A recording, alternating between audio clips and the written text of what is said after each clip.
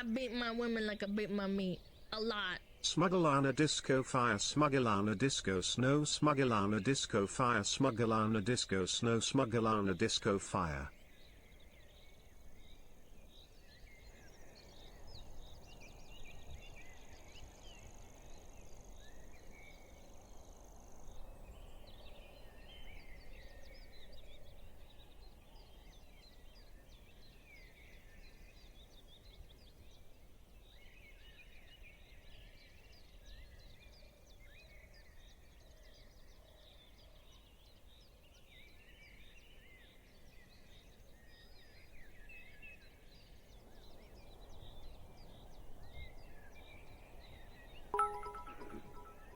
Hey chat, hope you're all doing great and tasting great too.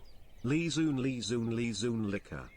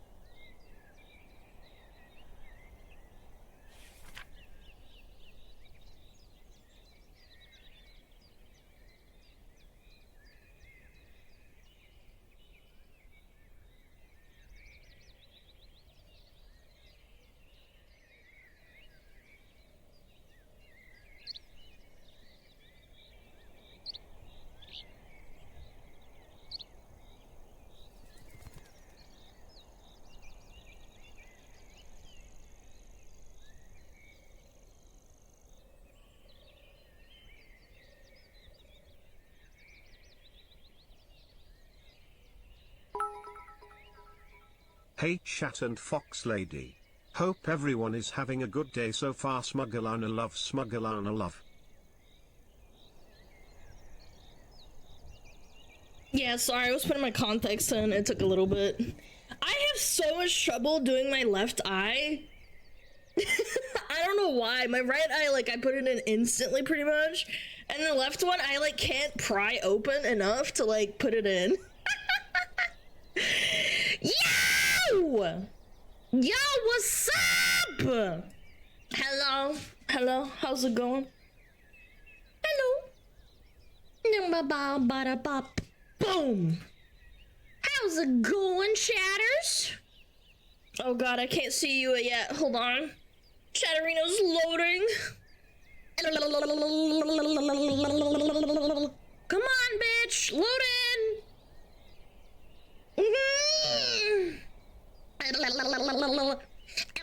Listen. I'm doing great. Thank you so much. Hello. Bada bing, bada boom, bada bing, bada boom. Hello.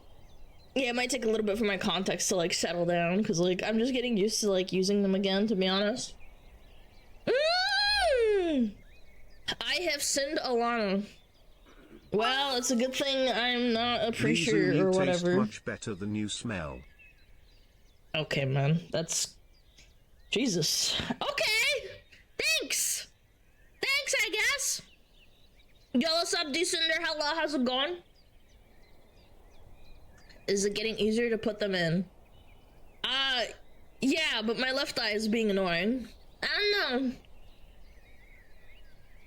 Blind four eyes? I have astigmatism. I got it from my parents. Yeah, my eyeball shape not too good.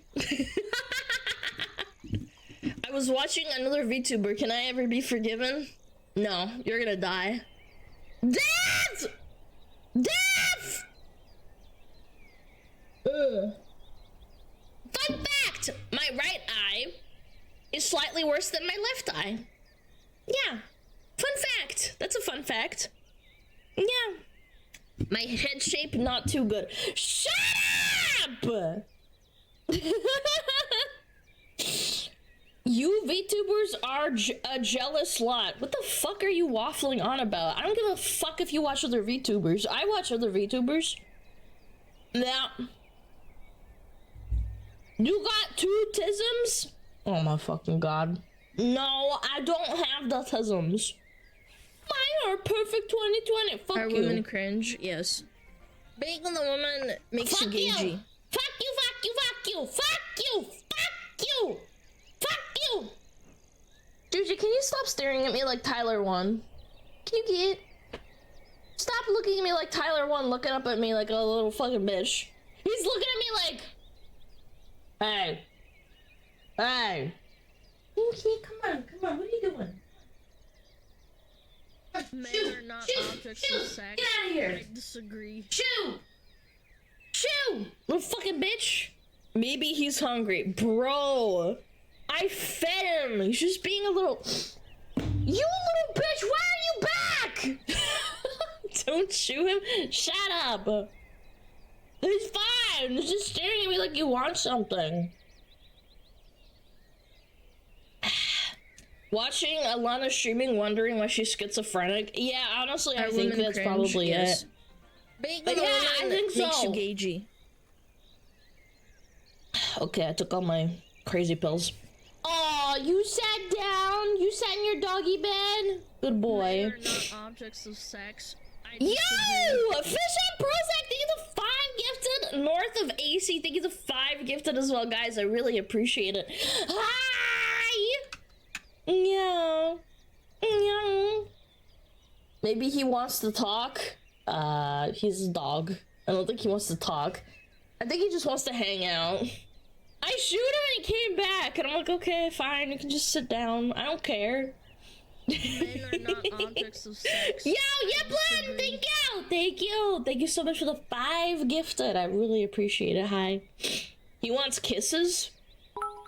No, he'll get mad at me if I give him kisses. He hates kisses. If I kiss him and go, he starts going. He's like, oh, stop Are women it. cringe? Kisses are Yes. gay. Being on the woman makes you gagey. Hey, keep on being. Stupid Ask to woman. yourself. He's like a Call of Duty player. He's just like, this is gay.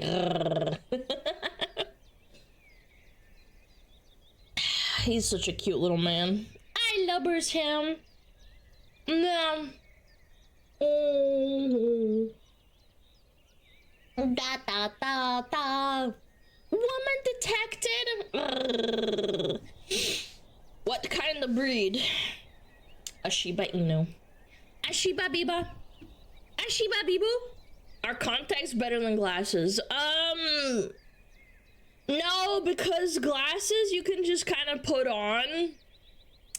And if you don't take care of your contacts, you can get really bad eye infections. Yeah.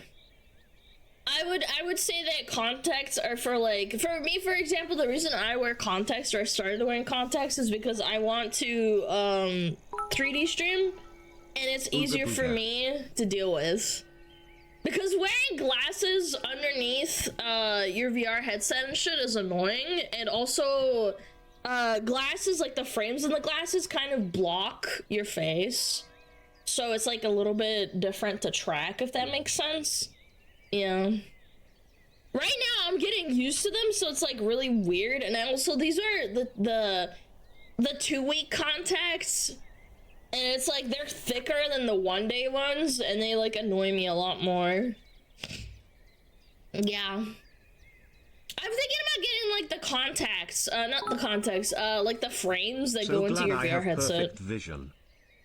Cool, no one asked them. Lupus, I have perfect vision. Imagine walking up to a crippled person who has like 1 leg and then being like, hey, I'm glad I have 2 legs. It's like, who the fuck asked, man? It's not my fault I was born like this. Even in fact, it's worse with a person that's crippled because they probably lost their leg in a war or something. You gotta wear a VR headset. What other equipment you gotta use to stream? I'm not wearing one right now. I'm just trying to get used to the contacts. You don't have to do anything right now. I use a phone. That's it. That's it! I'm so glad I'm not ugly. Aw. I am ugly. That's why I'm a VTuber. Right, guys? Chad, when you need a 3D headset for VR! Yes! Yes, correct! Yes, that's why. Big piss. Champagne, thank you so much for the 1 year. Thank you. It also helps track your eyes better if you wear contacts. Being a woman makes you gagey. Yeah. Yo, Yapping, thank you. Thank you. I really appreciate it. Thank you so much for the sub. Today, thank you. Ted A. KGB, thank you for 5 months. Little Navy Boy, thank you for the sub. And M4 Mateus, I think that's what it says. Yeah, Mateus. Yeah, that's your name. Thank you for the sub for the 10 months, man. Are women cringe? Yes. Being a woman makes you gagey. You a man? Yes. Obviously.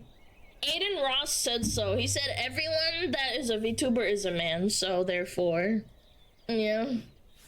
Andrew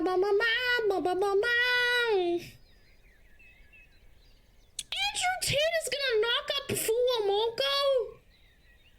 Why did you type that? That's disgusting. I love Fuwamoko. Are women cringe? What? Yes. What? Being a woman makes you gagey. What? What are you talking about? Fuck you! Blame shit post rock. Oh, it's a meme. Jesus, you scared me. I was like, dude, there's no fucking way. It should have been me! Man, I love Fuwamoko. Alana Miko's a Fortnite officially now. I know. I'm aware. I am well aware. Thank you for telling me. Dude, it's time to download Fortnite. Poggers in the chat.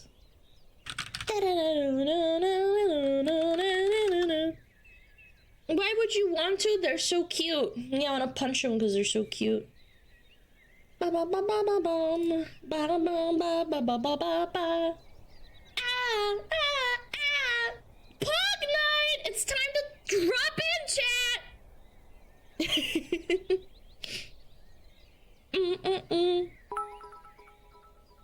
I appreciate the music that you play during stream. And I appreciate Thank you being here. That's what.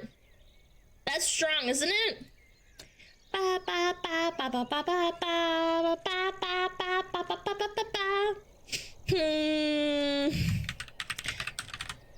Da-da. Yeah. All right. Oh no. Hello chat.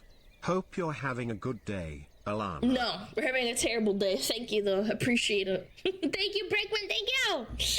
From a YouTube video to stream, is this heaven? This is hell. I don't know what you're talking about. I don't know what the hell you're talking about, heaven. You need to get your freaking eyeballs checked. Hi! Hello? Mush mushy? Run while you can, YouTube chatter. Stop threatening them! Stop! Man, my chat is so naughty. They always scare off the new chatters.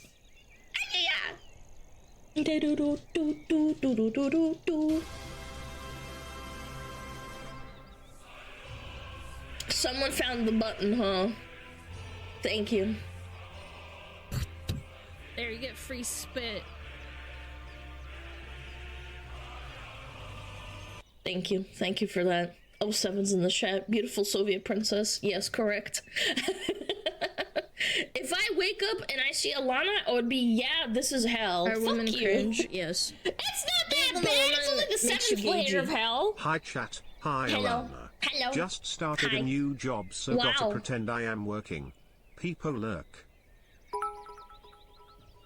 Andrew Tate responded to a meme that Shitpostgate posted about him being thrown to Fuamako, the wolves, and coming back a father. We must protect the doggos. Chat, I love you. You're all looking very handsome and strong and tall. You know what? Shitpost gate. So is a shitpost rock? Okay. No, I was just like, what the fuck are you waffling on about? Facepalm, facepalm.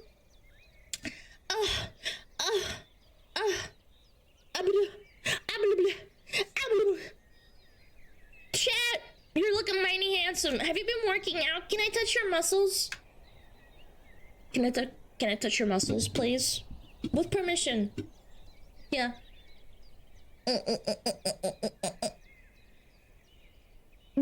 Здрасте, лисая мордася, блядь.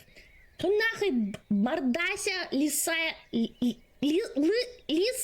Fuck, dude, I can't. When I don't know a word and I have to figure it out through context, through reading, I get fucking flustered. Is it Lisaya или Licia? Fuck. It's so embarrassing. Sometimes life is cock and ball torture. Это русский прикол, не пытайся понять. Спасибо, okay. I understand. I'm fucking stupid. I have to figure it out through like hearing it or through context. Yes. Being a Lucy makes you okay, cagey. see, I don't know how to read Lucy. Lucy. I thought Lucy. Лисия морда, блядь, морда. Start reading Russian literature? I did, man. I did. I don't know how to read Russian. I'm really bad at it. I'm really bad at it. Yes. I apologize. Being a woman makes you cagey. And it's not for lack of trying, it's just because, like, I don't know, I'm just bad at it. You obviously didn't read enough. My dad and my mom used to read me bedtime stories and Greek mythology in Russian that would put me to sleep. I remember we started reading about Hercules, like, not like the movie, like the actual Greek mythology of Hercules. And it was my brother's and my dad's favorite book. And it would make me fall asleep as soon as my dad started reading it to me. And I would start falling asleep and he would get fucking mad. It's Heracles? Shut the fuck up. You know what I'm fucking saying. Shut up. Shut the fuck up. You fucking cringe lords. Actually, it's Heracles. Shut up. No one cares. You know exactly what I mean. She was dropped as a baby multiple times. Guys, be nice. Yeah, and you dunked your fucking balls in nuclear waste. Yeah. You mean Hercules? There we go. Hercules is the Roman rendition. I'm just saying, you guys know what the fuck I'm saying, man. Trying to fucking correct me like you guys don't fucking know what you're fucking talking about. Ah! Heracles, not saying that. That's right, Harry Nutsacles. Oh, put the gladiator, Hercules.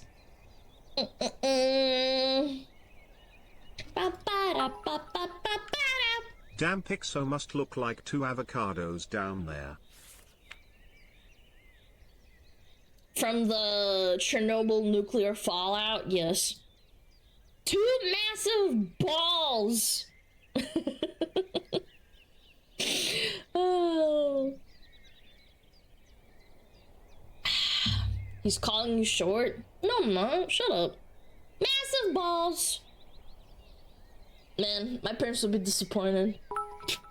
Hello, funny fox woman. Hello. Thank you for streaming Welcome. so much. I've been stressed about recently between enlisting in the Coast Guard and moving out of my parents' house. That Keep sucks, being man. silly. I hate moving. Even though I only moved a little bit, like, you know, not across town, but, like, it's still in the same town. But I moved to... Yeah, it's like 20 minutes away from my old place. I still fucking hated that shit. I would hate that. Like, moving across, like, the country or across the state or even to another state, that would blow ass. 20-minute moving was already ass. And God forbid you forgot something. I'm pretty sure I bought a nice, what is it called? Not a mixer. Yeah, was it a mixer? You know, one of those tall ones. A smoothie maker, right? And I fucking left it behind, so that new tenant probably has, like, a nice fucking mixer. Yeah, blender, man. I forgot my blender. And then I realized, like, a week later, and I was like, fuck. Oh, well. Fuck. Fuck, fuck, fuckity, fuck, fuck, fuck. Bum, bum, bum, bum, bum, bum, bum, bum. You are so dumb! Bro! What do you mean I'm dumb? I forgot one thing? It's not even that important. I think I accidentally left it there when it was like, maybe it was in the shelf or something? I don't know. It doesn't matter.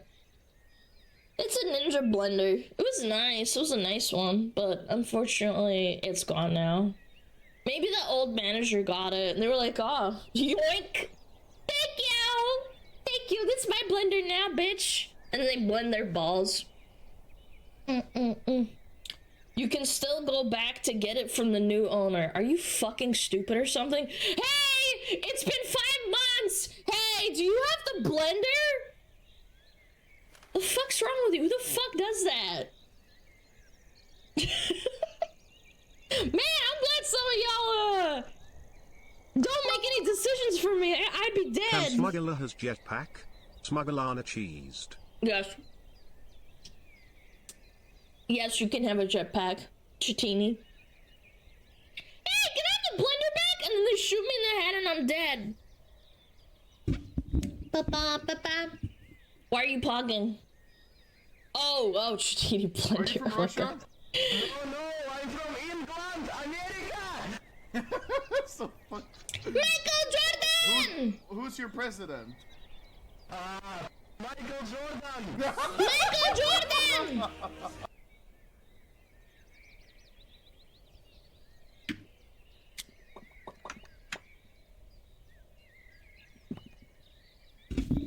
Michael Jordan. Chat, are you the Michael Jordan to my Kobe Bryant? Flashbang. If Raora finally gives Chitini a jetpack, I'll watch her again. No, you have to keep watching her. I love Raora. She's so wholesome. She's one of my favorites at HoloLive now. Maybe I'm biased because I love Italians.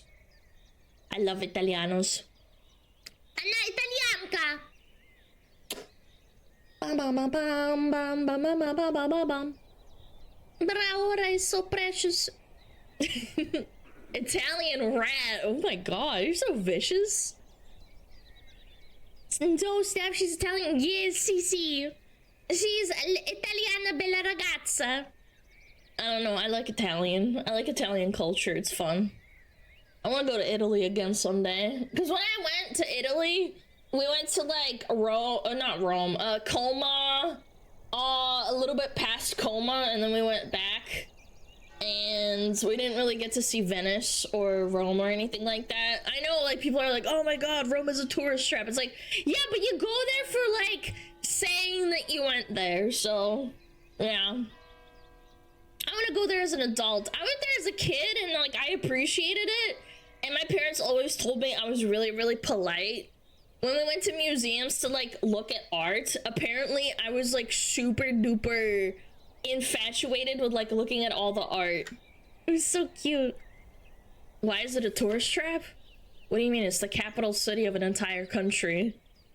It is a tourist trap. Every capital city in every country is a fucking tourist trap.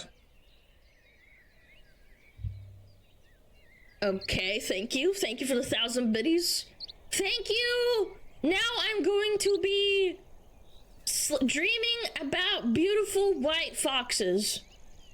You're welcome. Nie za što. Powerful. Powerful dono. Is Washington DC a tourist trap? Yes. Absolutely. New York is a tourist trap. Except the USA. No, the USA absolutely has tourist traps, 100%. New York City, Miami, Florida, what other big fucking towns? I don't know. Austin, Texas. Vegas, yes, Las Vegas. Atlanta, Georgia, yes.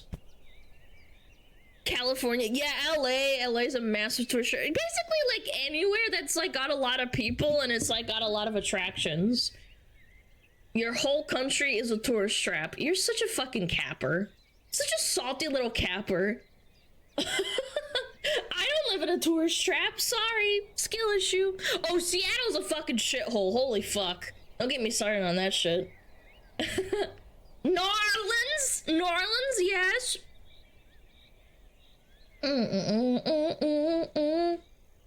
Kansas is such a huge tourist trap. Maybe you get a pass if you live in the middle of bumfuck nowhere, but yeah. Montana's a notorious tourist trap. Is it actually? I thought Montana was really nice and pretty. Yeah. Have you ever been attacked by homeless bums? No, thankfully not. It's a joke, but Montana's nice! Yeah, Denver, Colorado is 100% also a tourist trap because it's in the middle of the mountains, surrounded by mountains, and it's like got a lot of ski resorts. Yeah.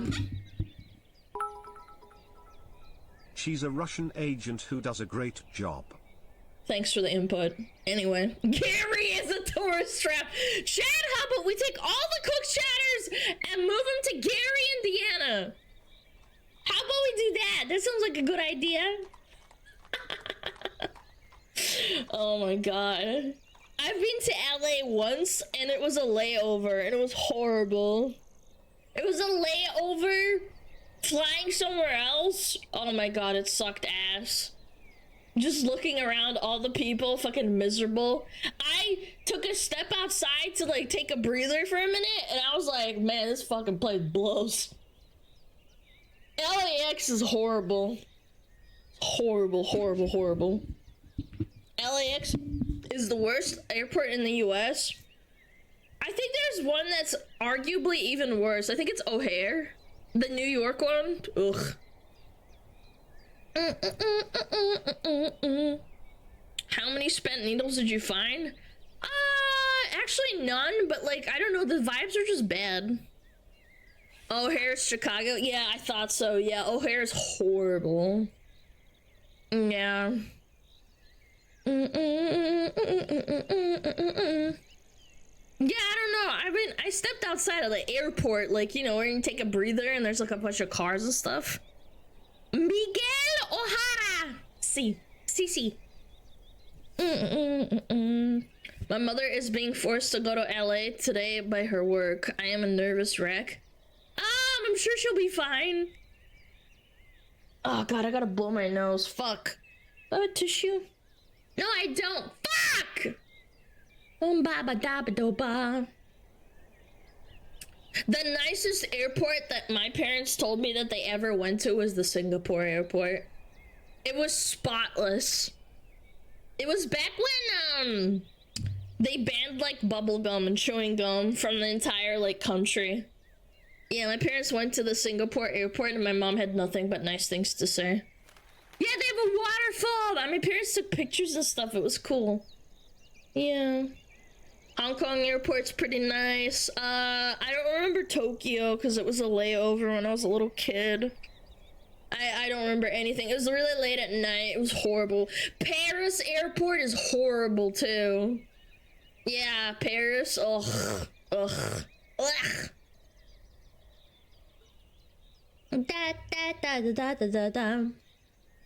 It's Paris. I mean, it's the French. Fouget. Where are you from? Your mom. Yeah. Paris is better than Amsterdam? I kind of doubt it. Paris fucking blows. Why everyone everyone hates Paris so much? Because it fucking sucks. What do you fucking mean? French people hate But Paris. yay, the first time I step out of LAX I had trouble breathing for a while. I live in countryside, so huge difference in air quality. Yeah. I don't know, I didn't have trouble with breathing. Maybe you have asthma or something, but yeah, it's fucking, it sucked. Yeah, even French people hate Paris. Parisians hate Paris. Like, what are you talking about? When I spent a week in Paris, all of the security guards had assault rifles, a drunk man threw a spoon at us, and a bunch of Romanis tried to steal my credit card. Man, what the hell? Did you get, like, ported into, like, army barracks? What the hell? What the hell? I didn't see no security guards with assault rifles. Yep, that's Paris. Yeah, I don't know. Would not recommend. I remember when we went to Paris, it was, I think it was summertime. It was so fucking hot. In Anaheim, it smells like sulfur because of Disneyland daily fireworks. Oh yeah, Anaheim, yeah. Ba ba ba ba ba ba ba doobie dee ba. Ba da ba da ba da ba da ba da.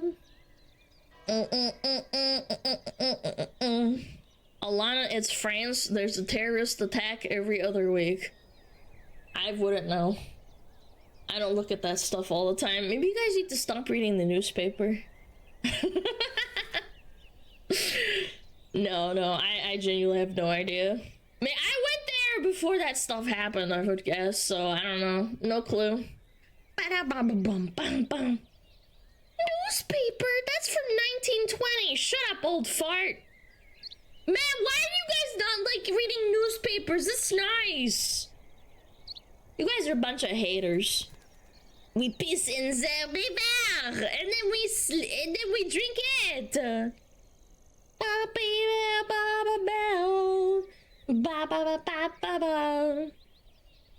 I remember news on the paper. Shut up, you guys are so cringe. Newspapers are nice to, like, read. It's fun.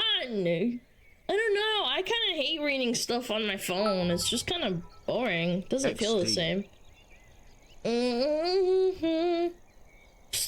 Сколько стоит час русского стрима? No, that's cringe because I don't have a translator, so everyone who speaks English will not enjoy the stream.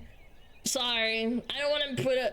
The person asked how much would it cost for a Russian stream. How about $10,000? Yeah, then I'll do it. Yeah, $10,000. Sorry. That's what you get. Okay, bet. But that's what I'm saying. I feel like I'll just alienate anyone anyway.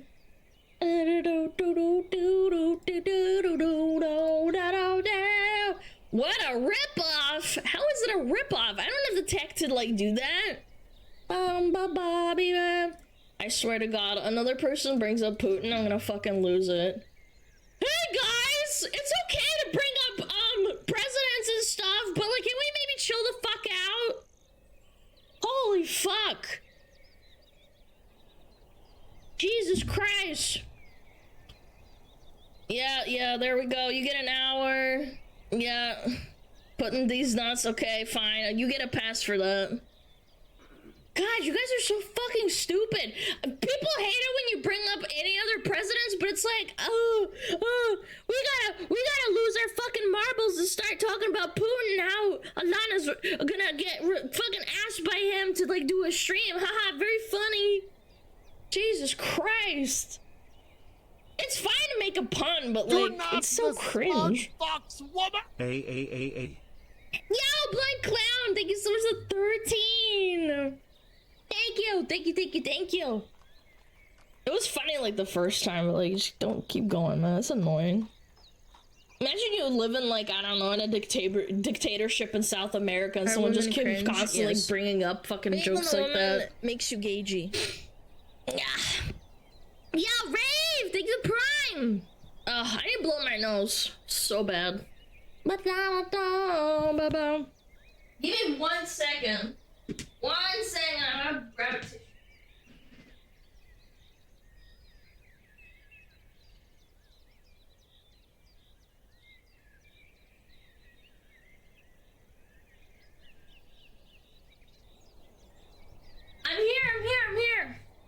you go. Sorry.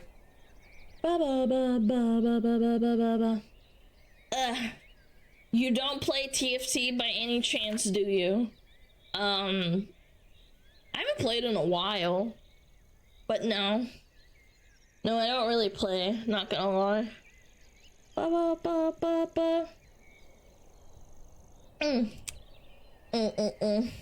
Is it racist to mention Putin to Russians? No, it's not. It's just weird. It's just weird. Like, if you use the same logic to apply to, like, I don't know, any other country, and, like, I don't know. The fact that I have to explain it to you is just so irritating to me that I don't know how to explain it.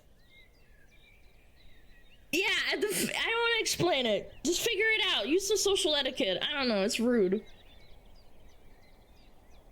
No. You seem like a pyromane. No, TFT, not TF2, dum-dums. Besides, I hear it all the fucking time. It's annoying. It's funny the first 15 times. Ba-bum. Ba-ba-ba-ba-ba-ba-ba-bum. She's a firefox. She's a pyromane. I actually had a lot of friends that played TF2. Rah Rasputin, lover of the Russian queen. There was a cat that really was gone. Rah Rasputin, Russia's greatest love machine. It was a shame how sometimes he carried I wish on. we'd increase the TTS, man. We just type, like, just type things. Thank you. Have you been playing any cool games lately? Yes! I'm almost done with Red Dead Redemption 2, actually. Stroganoff? We put some tomato sauce or ketchup on it to make it tastier. That sounds disgusting. It's a cream sauce. Why would you put ketchup and tomatoes in it? Ew. Alana, why are you using the Blue Fox version? Do the red one. How about you suck on my whole ass? There you go. Enjoy. Why are you using that? I'm gonna do what I want. No, seriously, I have been enjoying Red Dead Redemption a lot. I'm almost done with it, almost. I've been playing it for like an hour or two. Ba ba ba ba bam.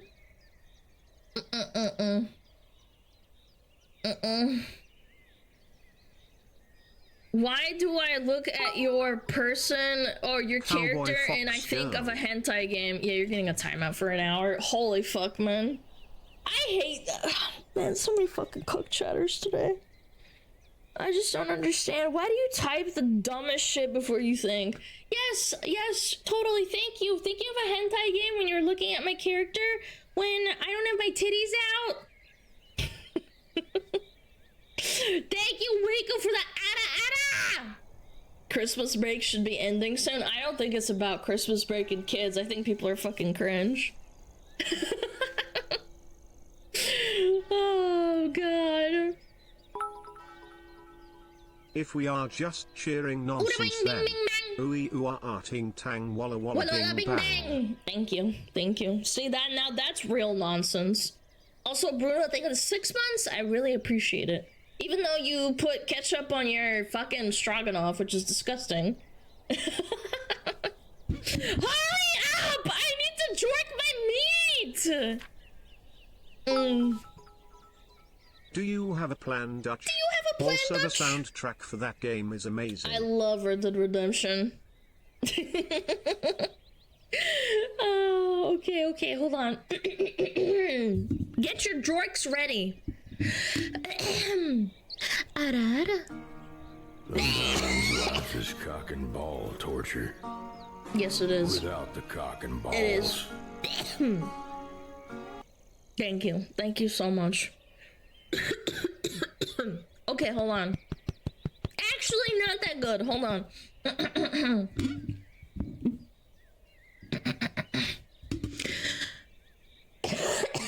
Fuck, dude. Man.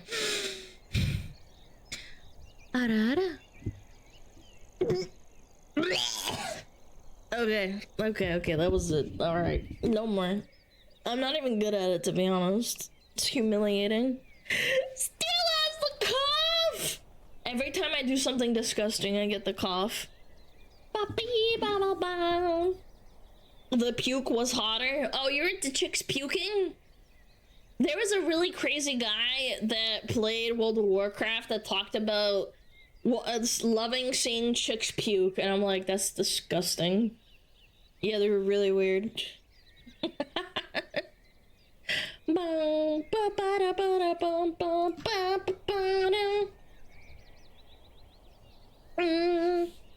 I'm sorry, you should be.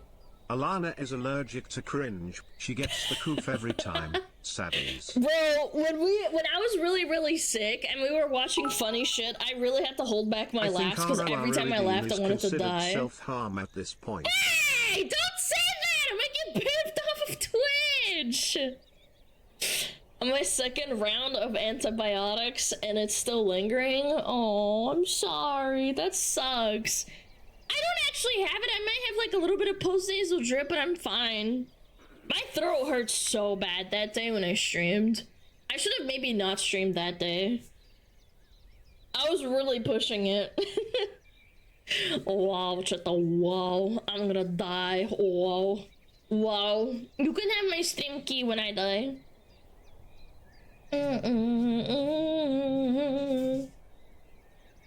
We need better things to redeem Snowbox on. No, you don't.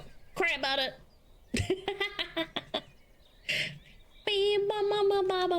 Pixel gets the stream key.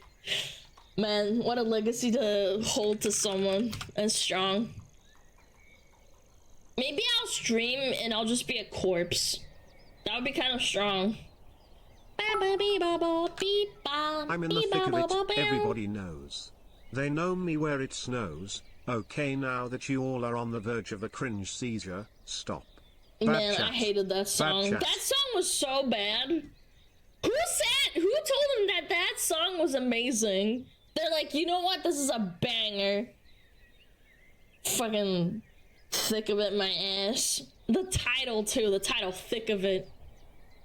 Brothers, she gave us permission to take stream key after she dies. The time is now. Eliminate the fox. Hey, if I get struck down, it's your fault.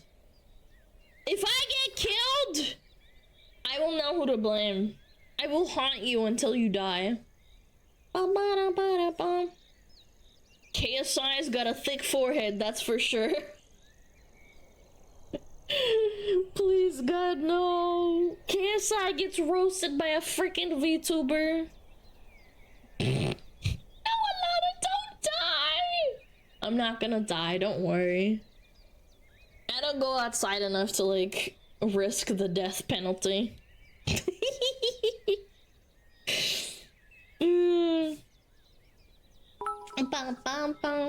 Oh no, the mods are uprising.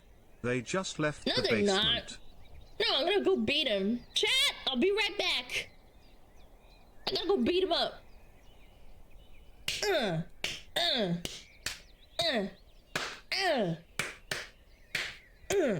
Yeah, fucking settle down. Settle down. Settle down. No rebellion today.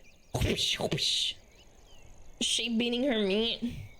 No, it would be louder than that. Chad, it would be louder if I was beating my schmeat. Harder? Mods, can we ban that guy? You ban yourself. She's beating the mod's beat. Okay, man. I did not want to do that. That's gross. That's nasty.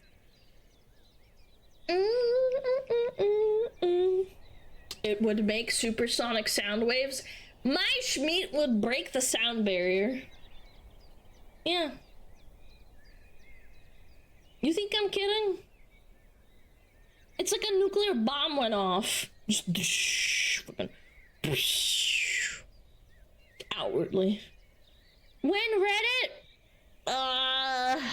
God, hold on. Let me look. What do I have today? Let me see.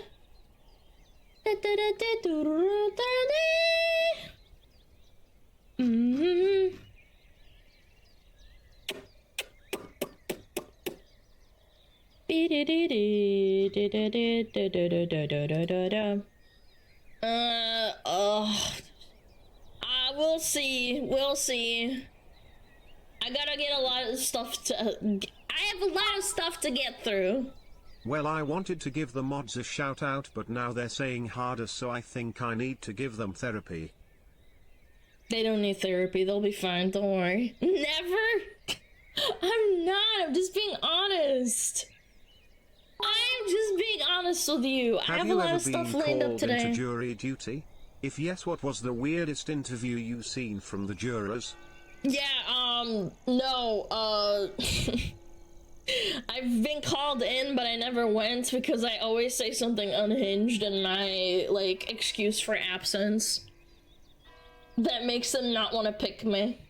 That's a life hack, by the way. That's a life hack. My parents told me to do that, and they get out of jury duty. No, I've been called twice. Yes, twice. I should have done that, yes. I tried that and I got picked anyways. Well, that sucks to suck. Has Alana slaughtered his artist yet for not giving her the 3D model? Are you fucking retarded? Holy shit, what are you smoking? Where did that cooking come from? I posted my 3D model on Twitter yesterday! What? Chill! I haven't even been bitching about it either. I've been setting up stuff.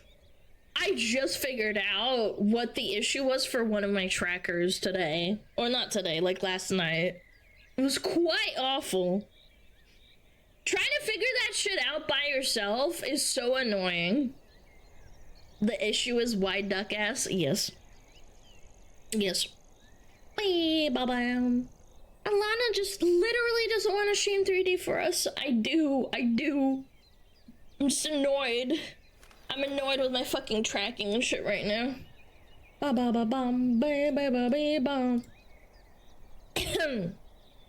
was the problem? Something wrong with the nodules. It wasn't registering in the computer. It kept saying, what did it keep saying? It said that all my controllers are connected, and then I had to Google a bunch of shit, and I found an obscure video that says you should plug it directly into the computer instead of using the dongle, and I was like, okay, and then I tried it and it worked. After I spent literally a week trying to figure out what was wrong. So, yeah. She actually done so much work and she succeeded. No, seriously, I think the most annoying part about this whole thing is that I would spend about 3 to 4 hours after stream trying to diagnose the problem. I asked a bunch of people for help and they're like, we don't know. That wasn't your first instinct? No, because you need the fucking dongle for it to fucking work. You fucking dumb fuck. That's why! It's because you didn't ask me? Okay, I'll ask chat next time. I'm sure they know very niche 3D stuff. Chat, I'm about to plug your fucking dongle into the PC and you're gonna die. Oh, there was a moment where I was dancing and my window blind was a little bit like, not up, but like you could see my head, and I was like, fuck. I didn't realize. I was hoping that nobody like drove past. It wasn't like super revealing, but like you could see the top of my head, and I was like, fuck. I'm a VR expert. Don't you know this really niche hobby that nobody talks about, really? I think I have seen you on YouTube before. Do you have a white-haired sister or something? I'm confused. No, it's not a sister. It's a second model. I know, it's really hard to deduce that. Mom, the neighbor's shaking her ass again. I mean, if you actually look, I think they can see a little bit from across the street. I was trying to do the wide duck ass and it didn't work a little bit. Ba-bum, bam, bam, ba-dum, bam, bam, ba-dum. Someone's 50k just got deleted by a comment. What you talking about? What you talking about? What do you mean 50k? I want 50k. Chad, you want 50k? I'll give you 50k. Beep, beep, beep, beep, beep, beep. 50k wasted? Oh, I was like, what happened? At least take Are women cringe? Yes. Stuff the Being dongle. a woman makes you gagey. Oh, fast roll. Thank you, the prime. Thank you, thank you, thank you. No, I am not Fulamoko. I don't have a sister. It's just like a model. I can swap it whenever I want. Yeah. Do you have a red sister? Yes. Yes. This is me. Different person. Conveniently different person. Ba ba ba bum bum bum ba dum bum. Witchcraft. Oh my god.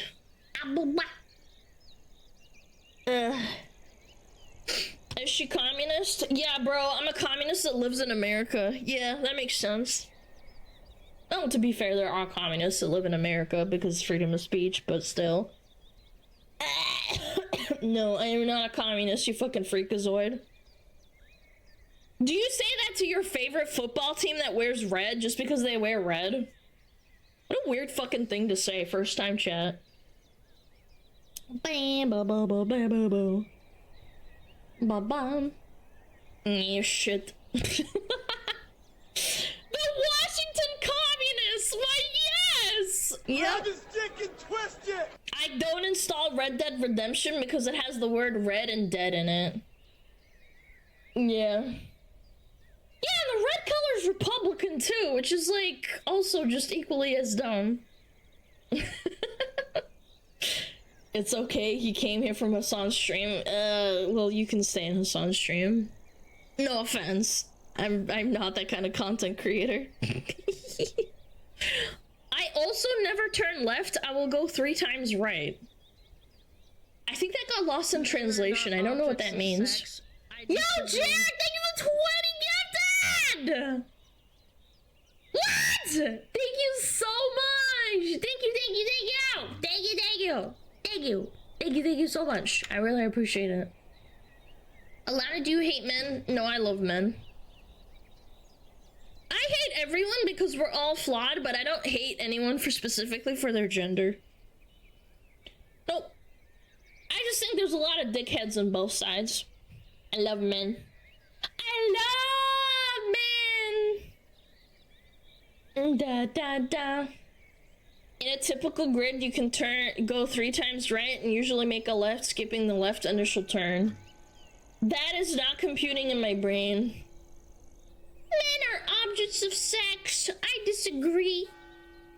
Loving men is gay? Well, I guess I'm gay then. I don't know what to tell you. Ba ba ba ba ba. We are equal opportunity haters. No, for real though, like low-key, I like everyone, but I also hate everyone at the same time. Ba ba ba ba ba ba ba. 2 wrongs don't make a right, but 3 lefts do? Thanks. Thank you for clarifying that. What are we doing this stream? Your mom? She's a really nice lady. I'm gonna cook her a steak and breakfast. Yep. I'm gonna bang your mom. Ba ba ba ba ba ba ba. Ba ba. What is Alana's type of guy? Chatta. Chatta. Oh, I'm so blushing. Oh, I'm blushing. Oh my god. Blush. My mom likes her steak medium based. Medium is perfect. Happy old New Year. Thank you. Thank you, Jarek. What is Alana's weight? 400 pounds. Exactly. Not more, not less. If I go over, I might explode. Medium is premium. Medium rare is like actually really good. Medium's nice. Rare anything else, you might as well eat hamburger. Oh my fucking god, people are so cringe. How about you let people eat it how they want to? At least it's not a fucking shoe, okay? Relax. Bum, bum, bum. Don't make me say it! There we go! Dude, that Hexa emote was so cute. It's like, don't make me say it! I think that it's disgusting! Medium with ketchup. Ew, ketchup on a steak. Ew! Da, da, down. What's wrong with eating shoes? They don't taste good. Da, da. Ba, ba, ba, ba, ba, ba. What are you, Kirsche? I'm not gonna lie, when I was a kid, I used to put ketchup on everything because I just thought ketchup tasted really good. But then my adult taste buds came in and I was like, never mind, ketchup is kind of nasty. Like, it's fine for, like, fries and stuff, but, like, on a steak, like, it just kind of ruins it, to be honest with me. Like, when you're a kid, I understand why you put ketchup on everything. I understand that, because kids have, like, fucked up taste buds, and, like, certain stuff tastes really gross to them. But I think adult taste buds, like, I think they evolve. I used to hate, raw capsicum, like, raw peppers, and when I grew to about, like, 16 years old, I started loving capsicums. It was so nice. I'd eat them raw and shit, and I was like, oh, these taste pretty good, actually. I don't know how I used to like cosmic brownies as a kid. Dude, they're so full of sugar, it's just, like, tastes like shit! Ba ba ba ba.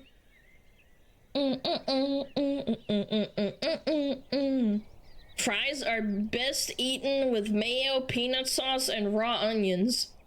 Just say you have bad taste in food. It's okay. That sounds disgusting. Mayo and peanut sauce. You had me with maybe, like, peanut sauce? But even that, I don't know. I feel like this tastes like shit.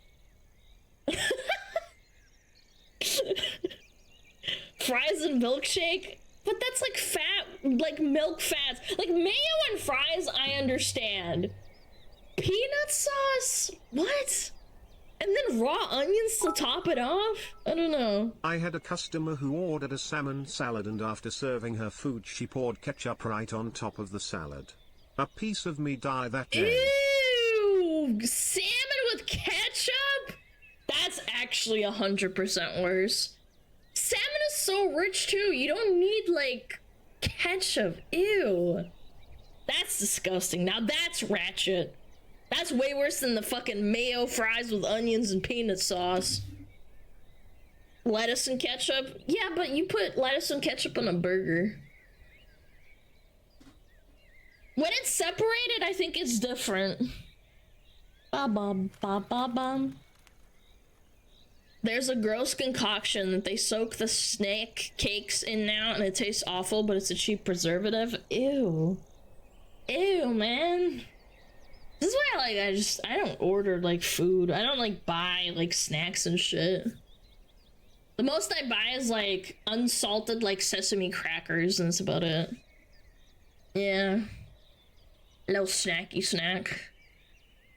I went to a burger restaurant and the lettuce had caterpillars in it. You should report that if you saw it. And we got ads! Okay. I'm gonna go wash my face. I feel like washing my face. Do we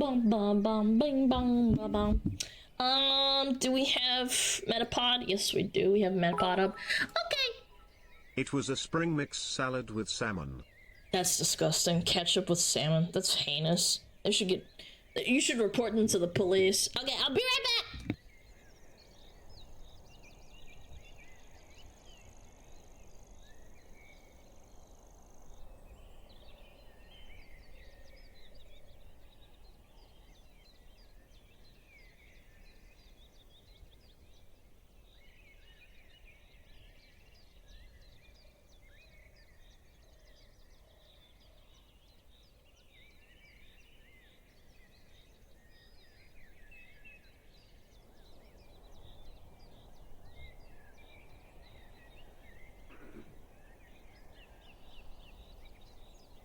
Oh, Metapod.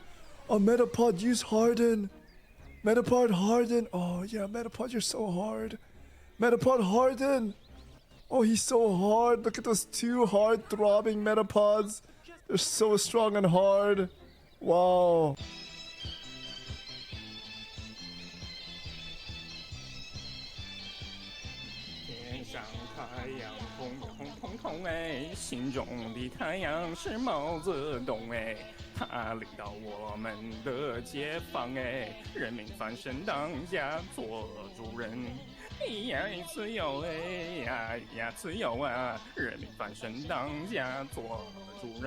Why are you so good at this? My language, man. What's wrong with me?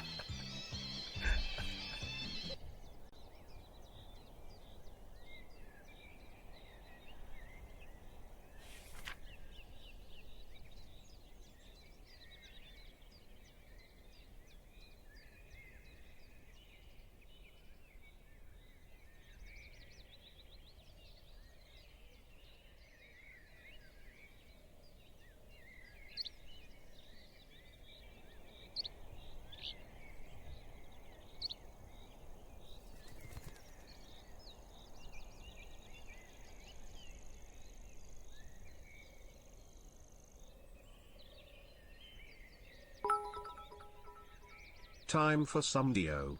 High noon, oh I'd sell my soul for water, 9 years worth of break in my back. There's no sun in the shadow of the wizard, see how he glides, why he's lighter than air, oh I see his face.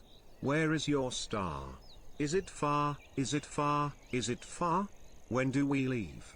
I believe, yes, I believe. Alana turned off notifications.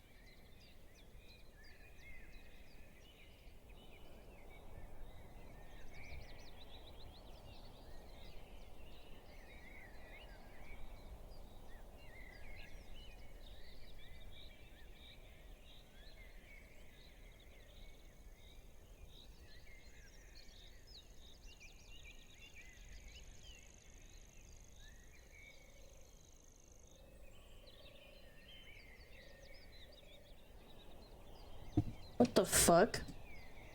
What did you TTS? Some fucking fanfiction? Take a chill pill, man. What the fuck? Roleplay! Ugh. You guys need to chill the fuck out. Oh fuck! Run! Run! Da da da da dum. Da da da dum. Roleplay 400-pound fox? I don't know if the roleplay, that's a reality. I feel like you don't understand what roleplaying is. Roleplaying? Am I the victim? Yes. You're always the victim. Ah, it's Muse, isn't it?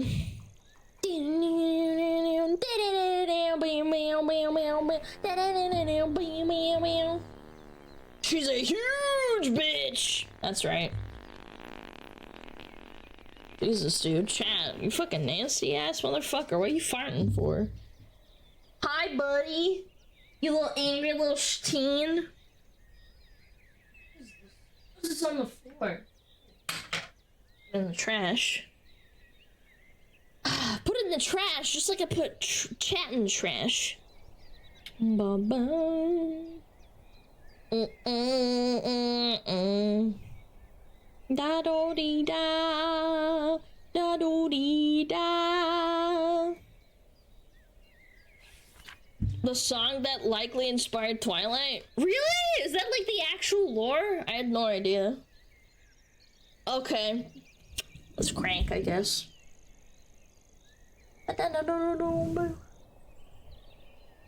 Alana, are you being disgusting again? Always. Always. Always disgusting. When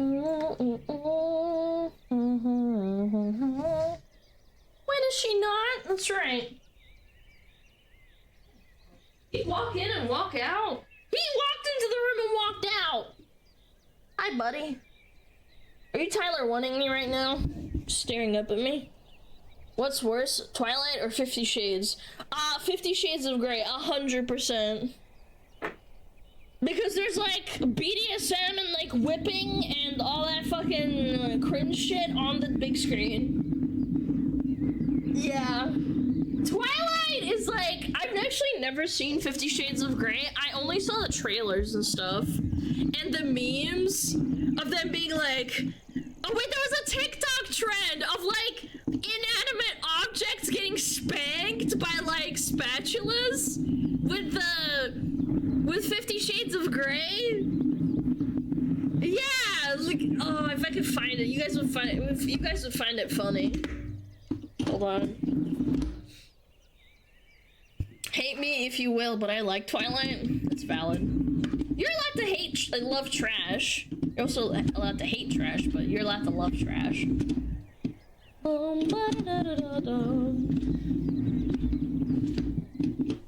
There we go. Love tasty trash. Chat is my tasty trash. I eat it up every day when I turn on stream. It's entertaining! Bro, there were so many boys at my school that read and watched Twilight because a girl they liked it, and they forced themselves to like read it and watch it because they wanted to like, you know, impress their little girlfriend or whatever. When that happened, everybody in school was like, it was like into Twilight. Getting the book out of the library at school was impossible. Until like maybe like 6 years later.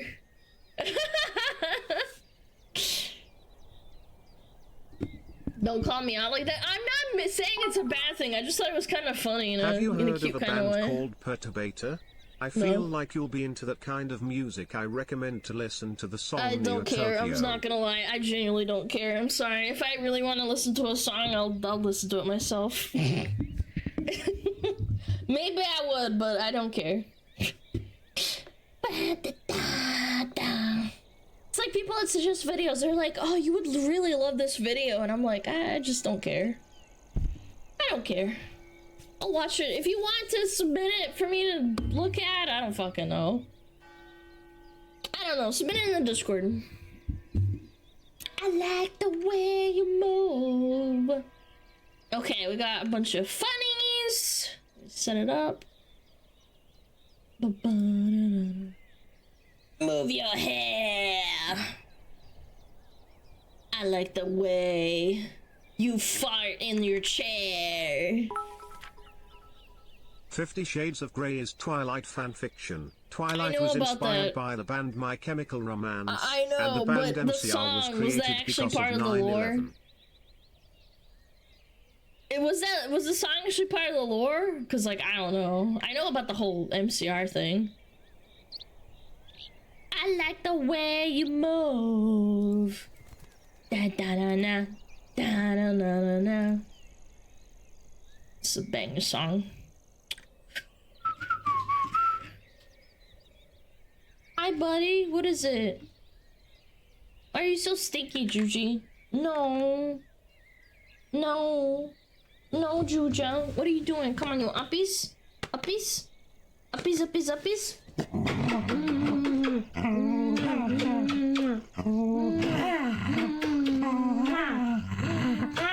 Oh, he's so mad. Why is he so mad? He's so mad. He's so mad. He's so... No, get out. Come on. I know.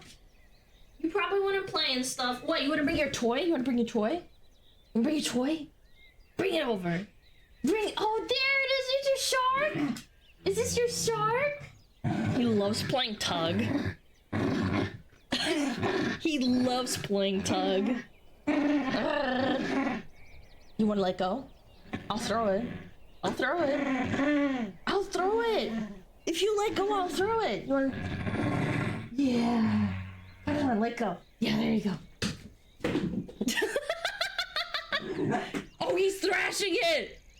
Oh, come on, bring it over. Bring it over. There you go. He loves thrashing. Aww. I know. I'll play with you after stream. How about that? It's a little shark. He loves it. What? Oh, you look so cute. I can't play with you right now, buddy. I'm sorry.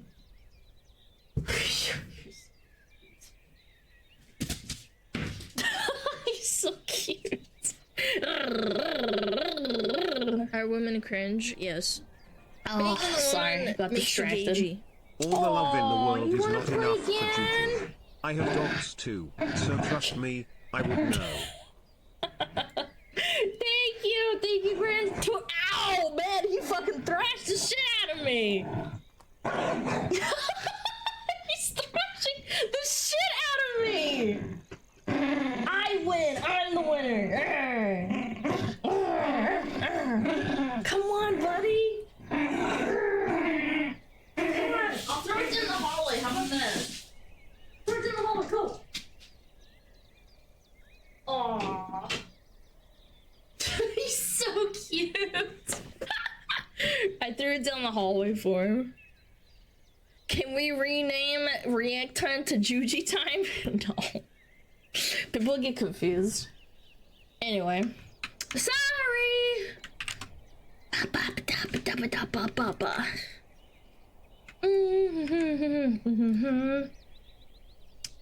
I forgot to set up my music. Fuck. There we go. Alright. My poor baby boy. Poor baby Juji. Alerts of VPN. Yeah, you're right. You right.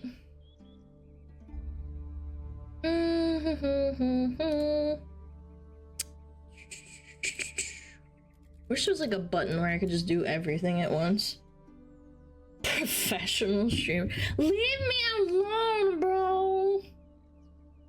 Leave me alone. Professional streamer. Florida deputy jumps onto unmanned runaway boat going over 40 miles an hour. Wait, that's no joke though. 40 miles an hour is insane. Alright, let's see what's going on. Holy! Oh shit! Dude, he's a Giga Chad. He's like, I gotta save everyone. Florida, yeah! For real though, you can get really fucked up by a runaway boat. He jumped on there, bro. Dude, look, it's going so fast. He could have gotten really hurt if he missed somehow. What a Giga Chad. He should get a pay raise. Yeah. He completely Arthured that thing. He jumped onto that boat and said, I'm taking over. That's gotta be the best pirate I've ever seen.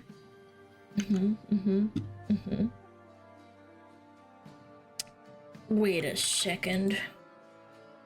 Wait, hold on.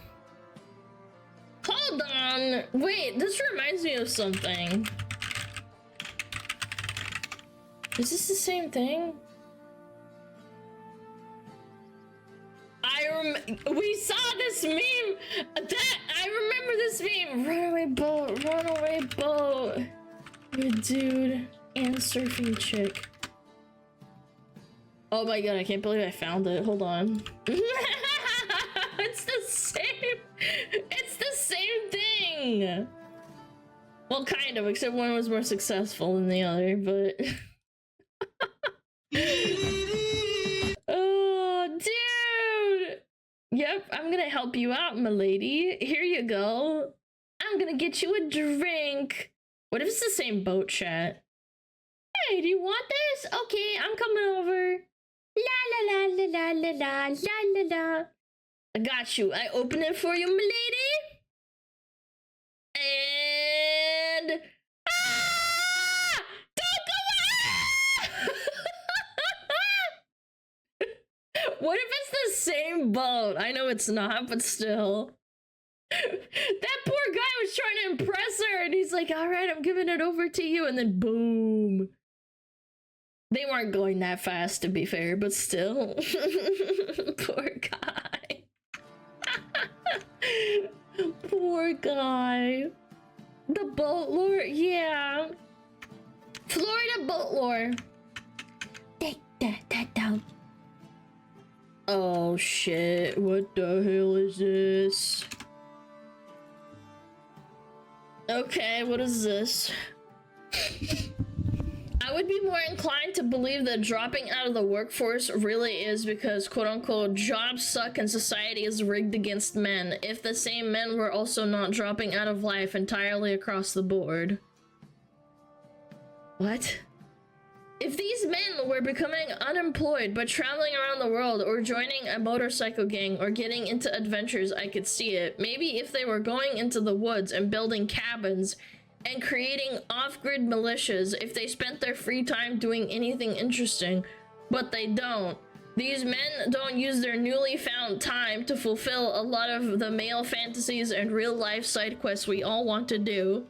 Society and my jobs suck, so I have dropped out. Doesn't explain why they are also the most sedentary men, the most likely to be obese, the least likely to socialize with others despite having the most free time and everything else that comes with it. It doesn't explain why they are consumers of social slop like television media and video games. More, but not producers of anything novel, adventurous, or constructive. Okay, first of all, how are men supposed to go on adventures and join a motorcycle gang if they don't have a job and an income? You fucking retard. Like, just right off the bat. Like, what do you mean? Go get join a motorcycle gang and travel? With what money? Hello? And if they were going into the woods and building cabins and being off-grid with like no phone reception or anything like that, you wouldn't hear about it either because they're off-grid. I'm sure there are people who do that, actually. Petrol's expensive. Yeah, that's another thing. Like, yeah, petrol's also really expensive compared to like 30 years ago. How old is this guy? Maybe he looks like about 35, maybe 40. That's still so delusional to like think that. They hunt a dragon and collect the treasure it's protecting. Yes, yes. There's just treasure chests all over the wilderness.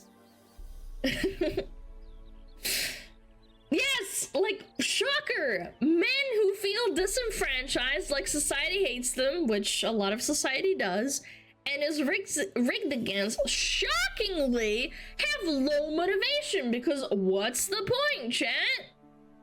At least video games and television or films are an escape from that society. I can't believe this person typed that unironically. Is this rage bait? I don't think so. I actually think this person is just like, these young'uns, they don't go out and they don't have a job, and they just need to go join a motorcycle gang. All right, heading out to the forest. Yeah, you're gonna build yourself a cabin by yourself. Yeah, and then look at the ratio. Look at the retweets versus comments. Yeah, daily rage bait. Most people can't even afford video games and television on welfare, by the way. I know, it's a shocker. Most people can only afford to buy like maybe 1 or 2 games a year when they're on welfare. What a bunch bunch of hoo-ha. This is the same, this reminds me of the same attitude that a lot of boomers and Gen Xers try to implement and say, oh, just stop being depressed. It's the same thing. Yeah, man, that totally works. Why did you drop out of life and just play video games? Just stop feeling disenfranchised and get a shitty job. Yeah, because no one else will hire you because you need 15 years of experience when you're 20 years old. While you're being told that you should be doing better because you're white and a male, or both. And or a male. Pick yourself up by your bootstraps. Yeah, that's right. Just stop being depressed, bro. Just go on an adventure with, like, your millions of dollars. Just go do expensive things with no money, bro. Literal retard. Like, this shit pisses me the fuck off, man. This has gotta be excellent rage bait. Makes me so sad. Can we talk about the whole why aren't unemployed men who've dropped out of the workplace going on adventures and traveling the world comment with what money meant? I literally just said that. It's insane. Motorcycles are insanely expensive. Nobody really rides them anymore. And to top it off, gas is through the roof. Like, really? You didn't think about this before you typed it? Oh wait, you didn't because you're stupid. The disenfranchised, like, sad, beaten down generations need to go and just ride a motorcycle and that'll fix everything. Go out into the woods with what money? You know what's funny? These people always say that and they say, oh, just save up $20,000 and then you can go off into the woods and, like, build yourself a cabin. Okay, how do I get $20,000? I literally can't afford to save. It's an actual statistic that people between Gen Z and millennials in that bracket, they can't fucking save money.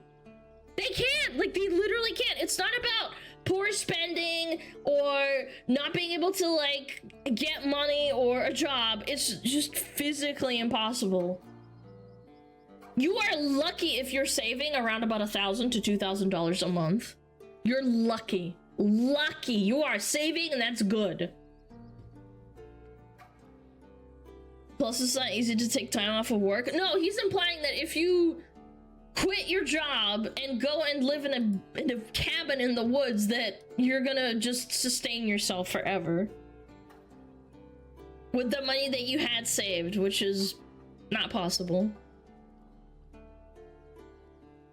It's lucky if you can even save $300 a month. Dude, I remember the first $200 I saved is because I basically only ate rice and beans at one point. For like a whole week. Rice, beans, and bacon, and that was it. The forming off-grid militias is wild too. This guy watches too much TV. Yeah, man, why aren't men going into the woods and building camps like I saw on The Walking Dead? Yeah, this is brain rot for sure.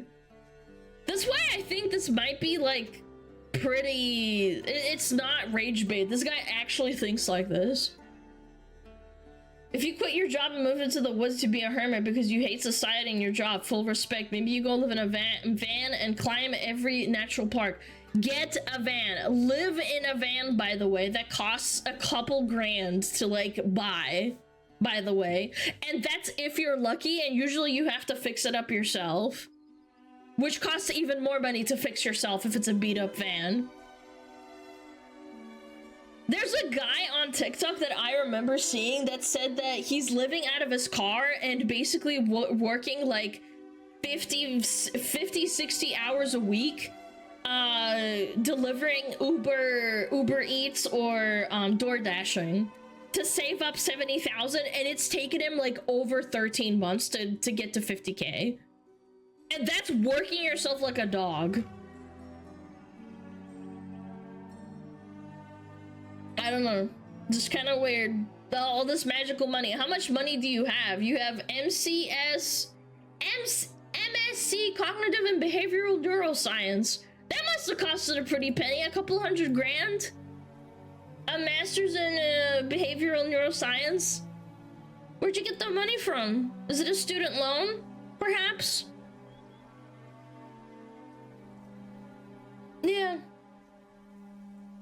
You're living a dream, you are doing something, you're having adventures, but these men are not. Dropping out of society doesn't mean that they are now free to pursue some kind of bohemian or alternative lifestyle. It just turns out that they immerse themselves in vices. This is so fucking dumb. This isn't like the 90s or 80s where you could save up 3 grand, buy a van, and then sustain yourself through living through like a little bit of money at a time and doing people favors. It doesn't exist, man. That is over.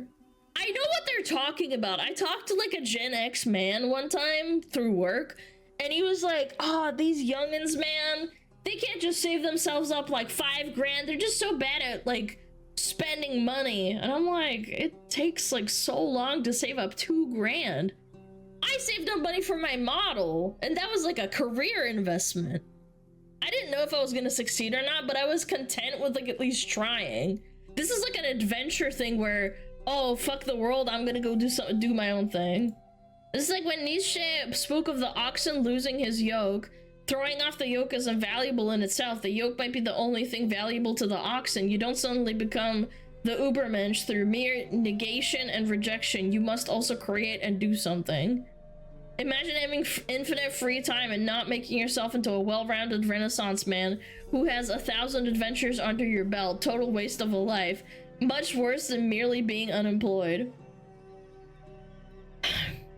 A Renaissance man could go and buy some paints off the side of the fucking road for like a couple dollars, I would assume, back then, or even like a couple of pounds or whatever, and create art. Nobody would buy it, but at least he's doing it for himself. You could sustain yourself, at the very least.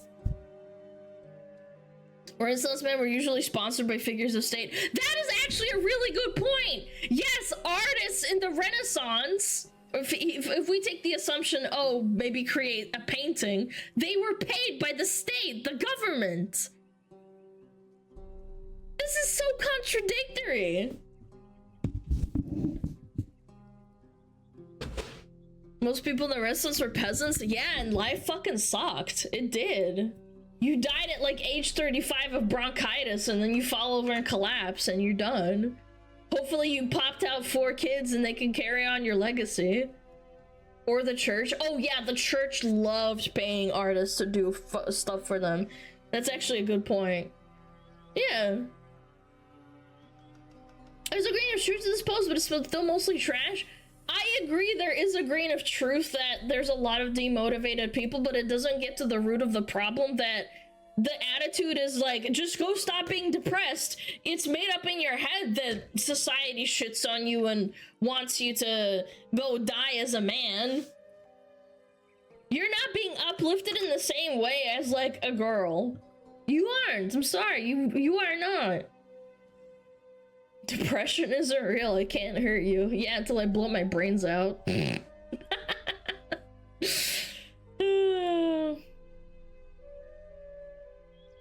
Hold on.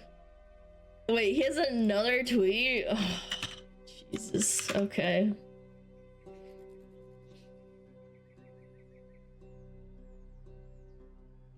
Oh, wait, I already looked at it. You mean this one? Yeah, okay. Yeah, imagine having no motivation. Why do so many men lack motivation? That's the real question. Yeah, because they get shit on all the time. They get shit on all the time, and then porn is also oversaturated, in my opinion, people's, like, dopamine receptors. They do have a point that many have genetically lower levels of dopamine, the neurotransmitter responsible for motivation. No, it's not genetically. It's not genetic, it's conditioned. This kind of evolution wouldn't have happened in like 20 years. Everyone is a lot more brain rotted than you think.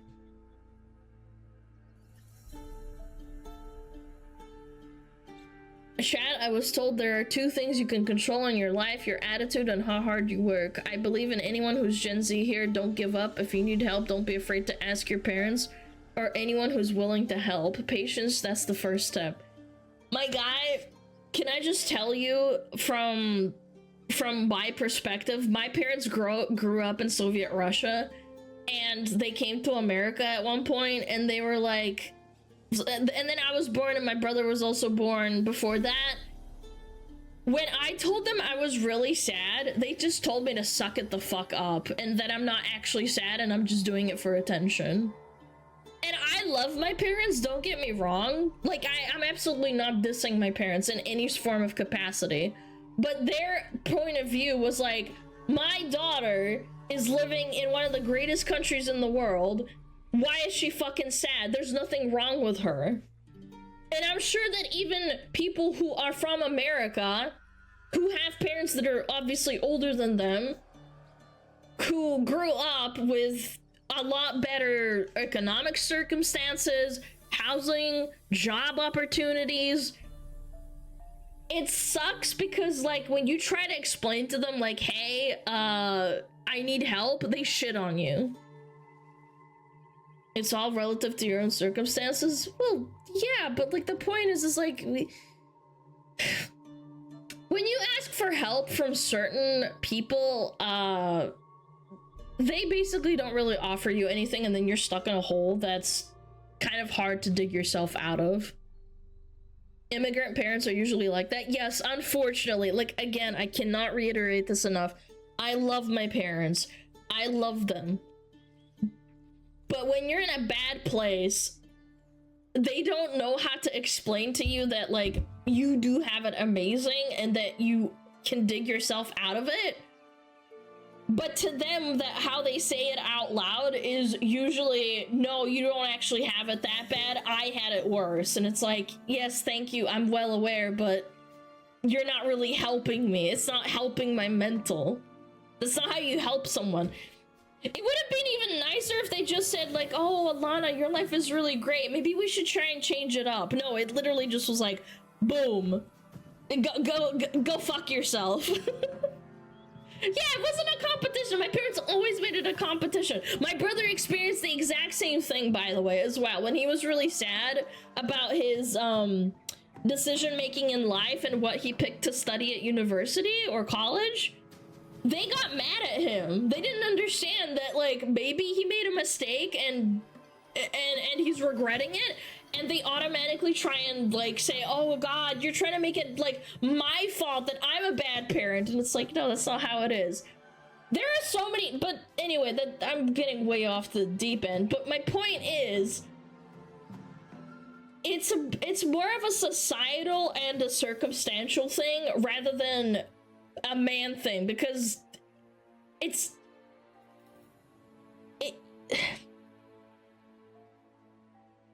society creates weak men. Weak men aren't born into existence.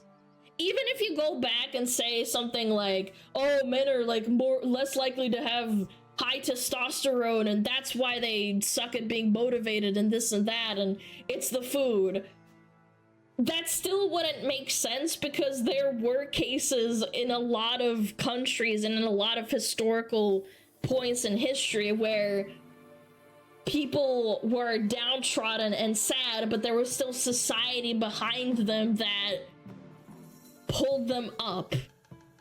Yes, you could be a poor guy or you could be a rich guy, but you're still a guy in essence. There's rich people who suffer from mental health issues now, a lot. Like, a lot more than it used to be. Or it used to. Yeah, it must be those damn video games, right? The society that separates the scholars from its warriors will have its thinking done by cowards and its done fighting by fools. That's pretty deep. That's pretty deep. You don't need to make a lot if you already got stability. And that's the problem. There's no stability in society right now. Yes, imagine not making yourself into the most interesting man ever, and going on thousands of adventures and creating an off-grid militia, whatever that means. And by the way, which are all completely free of cost. You don't have to pay for a bus or a plane, pay for gear, for set activity, for, you know, living out in the woods, shelter, and food when you get there. Yep, it's totally just so easy and feasible to show up to a new place and fucking build an outdoor boys camp with sticks and leaves and shit in it. I know that's how people used to live by, but it's not feasible anymore. It's just not. Otherwise you would see people doing it. Genuinely. The most I ever see is people living out of vans, and even then they're complaining the whole time how much gas costs.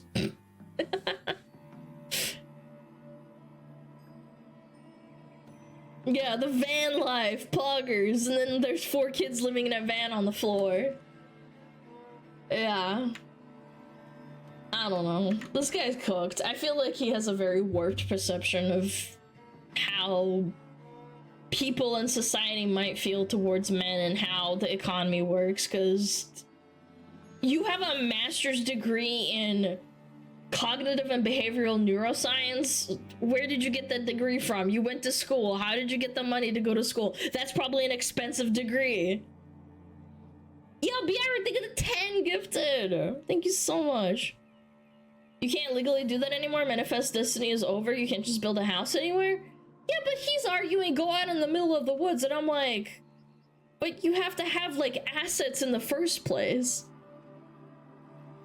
You have to have money in the first place to be able to buy a car, or buy a van, or buy a gun, or buy wood.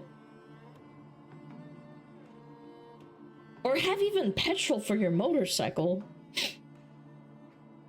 It's called assets. We watched a video on it like a month ago. If you boil the state of the market all the way down, people with assets are doing okay, own their house, and people without assets are struggling because they can't save. Yes, and in the 80s, it wasn't that bad. You could save up $3 grand working at Taco Bell.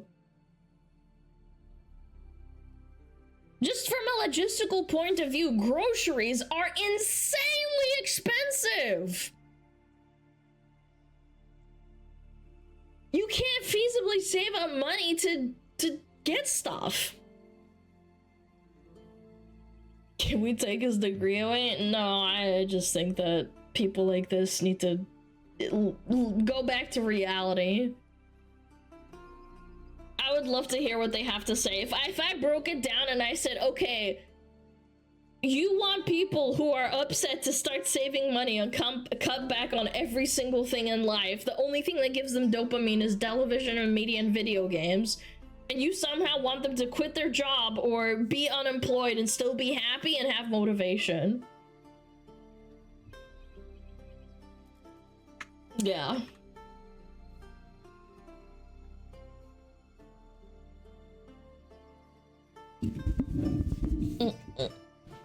You can't just go live somewhere? I mean, this guy thinks you can. Maybe you can if you live in the middle of bumfuck nowhere. I don't know, in like fucking Canada, but I kind of doubt it works. Anyway, let's look at something funny. Bum bum. I count this as a work of art. Oh, this is okay. This is a little clip. Look like dwarves from WoW. Yeah, this is WoW. All right, and then let me hop down from my chair. Let me get,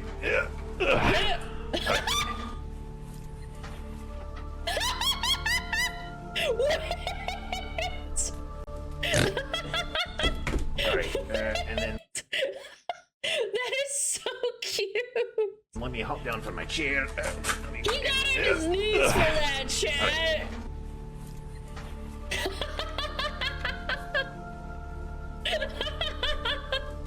He is going into the roleplay, bro. Holy.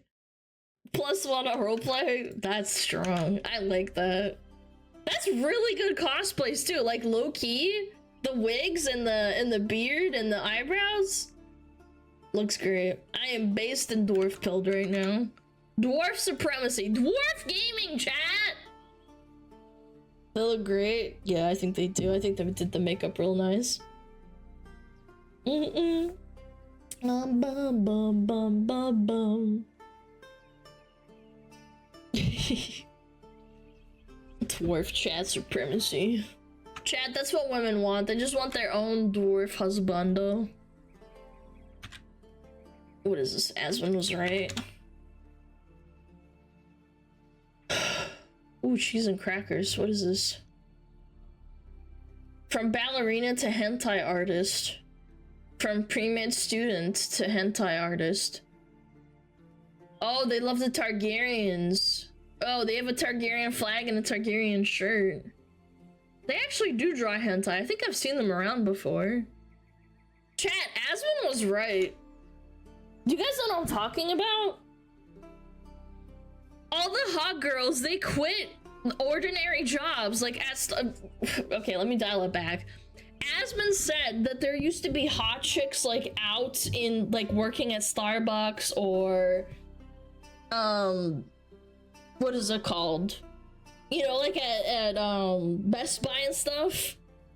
Now they sit at home and make hentai or OnlyFans, but like, you know, it's the same principle. You're making money off of being hot.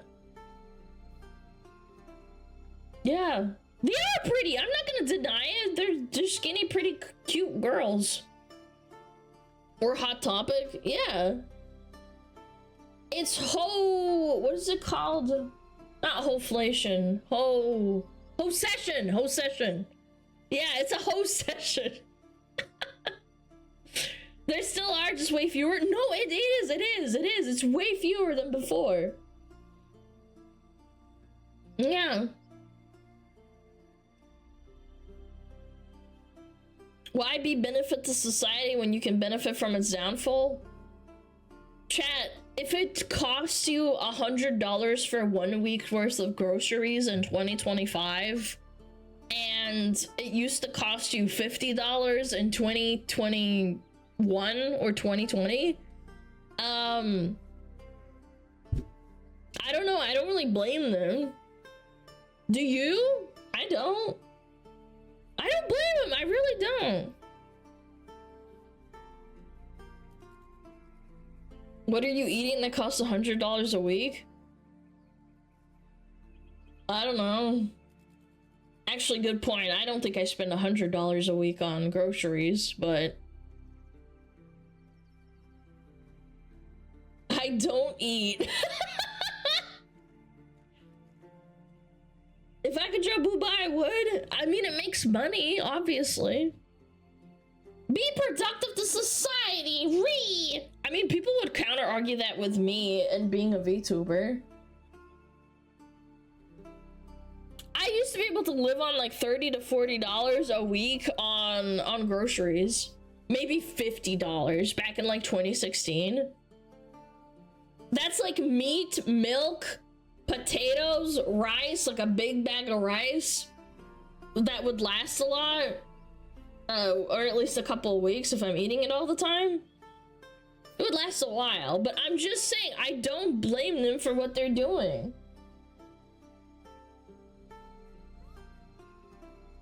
It's society's fault, Chad. It's society's fault. You could live on a relatively low amount if you gave up variety. Yeah, and then you want to blow your brains out because you're living on rice and eggs and chicken. Trust me, I've been there. It's not good for your mental health to eat the same shit every fucking day. Trust me. That's what keeps people going. Having a little treat that costs a little bit more money, then yeah. It's gonna help you at least get through the fucking week. Not that bad. Oh, get a grip. Get a grip. I remember by the time I got through my 4th day of eating chicken and rice, I wanted to die. It was strong. I had to start breaking it up with eggs and stuff. But anyway, I digress. It sucks. It does. It does. Instead of, except it's not OnlyFans. Yet. I don't know. Some people feel emboldened. Alright, what is this? Women. Classic. Where are you from? Oh, me? Yeah. I'm Shelly. I'm 39, but I don't look your I would say, I don't look your typical 39, so I'm proud of that. You sound like typical 39, to be honest, though. She got that mommy voice. Oh, Shelly. Yes. You look 39. It's okay, Shut though. up. Mr. White, what would be the first meal that you would feed me? Salad. He didn't even skip a beat. Holy fuck. Stifler asked everyone to rate their looks on a scale of 1 to 10. You can't pick 7. Starting with you, go ahead. I would give myself a realistic 6.5.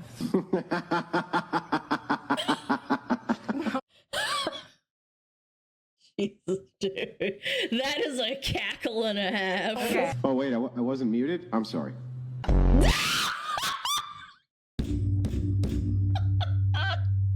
Oh my god. I'm 24. And yo. Oh! Lame as fuck. To be fair, I've seen so many ones where it's this lineup with the popping balloons part, and they pop instantly when they see that the guy is like below 5'7". That's payback, man. It's rage payback. Where are you from? Oh, me? Yeah. I'm Shelly. You look 39. God, that is so fucking funny.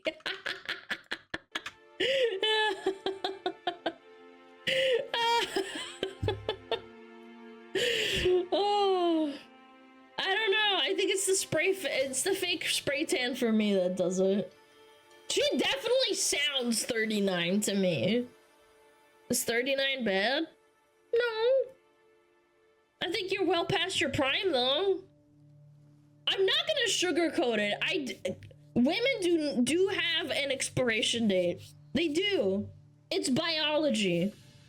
That's why women go through menopause at like 38, don't they? Or 40? I don't fucking know. It's not your fault. 39, them eggs are disintegrated. Jesus Christ.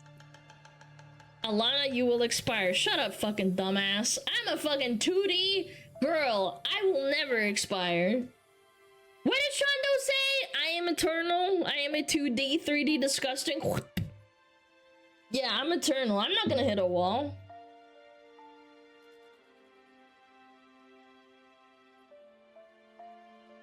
Some women, and I know that some people will disagree and say that some women do not expire past 35, but I mean, that's like a bell curve, man. Just because 0.1% doesn't expire doesn't mean everyone else doesn't.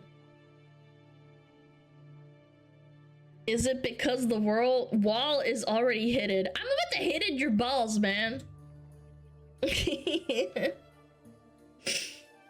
Oh, God.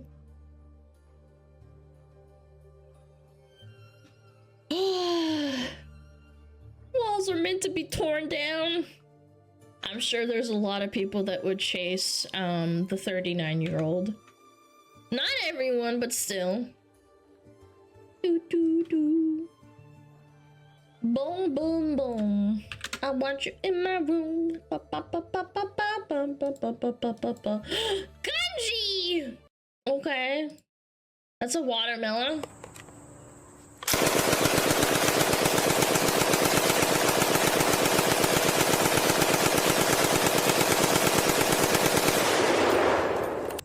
Is that watermelon gonna be okay?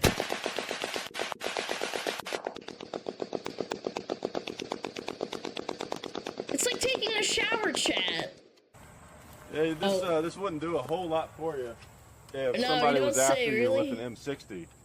Now, I know this doesn't give you a lot to go on because I have no idea what level this bulletproof glass is, but it's definitely not M60 level, 308. So, Yeah, there you go. That's a big caliber right there. Yeah, I think that watermelon is kind of cooked. Turn it into a smoothie. That's my brain on the floor after stream.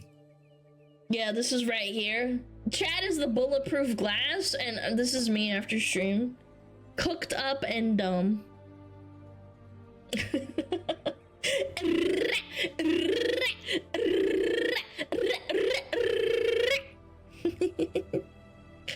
That's one of them purple guns. You're a purple gun. This might be a dumb question because I'm not terribly knowledgeable, but are there M60 levels of bulletproof glass? I think concrete? There's a glass rated for 308. Not sure how it deals with full auto. If it's thick enough, sure. I'm telling you, concrete, chat. Concrete. Concrete isn't glass? Yes, it is. Yeah, it is. A lot of concrete's not glass. Yes, it is. You're wrong. I'm right.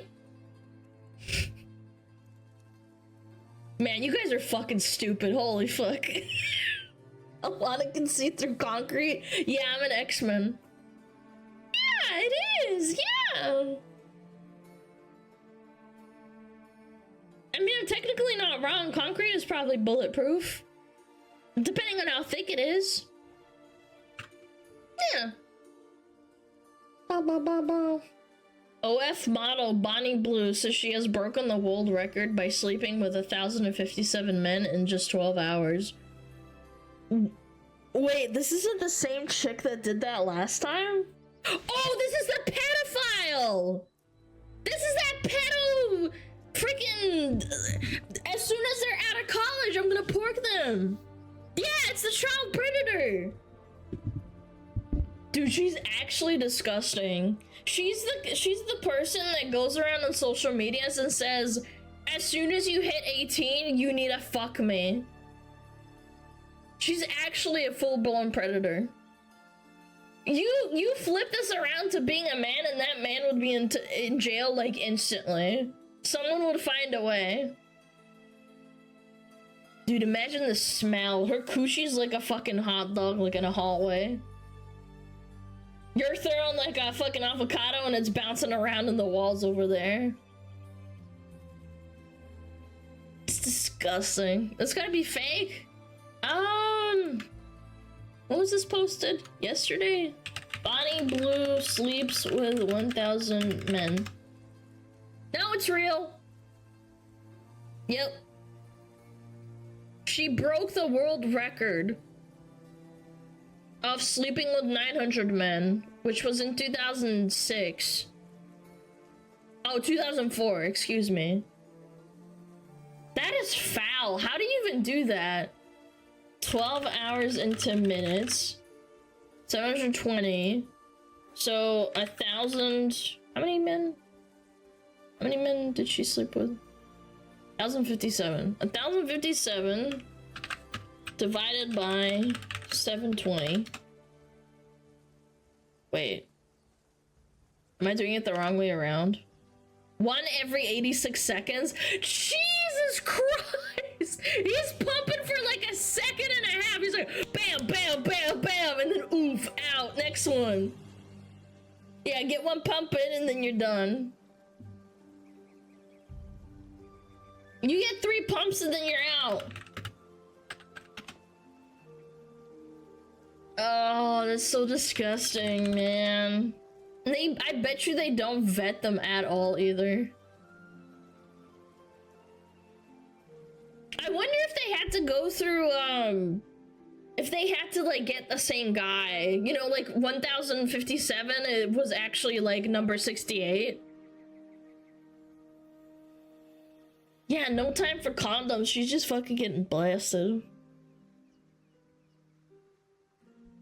She could be having multiple at the same time. Thank you for elaborating. I've never had sex before, so I wouldn't know. Repeat runs? Yes! That's fucking foul, bro. Her coochie is a penis reader at this point. Yeah, she's like... No, actually, because a penis reader would be able to, like, actually feel the pee-pee. She's probably like a fucking hole. She's a gash. It's like a wound. Beep boop, analyzing pee-pee. That's actually sad. I don't know. I always say I feel bad, but at the same time, I don't. Because you did this to yourself. You asked for this. It's not like someone pinned her down and forced her to do it. It's like she said, I'm gonna beat the record. I'm gonna do 1,000 men in 12 hours. And nobody's gonna stop me. I hope they all tested 100,000 dudes if she's a biohazard. I'm telling you, the girl that did 100 men in 24 hours, she said that they stopped testing at one point. Because they started struggling finding like 40 more men after the 60 came in, and they just started taking whoever asked. I'm not kidding, watch the documentary. I watched all of it and it's kind of sad, to be honest. She's clearly mentally ill or a nymphomaniac or both.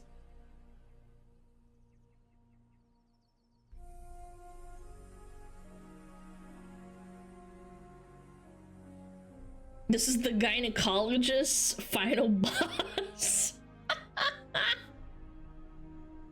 There's no need to test if she got all the diseases. That, you know what's really sad is that they said that they were initially trying to get everyone to submit tests. Okay, first of all, how do you trust someone that they're tested? What if they give you like AIDS or something? How would you know? And then you're spreading it to like 100 or 1,000 other men while you're doing it as well. I don't exactly know how AIDS works, but I imagine if you get AIDS from one guy and then you pork another guy, he could get AIDS too, right? Like that's how it works.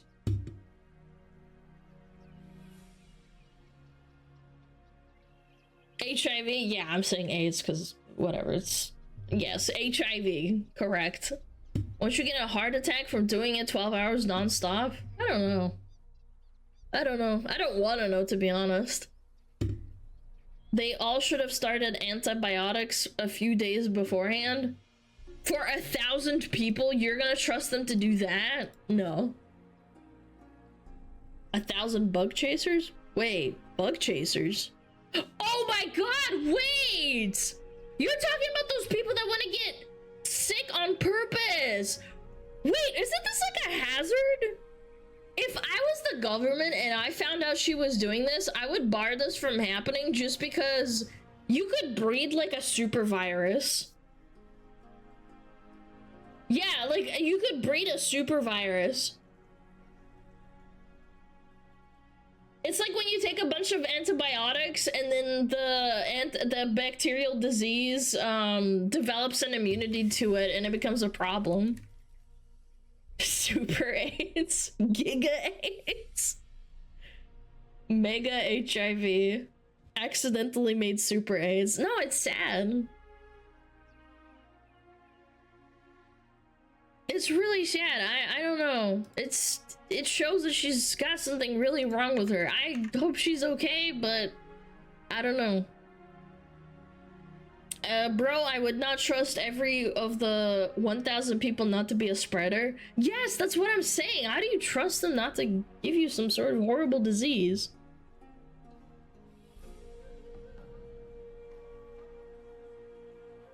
Yeah. New patch for HIV just released. And now we're pumping out even more HIV and AIDS into the world. Extra microbial resistance.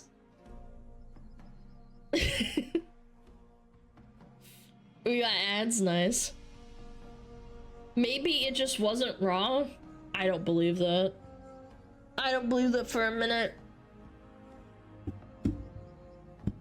She was probably at one point, because they were getting close to beating the record, she probably just started saying, fuck it, I don't want to not put on condoms. Let's just do it raw dog so that we can get through it faster.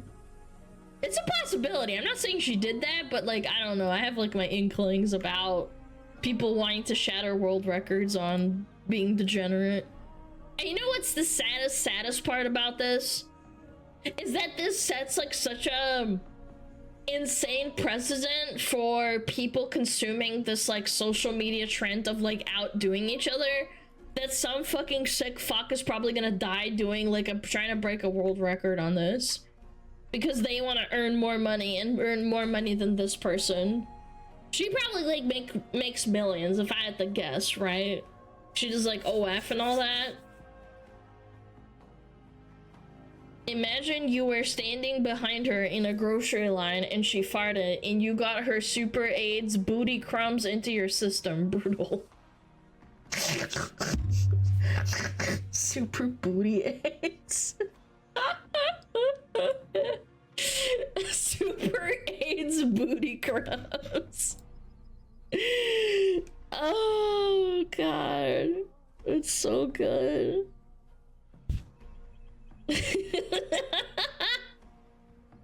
She probably doesn't go to the grocery store, let's be real. I don't think you guys have anything to worry about. Alright. Ads are almost over, 1 more minute. When she sits down in public transport without crossing her legs, she starts spreading the scarlet rot. You know what's actually really foul about this that I just thought of? She has sex with young men who are 18 years old that just turned 18 for like clout and social media points. Now she has a bunch of diseases. Probably. She probably has a bunch of diseases. I shouldn't say she has them because I don't know that. But those men could contract lifelong diseases. Like, I can't imagine dealing with AIDS and HIV is very fun. You have to like keep it in check constantly. Or like gonorrhea, or I don't know, what other diseases are there? Warts. What is like what genital warts? Yeah, those aren't fun to deal with. Herpes, yeah, here, herpes, HPV. I don't know. I'm running out of diseases that I know. Syphilis, oh yeah. She's probably banned from entering hospitals. Yeah, giving blood is not an option. Crabs. Ew, you just reminded me of looking at that shit in school.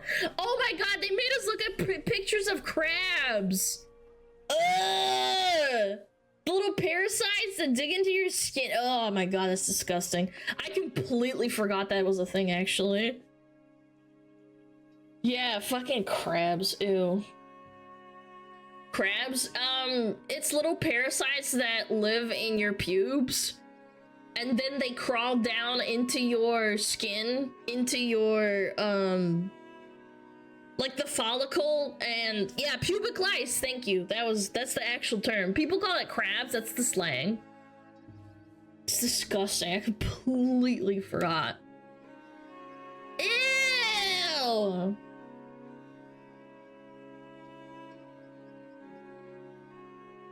Stop! No, it's gross.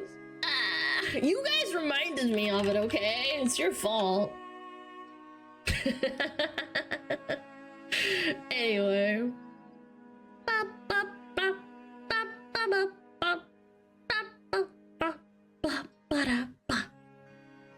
Okay.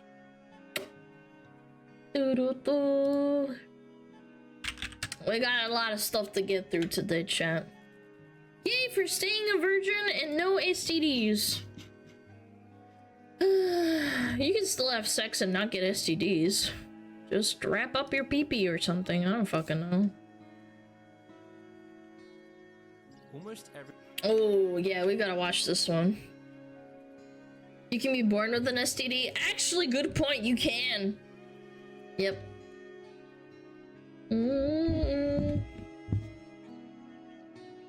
3 layers of duct tape, yeah. Okay, let's do it. Oh boy. How Gen Z became the poorest generation. Ah, here we go. This is what I was talking about earlier. Okay, let's do it. I'm excited. Almost everywhere online, you'll notice videos, articles, and news clips talking about Gen Z becoming poorer. And we've even done so on this channel before too. But oftentimes, you'll see people say it's because Yeah, here we go. Gen Z is the laziest generation.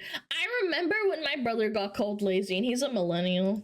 Gen Z are lazy, entitled, and not having enough children or families. We see population collapse looming over the horizon as many warn about what's to come when there just aren't enough children to sustain the coming future. Is this— Japan's going through that, and they're having problems too, by the way. All just because Quite Generation awful. Z supposedly wastes all their money on morning Starbucks and owning an iPhone? Well, it doesn't take— That's a good one! That is a good one! That's funny. Yeah, yeah, Starbucks, I go every day.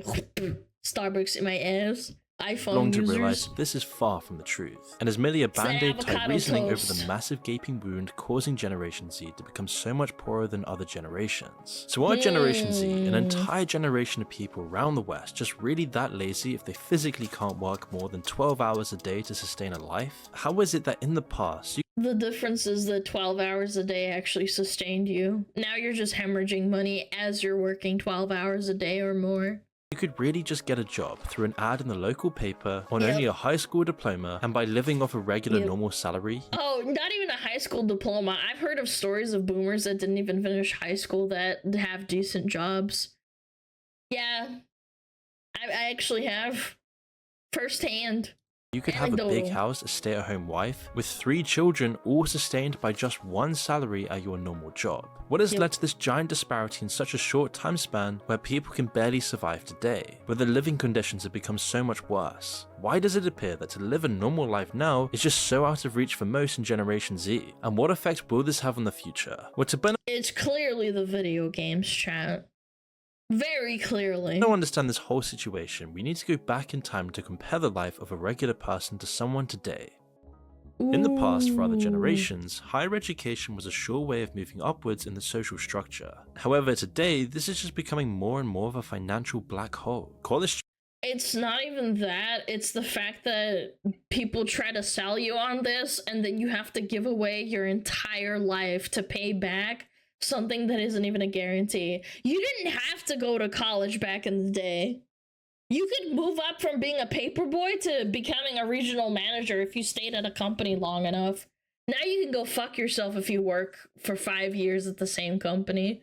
They won't give you a raise. Tuition, which has doubled the amount that students will have to pay in the last 20 years, has completely exploded. If we count that with inflation, the tuition for public colleges in the US has jumped by more than 213% compared to the 1980s. Baby boomers would pay about $10,000 converted with inflation to 2018, but Generation Z now at the very minimum is paying $25,910. And more often than not, it's often well into the 6-figure range, as this number also excludes rentals, administration fees, stationery and food, which is why there's such crippling debt all over America for students right now. And even if you do get the best grades and scholarships possible, many Generation Z students are still required to take on these huge predatory loans that stay with you even if you go bankrupt. And so it's because all these colleges are a fucking racket, and they realize that they started brainwashing them back in like the 70s and 80s. I've talked to Gen Xers, and they said that kind of mentality for the loans started around about in the late 70s to the early 80s, where tuition started increasing slowly. We're just paying for it now. And this not only happens in America, but in other places. I know in Europe there are places where you don't have to pay for school, but a lot of them do, unfortunately. even when they make it outside of university, they now have a huge burden of loans hanging over them, restricting all of their financial decisions. And all of this for really what? Unless your degree is specifically needed for your line of work, getting a degree doesn't seem like a direct pathway to a good job anymore. It doesn't even guarantee entry-level jobs that can barely cover. My parents, when I went to college, thought if I finished college, I would be guaranteed to have a job. And then when my brother, who's older than me, finished college and he spent 3 years looking for a job that was related to what he was studying, they realized that they fucked up, but they still tried to push me to go to college personally. I dropped out myself, and then my brother got a trade job and he became an electrician's apprentice, and now he's like a full-blown one. But I think that like trade schools are way better because they actually don't scam you for a bunch of money. It's still quite expensive, don't get me wrong. However, it's worth it because you actually get a job. You actually get a career out of it. Daily expenses, and universities are just becoming less and less of an option without enrolling in highly competitive career-focused courses. As Gen Z entered the workplace, it was a culture shock to be expected to do jobs that didn't suit their idea of what working would be, as now most companies need work experience, and if you're fresh out of college, this is almost impossible. I mean, despite abundant claims of job openings, finding work has become harder than ever. The news will always tell you that companies today are struggling to fill positions, and yet one of my first ever jobs was a part-time like fill-in receptionist for a company, and the only reason I got the job is because my mom knew the the upper management dude who like knows the boss of the company. And I spent 3 weeks looking for a job, and my mom finally gave up and said, I'm gonna ask around and see what I can do. And I finally got a job, and it felt so slimy because it's like I put in effort into looking for a job, and the only reason I got this job is because my mom knew someone. Yes, I know nepotism, like I know it's bad. I'm just saying that's my first-hand experience of being of realizing what was happening. And this was years ago too. Countless people in Generation Z specifically can never seem to find a job, even if they send out dozens or even hundreds of applications without a single interview. Decades ago, this was never the case. Even during job shortages, getting hired was much simpler. Advice like dressing well and filling out your CV was often just enough. Even just asking for a manager's time often worked. Persistence led to success. But today, my friend who worked at a hospital, she said that she asked for a raise that was above 30 cents and they told her to go fuck herself. She then had another meeting where she was extremely pissed off at her supervisor, and she said that the only reason they don't give her more than 30 cents per hour increase on her raise is because management, like the corpos that own the hospital, said that she's not allowed to, even though she's a stellar fucking worker. Isn't that fucked? 30 cents an hour is the maximum you can get. It's pathetic. this approach is much harder. And she's a good worker. It's not like she's, you know, some fucking dum-dum who just clocks in and doesn't do anything. She was a good worker. Just leave the job. I told her that and she tried. She was looking for other jobs and there was nothing better. It sucks. That's the worst part.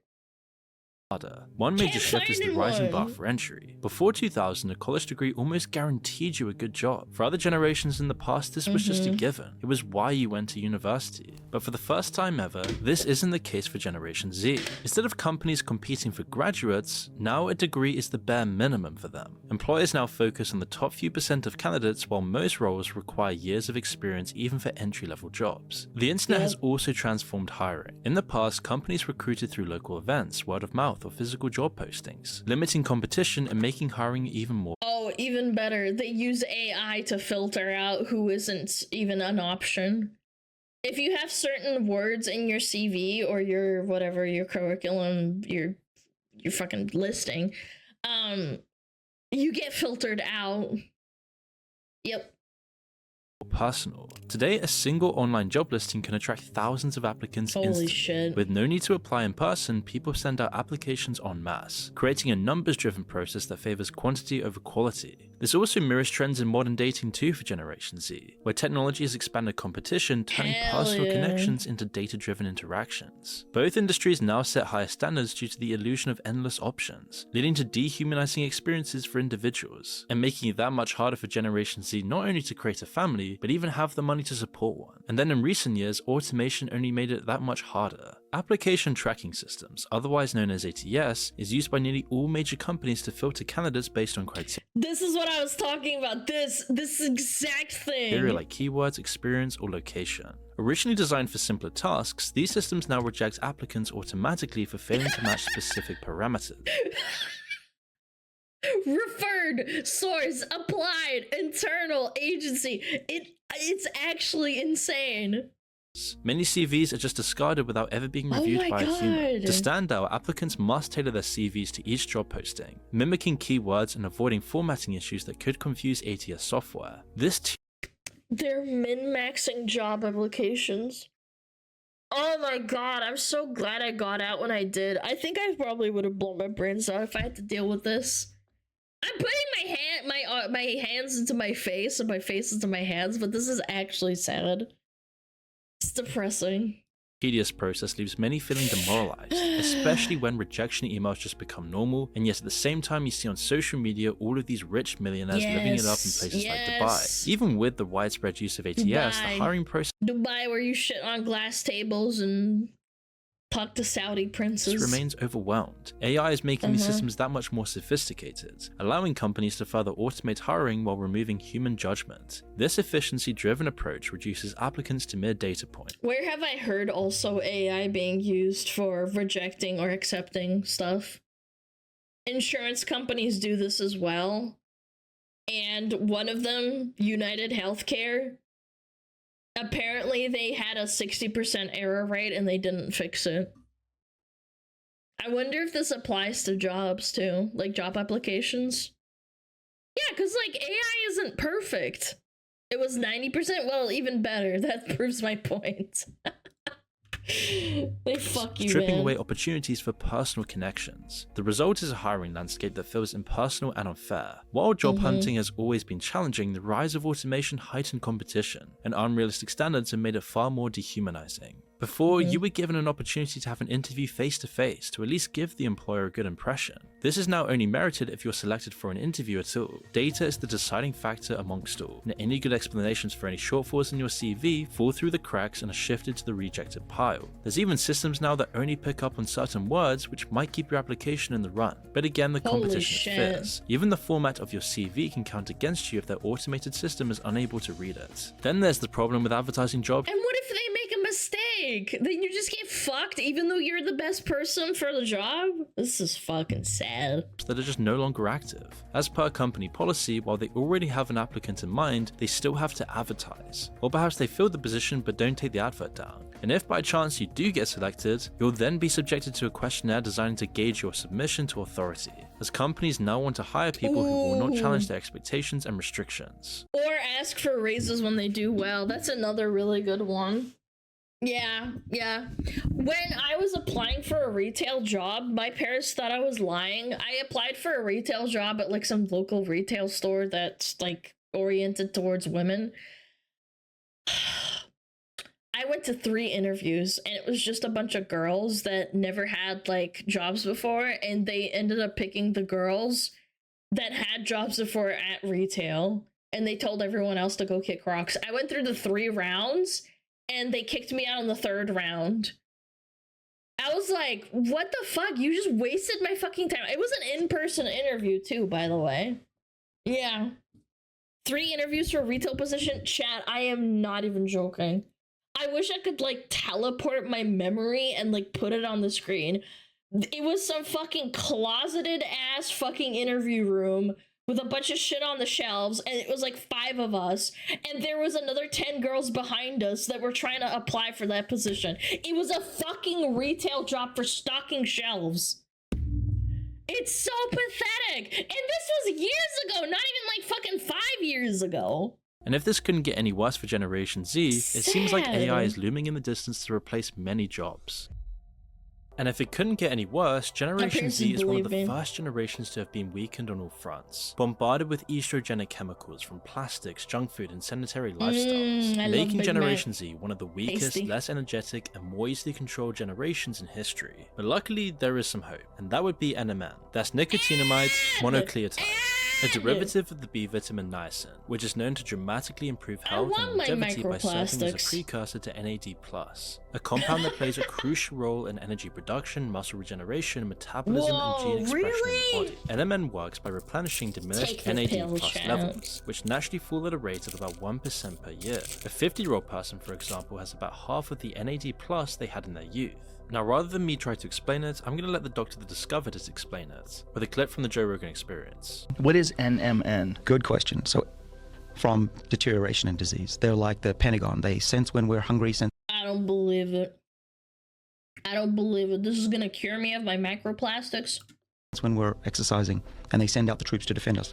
And so we think that these genes are responsible for the effects of dieting and exercise, which is great. What that means is we can now mimic that with molecules. This thing has been dubbed the limitless pill and can take 10 to 20 years off you. It's like the fountain of youth in a bottle. But the FDA, they're trying to keep it away from us. Why? Because a healthy, strong population is harder to control. The FDA is attempting to change the status of NMN supplements to be classified as a drug, which would allow pharmaceutical companies to control it. This move is not based on the efficacy or safety of M&M, but is aimed at cornering the market and taking the supplement away from you. A weaker population is, after all, easy to control, meaning that you should get it now while you still can. Black Forest supplements can help you out with that. And since they're the sponsor of this video, we have an exclusive offer for you. If you go to our link in the description or pinned comment, then for the next 48 hours, you can buy 2 and get 1 for free. So stock up now while you can. Wages have flatlined for the past 20 years. Of late, the average hourly earnings of employees in 2024 is the same as that of 1978, and that was during a bad economic down period. And so while living prices, real estate, just your normal expenses have shot through the roof, the income you receive really hasn't changed at all. This means there's far more restrictions in place that make it that much harder to live independently. And that's why today we're seeing more and more people in Generation Z living with their parents for as long as they can, not My parents were actually so upset when my brother had to move back into the, onto the family house because they thought that he was doing something wrong. At least initially, they were like, why the fuck are you having such a struggle, like, finding a house or, like, renting and living next to your work? Because they didn't understand what was going on. They do now? But it's a little bit too late. Because they want to. In the year 2023, nearly 45% of American adults who are 18 to 29 years old are living with their parents, which is the highest rate ever since the 1940s. This used to be something that was completely foreign for people living in America, and now it's just becoming normal. In fact, in the UK, 1 in 3 males and 1 in 4 females in the 20 to 34 age group still live in their parental homes. It's funny because my parents, in Soviet Russia, they moved out of their parents' house, like, literally at 18 to go to college. They never lived with them again. Like, yeah, sure, they visited. That doesn't count. But, like, living? Yeah, they lived, like, in the city. They lived in the city, in college. Sure, it was, like, I don't know, like, an hour-long bus ride to college. But still, it's sad. Like, what the frig? And then people are gonna say, oh, well, it's Soviet Russia. It doesn't matter. If you go back in time and go to America at that time period, I'm sure it's the exact same thing. There's people that I've talked to that used to live in Texas in the 1970s and 80s. And yeah, sure, it's a massive city and you're living with all these people with the white picket fences, but shit. In Soviet Russia, did they pay rent? Yes, no shit. Yes, you pay rent. The cost of food on average was about $4,500 per year per person between the years 2000 and 2010 for millennials. But Gen Z is now looking at 22% more at about $5,500 per year per person. So with all these financial problems set in place, with debt crippling Generation Z, it completely limits them in starting a life for themselves, pushing back the time that you get married and start a family of your own just because you're still not even able to live. Women are having their first child at 32 and 33. It used to be 25, the average. Live independently at this point, as it's simply not affordable. And while 2 salaries in one household should at least sustain a couple just starting, it often doesn't because both incomes are so low and the options are so limited. Added onto this, the rising rental costs that we've all seen. It's clear to almost everyone now that housing affordability has dramatically changed over the years. In the 1970s, the average cost was about $23,000 for a home, which today, taking into account inflation, would be my parents immigrated and they bought a house with a pretty high mortgage in 1999. Are you shitting me? As immigrants, the bank gave them a loan and they were both working at the time. Then my mom had my brother and me. And she obviously didn't have a job, but they still could afford a mortgage. Oh my god, $23,000 for a fucking house. Are you out of your fucking mind? Be about $150,000. But today, homes now average at about $400,000. Oh my god. Oh, I'm gonna throw up. $400,000. This is almost 3 times as much. This is why baby boomers had almost no problems buying a house. In just a few years of having a job, they would easily be able to afford a home. It was extremely affordable to what they earned, living costs were reasonable, and homes were not really in demand, making it a perfect market. They also had the exposure of a simpler time. They would help their parents fix their homes and get a better understanding of maintenance. And then by owning up all these homes, their net worth has exploded in recent years at the same time. But of course, I don't want to be a miserable, like, young person, but I feel like What's gonna happen when the baby boomers die? I don't want them to. I'm just wondering, like, what's gonna happen? I don't know the logistics of it. We're fricked? No, but like, what does actually happen to it? Do all the Gen Xers like inherit that, and then now they're the new baby boomers? Nothing changes. The world will change finally. I don't think so. I don't think the world is going to change. I think the next generation is gonna inherit it and become the next baby boomers, I think, probably. If I had to wager, I guess. Again, I'm not like a fucking historian or a statistician, but still. For people today, it's the exact opposite situation. Now, the general rule of thumb has always been that you could eventually afford a house if the monthly payments were 30% of your monthly income. However, today, this isn't really that possible. When I rented, 70 to 80% of my income went towards renting. And then the other like 10% was for like utilities. 30 fucking %. That's insane.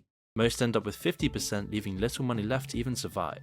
Owning a house also comes with insurance on the house and the responsibility of fixing anything that needs fixing, along with a bunch of taxes added on. And as the population exploded, so too did the demand for houses, making this a seller's market, eliminating most normal people's options of buying a home until they're at least 50 years old, leaving them paying rental costs for someone else or never having anything to show for it. Landlords know they can put up the price, and with so many potential occupants, they don't need to keep rental.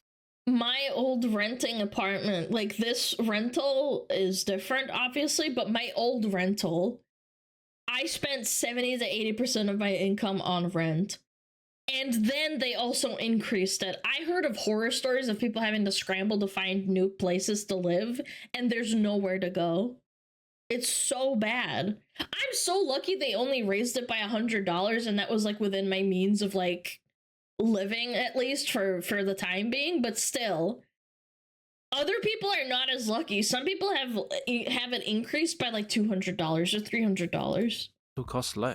Even renting now comes with a list of add-on fees that most Gen Z just don't take into account, leading to people sharing homes in an attempt to afford them but still not making ends meet. And it's hardly a surprise. I mean, the average rent in places like New York alone is $4,000 a month, and that's without the bills and water costs, meaning that and that's probably for like apartments and shit, not like houses. That's more than like mortgages. Yeah, that's more than most mortgages.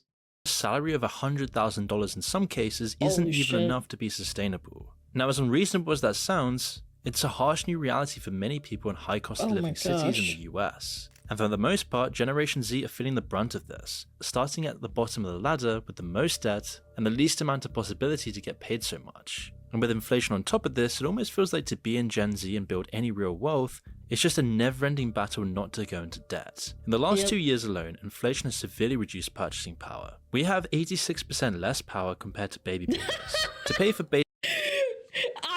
I had an old ass Taco Bell receipt that I used as a bookmark when I was reading a book from like 2018. Oh my god, it was like a meal for one person was like $7, and that was like, I thought that was a lot at the time, and now that same meal is probably like $13. It's fucking insane. Obviously it varies from state to state and like country to country, but that's still insane. Basic needs like groceries, gas, and utility bills, most have to choose often between saving more or discretionary spending. And while GDP figures and economic policies may show that the economy is improving, almost nobody's feeling it. Things like quantitative easing GDP growth is mostly enjoyed by the older generations with wealth that's invested in the stock market or real estate. But if it's so much harder to get into the job market, and with wages massively stagnating, along with huge student debt, it's no surprise that debt levels are rising at an unprecedented rate compared to I think the what was the statistic? The average person between like 21 to 20, no, it was 21 to 34 has an average debt of like $8,000. I forget what the stat was, but it was obscenely high. Yeah. Previous generations. Between 2021 and 2023, Gen Z individuals aged 18 to 26 experienced a staggering 179% increase in their overall debt burden. This is the largest surge Holy among all shit. generation cohorts during that period. A substantial portion of this debt is attributed to student loans. As of 2022, 36% of older Generation Z people held student loan debt, with an average balance of $20,000. In comparison, older millennials and those of the same age in 2006 had a lower incidence of student debt and a lower average balance, indicating that Generation Z might be shouldering a heavier financial burden earlier in their life, which is really hardly any surprise with all these factors. Because the college racket has increased since millennials finished school. I remember talking to my brother, and he was doing some sort of degree. I think it was like an English combined with something else. I forget what it was, but his was so much more. It was so much. I shouldn't say this, but I did a science degree, and I was supposed to go into engineering. And I'm thinking to myself, why the fuck does his one cost so much less, even now compared like 10 years ago? It's sad. As mentioned, and it's why they're increasingly utilizing credits. By the end, And I understand that like the engineering degree obviously costs a lot more, but mine was substantially more than his, like an insane amount. to 2023, 84% of credit-active Gen Z consumers possessed at least one general-purpose credit card, a huge increase from the 61% of millennials at the same age a decade prior. And this comes with higher interest rates on these debts, suggesting that many in Generation Z are very much struggling to manage their debt obligations effectively. So with all this considered, when people say generation are just more lazy than other previous generations, there's a lot more to this than it first seems. It's not laziness to have a coffee and an iPhone. Why is this video on Gen Z? What the fuck? Millennials struggling to rent apartments? This dude's just joking, right? Okay, maybe you didn't come in here for the last 13 minutes. I'll break it down for you since you seem to be very upset. Millennials have been getting fucked, but Gen Z is getting fucked more in comparison. I'll say it again. Millennials are getting fucked, Gen Z get fucked more.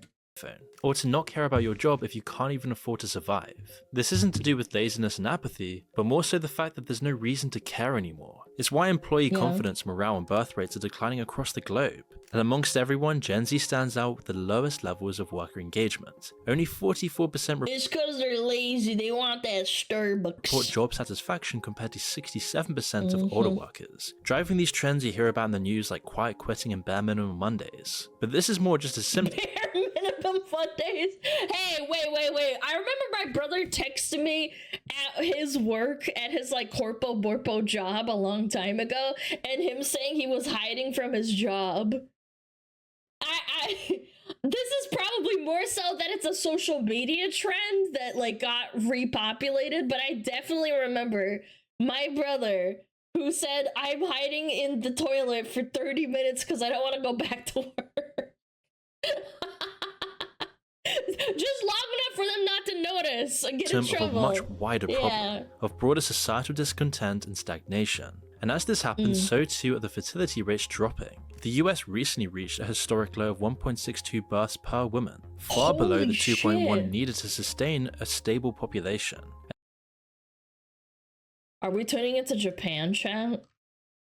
We're actually gonna turn into Japan at this rate. Except in Japan it's from overworking, and that's a cultural thing. Whereas the US is more like, oh, I don't want to work because I don't see the point anymore.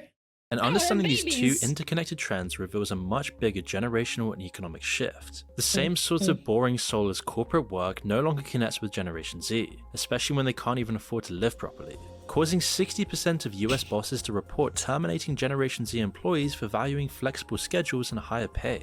And it's the same thing all around the West. Younger workers in the UK also feel so disengaged, with over 40% under 25 considering leaving their jobs due to burnout and a lack of career progression. US is full of morons, sadly. Okay, hold on. Pause.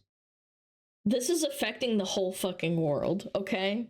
I agree. The US is full of morons. I'm not gonna disagree with that. However, this has no influence on how stupid a population is compared to the economic suffering that everyone in the world is going through. In the UK, it's happening as well, by the way. The UK arguably has it even worse because they have massive brain drain. brain drain being younger people that can get good jobs not wanting to stay in the UK. Nah, it's only in the US. Yeah, you're right. You're right. Yeah. Which aligns perfectly with the broader cultural shift away from traditional life milestones, including starting families and having children. How can society expect Generation Z to be having large, happy families when the Chat, tell your local VTuber to become a breeding cow and start popping out babies. They gotta start compensating or something. the cost of raising a child is approximately $300,000 by age 17, and that's excluding college and inflation driving What? Say that again? dollars by age 17, and that's excluding $300K by age 17. I remember my parents told me the statistic a while ago was like, what, $200,000? Now it's gone up even more. college and inflation driving this figure higher. In the UK, childcare consumes over 20% of household income, making parenthood increasingly unattainable and only for the rich, however dystopian that may seem. High student debt, stagnant wages, and unaffordable housing all compounds to this challenge, not only discouraging job satisfaction but also having a family. It's why only back in 2003, 83% of people expressed a desire to become parents. But today, that number has now dropped down to 51%. 30% in 20 years is obscene. That's not good. That is not good at all. All of this is compounding to something much greater than just Generation Z. This isn't just about Generation Z being lazy or whatever that means. The economic impact of all of this is going to be significant. Fewer young people entering the workforce exacerbates labor shortages, already visible in aging societies like Japan, where nearly 30% of the population is over 65. This imbalance increases financial pressures on workers, inflates taxes, and reduces benefits, further destabilizing economies. And lowers fertility because people have to work even harder. Yeah.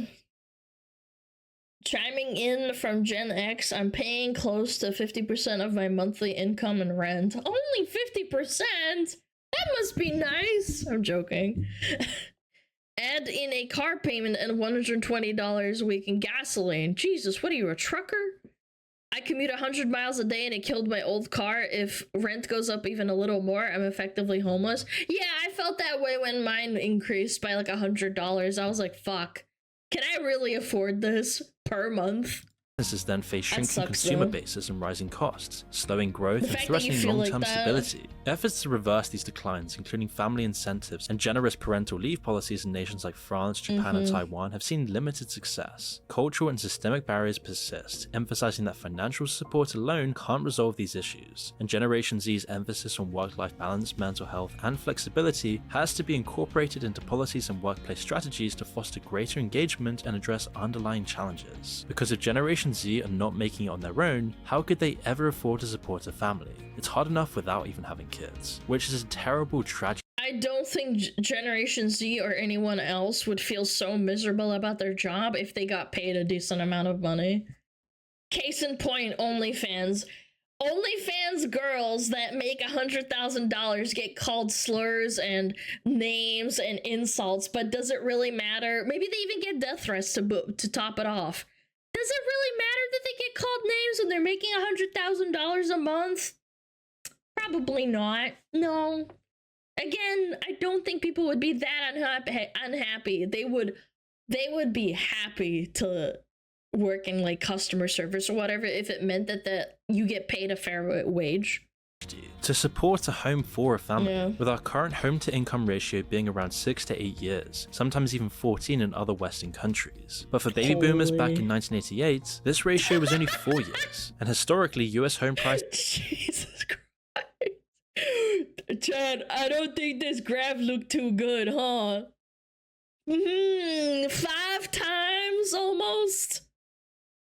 Damn. Is around 5 times the yearly income. Today, the ratio has exceeded even the 2008 housing bubble, which is even worse in the UK, where home-to-income ratios have been over 7 for a decade and recently just hit 9. The situation is spiraling out of control. So then how will this affect our future? Could this really be the start of a population collapse? Well, you see, here's what the US looked like in 2023. Instead of a large population of kids waiting to replace the adults as they get older, the opposite is now true. Even though child mortality has fallen drastically Basically, 50 years of falling birth rates have done their damage, and there's now far more middle-aged and elderly people than children. So what's this chart going to look like in another 20 years? While we can pretty accurately predict the shape of that chart, the reality we're all going to be living in will be a lot more shocking. Aging populations and population decline present a massive problem for societies, but and also older people are living longer too. I think one of the biggest signs of this is in countries like America and maybe even a little bit of Canada.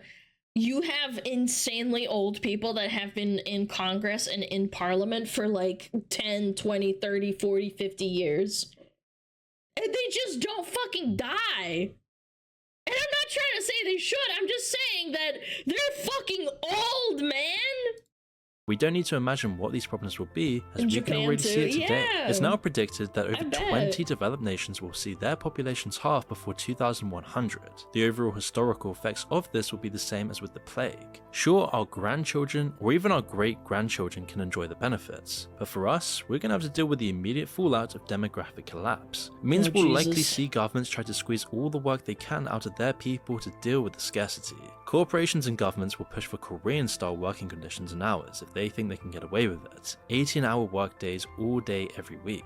And it's something everyone's going to have to fight back against if we want to prevent this. Now, every generation has undoubtedly gone through hardships far worse than what we see today. Men being conscripted to fight in the trenches for years, never-ending wars, never moving anywhere. Because they had something to fight for, and that's what made it okay in like a lot of men's eyes. I don't want to get into like the whole man mentality of going overseas to protect their country, but I genuinely think there is probably a trickle-down problem with something like the Army, the Navy, and the Air Force, where people don't want to fight as much for their country as they did like 50 years ago. They had something to fight for, a girlfriend or like babies, or they love their country and they want to like support it. Again, I'm sure there are people that do that anyway now, but I think there was a lot more back in the day. Leagues, rations, Great Depression's war would make anyone of the past scoff at any of our struggles today. But no issue recently has been so existential to the progression of humanity as this. It's why no matter what, you'll see those in the top of governments and corporations frantically worrying about the coming population collapse. People are below the replacement rate in all 50 states of the US, even Mormon, Utah. The average woman has less than 2 kids. Mormon, Utah. Uh-oh. For those that don't know, Mormons have a lot of sex. They have a lot of babies because it's in their like religion in Mormonism to have lots of babies. Iran is below that, Italy way below it, South Korea. Japan's in but it's all these like it's all these very different types of societies. And yet to truly address this, we have to look at the root causes, most of which is coming from these exact issues, making Generation Z that much poorer today relative to any other time in modern history. Oh, boomer moment. Chat, it'll get better. Right? Right, chat? Right? It'll get better. No? Oh. Come on, it's not that bad, right? It's not like I can literally pull out a grocery receipt from 5 years ago and it's like 200% less expensive. We're gonna die. No! No! Help! Help! Help! Help! Chad, I need a life raft. Help! Oh, Jesus, dude. Never having a family. Bro, you just can't afford it. You can afford it if you're insanely rich. Insanely rich. I mean, like, top, like, I don't know, like 2%. The bottom 98% literally can't afford it. You're going into debt. Did you ever, I don't recall my parents ever saying that they went into debt, like, you know, having kids. Until, like, recently.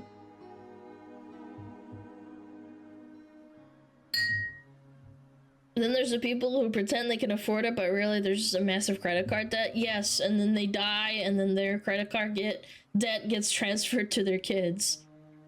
Yeah, it's horrible. I've actually met people like that in real life. where they max out credit cards and shit to like sustain themselves.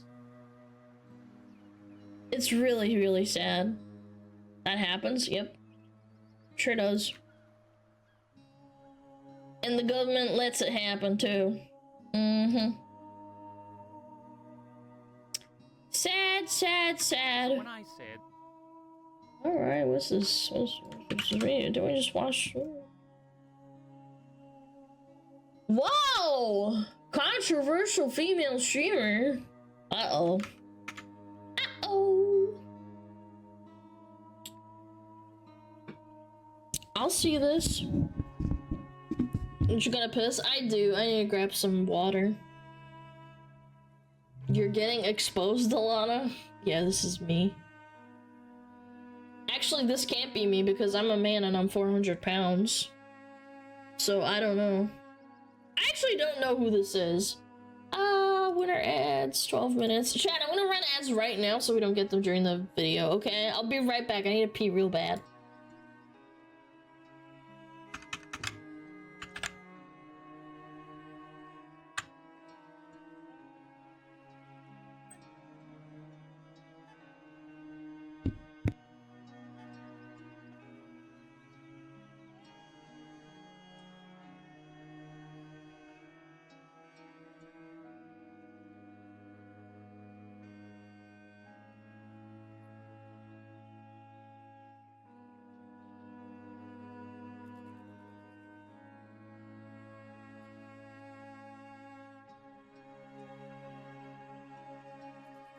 Oh, Metapod. Oh, Metapod, use Harden. Metapod, Harden. Oh, yeah, Metapod, you're so hard. Metapod, Harden. Oh, he's so hard. Look at those two hard throbbing Metapods. They're so strong and hard. Wow.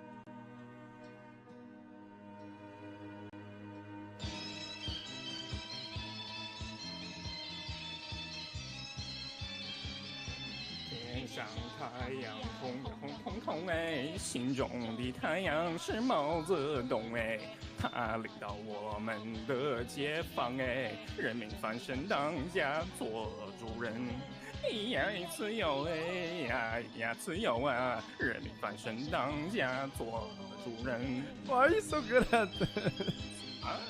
My language, man. What's up with me?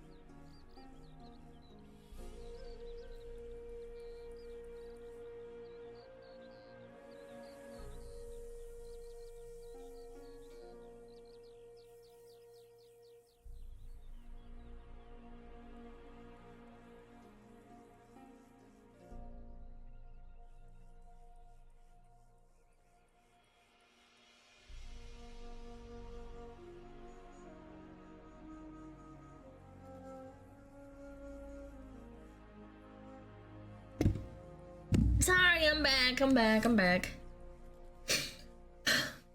I brought in a package.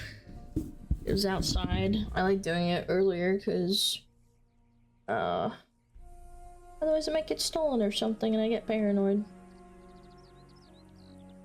How are you doing, chat?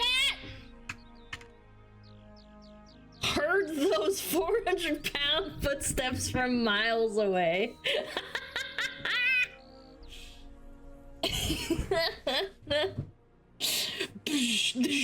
What, do you think I'm queso? You guys are so funny. You should start your own fucking podcast. Yo, Ando, thank you for the 20 months. Thank you. Hold on, let me thank people. Alpha the Sheep, thank you for the Prime. Killinson, thank you for the 5 months. Cody, thank you for the 8 months.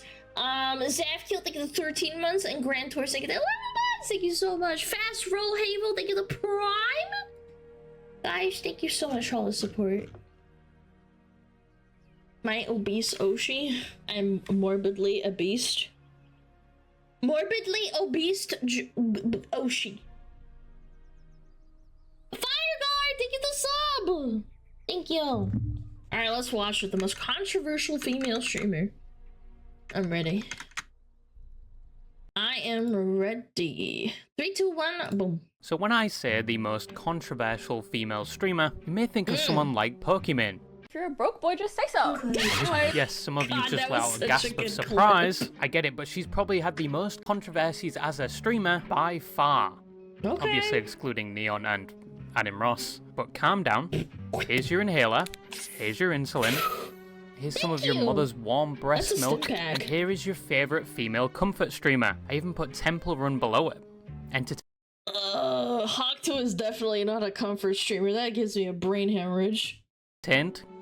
Well, let me draw your eyes to the anal glands I'm about to spread in front of you, because yes, Pokimane may be considered one of the most controversial streamers, but I think there are other candidates. You may already be thinking of people like Nadia. You guys can keep on hating while I'll continue to make clips like these. Oh, is she the one that faked, like cheated on, she cheated in COD. We watched a video about it.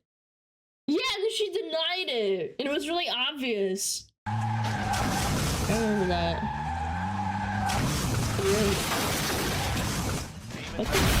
I haven't seen anything from her in a while. You may be thinking of a VTuber, maybe? No.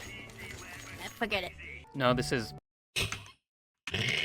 It's Doobie. not another VTuber video. Glad to see that Gunpie enjoys my videos, though. Dude, I can't stop. I can't stop, guys. Guys, I can't stop. He has nice videos. His video, he's just talking. You may even be thinking of someone like Tyler One's girlfriend. I think their name was like Marcus or something. Dude, No, it's Michaela.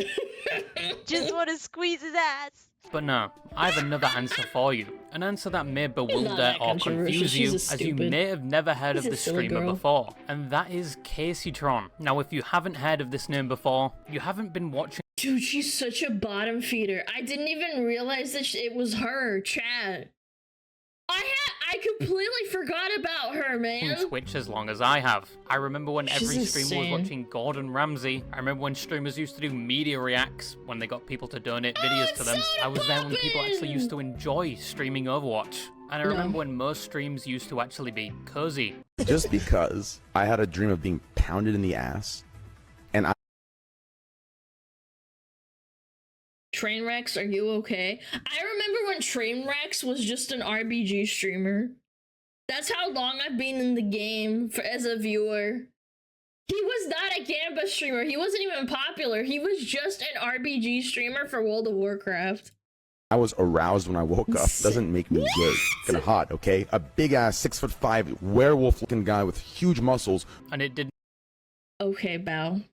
not require a linguistic degree or an aptitude Bao. towards hieroglyphics to understand what modern chatters are talking about today. God, am I old. But anyway, I digress. If you don't know who Caseytron is, you may just not have a Twitter account, in which, congratulations, leave the Dude, I remember when Caseytron was a League streamer and all she did was bait people into thinking that she was a dumb, stupid bitch. That's all she did, and she would win because people would engage with her. video. I'm selling black tar heroin to degenerates here.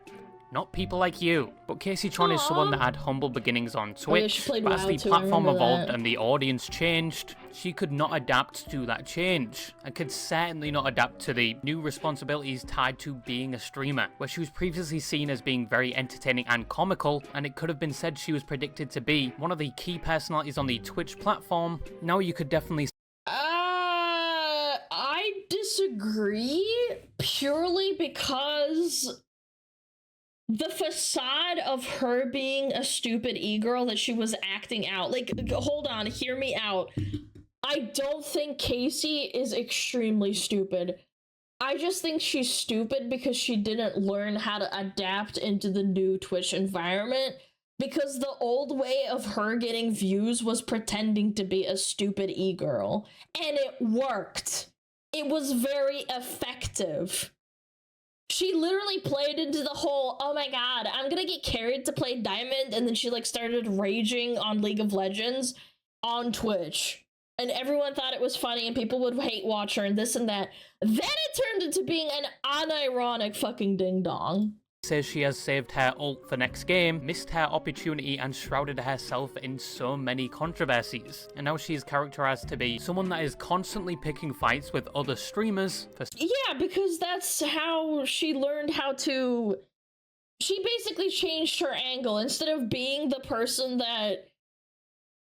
She stopped being an actress for the streaming screen.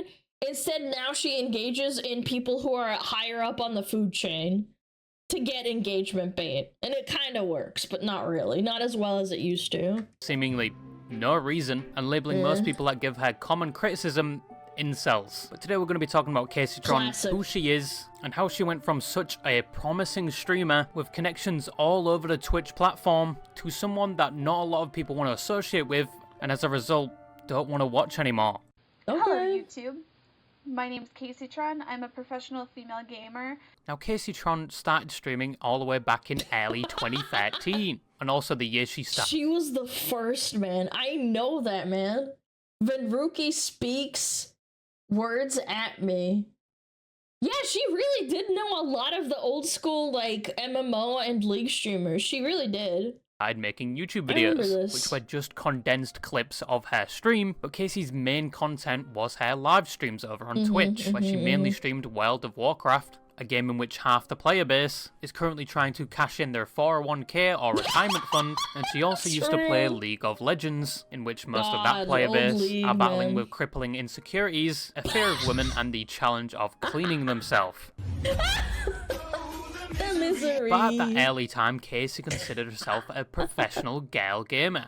I am not a fake girl gamer. I'm a... This is an act, though. It's like Tyler 1, but not. It's the girl version, kind of. Like, Tyler 1 was actually good at League, and he still is, but this is obviously an act to get people to watch her.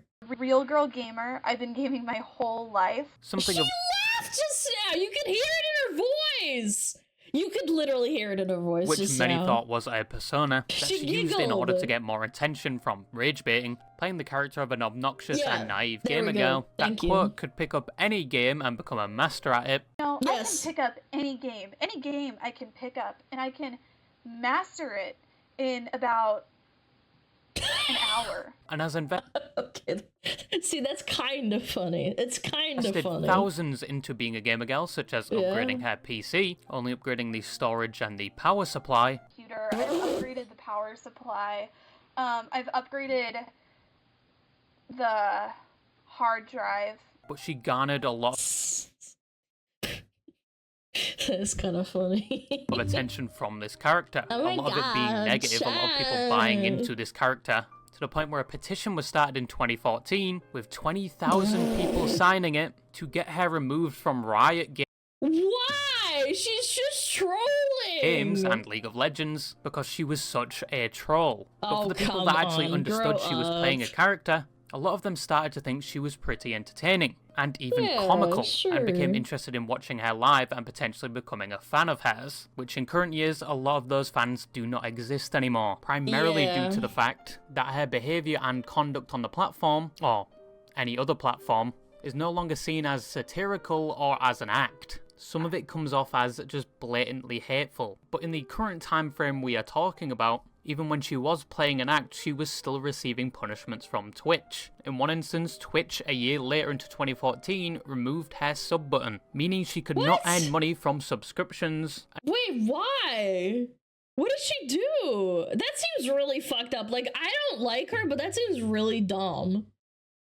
And had to make money directly from donations or ads playing on her Twitch stream. And when she received this unfortunate news, she seemed to just joke about it. Some people had with the sub button. We're gonna start off by reading some memories. So, Casey Tron, I remember when I first subbed, I had to pay with my money that was going towards my mother's brain surgery. But she was in character, so you could say it was not her own authentic reaction. But why? That seems so unfair. Of course, it was restored not too long after. But this was one of the first times Twitch had punished her, with more punishments down the road, and another time where her sub button would just disappear. By this time, this was before VTubers. Maybe she didn't show her boobies enough. Despite her facade or act, she was still growing. People found her extremely entertaining, and she grew to the point where she could collaborate with other up-and-coming streamers, with one of her first being Soda Poppin. Soda Poppin was someone at the time known for the amount of WoW he played. Who here remembers Soda Poppin when he was a squeaker in Mop, man? For being a degenerate. So I went down and I started playing with this jet, and I was like, what if I put my penis in it, you know, as a joke, just for fun, for lols. Known for the oil princes that donated a decimal point of their income. I'm done. I'm not gonna. Nope. 10K! That's not what you're supposed to do with money! Dude, this was Cata. Oh my god, this was Cataclysm. Holy shit, I just had fucking... I'm getting chills. This is the pre-patch, I think. For Mop? Yeah, this is the Mop pre-patch. You know what? This is the Mop pre-patch. And his friend NMP LOL. I'm just gonna take what is oh my owed to god, me. dude. Alright, and Black Man took my gold. So, alright, I'm broke. Alright, you know, that joke is gone. Where the fuck is my gold? Nick! So basically, you could say this was a match made in heaven for content. Both had the same energy and humour, and both at the time were up-and-coming streamers. And the collaboration went pretty well. They matched each other's energy. Will you please not say retarded like that? I have a cousin who's retarded. Will you please?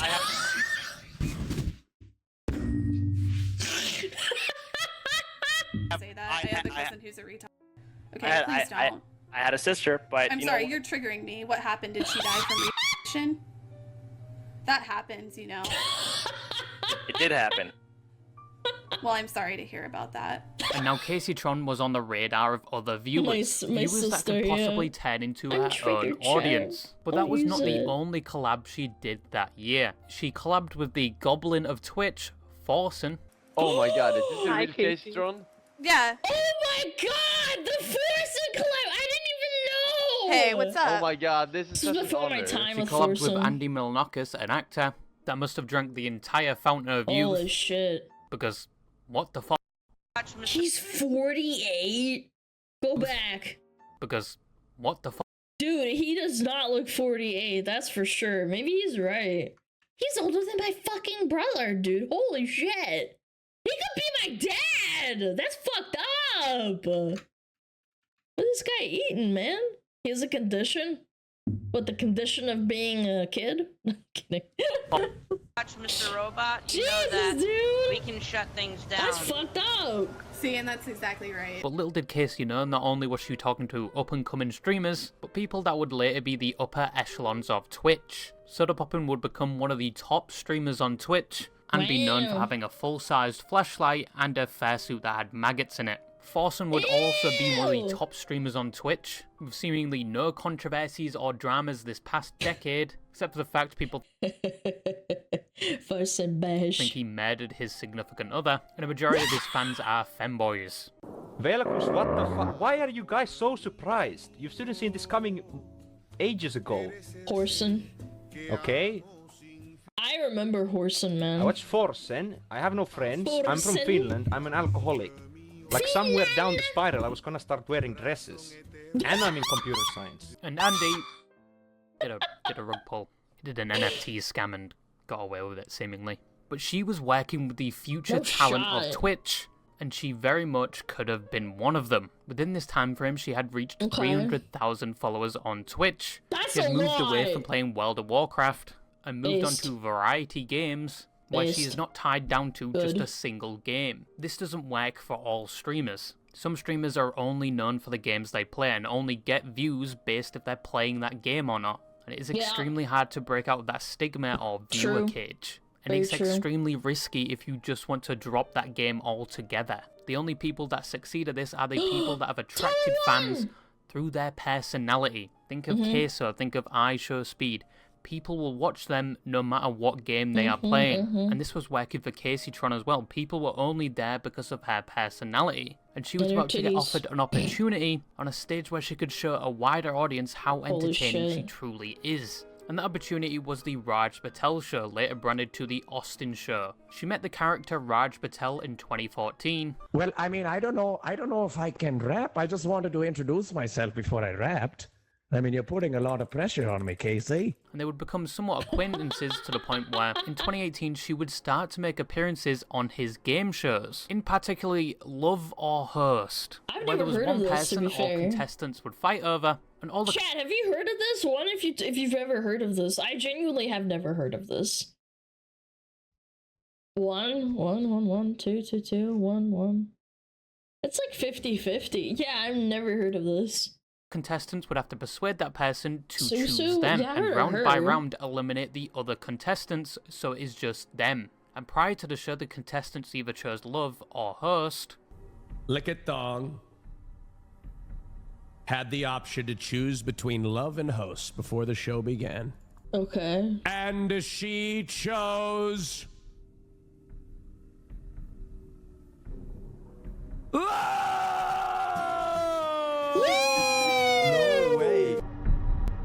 No way. Espen chose Host! He chose Host! I did! Love where they would actually go on a date or something, which very rarely bore fruit, because most of them actually had relationships outside of streaming they didn't inform anyone about. But if they chose Host, they would get hosted by the Raj Patel Twitch stream, which with all the personalities on the stream would accumulate a massive amount of viewers, which would get sent to their platform, and they would receive— Oh, it's like a giga raid? Oh, that's actually not bad. Yeah. A lot of promotion, nice. or just start spamming ads, and with that many viewers, they would receive probably thousands. But the only way you would get that host is if you got to the last round, and the person chose you, and you have to tell them face to face you chose money over them, and watch their smile and hopes for love slowly dissipate. As of this time, Casey was doing fine. She was slowly growing each year, but this opportunity exploded her growth, because as said before, she was able to show a much wider audience how entertaining she truly was. What the hell? I made you like turkey. I've had this priming. Yes. I've had this priming for 24 hours, and I woke up at 6 a.m. to make. She has a green screen behind her too. What type of sandwich would you be, and why? I would be bangers. Oh, I would be a peanut butter and jelly sandwich because all these bitches so jealous of me.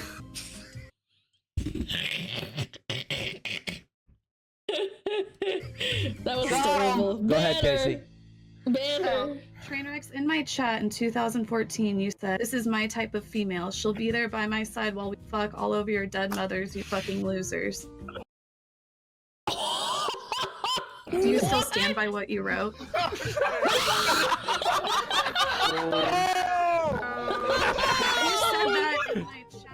said that in my chat. So, you like colors? What's your favorite color? Green. Cool. Casey Tron was loved by the audience of the Austin show, and was a reoccurring guest all the way up to 2020. And she of course reaped the benefits of this. She reached 500,000 followers. People thought of her as comedic and quick-witted, and someone without a filter. And people adored her for these characteristics. But in 2020, Twitch was changing, particularly the content, as we were all going to be inside for the entire— The Zoomers finally became of age and became an influence in Twitch.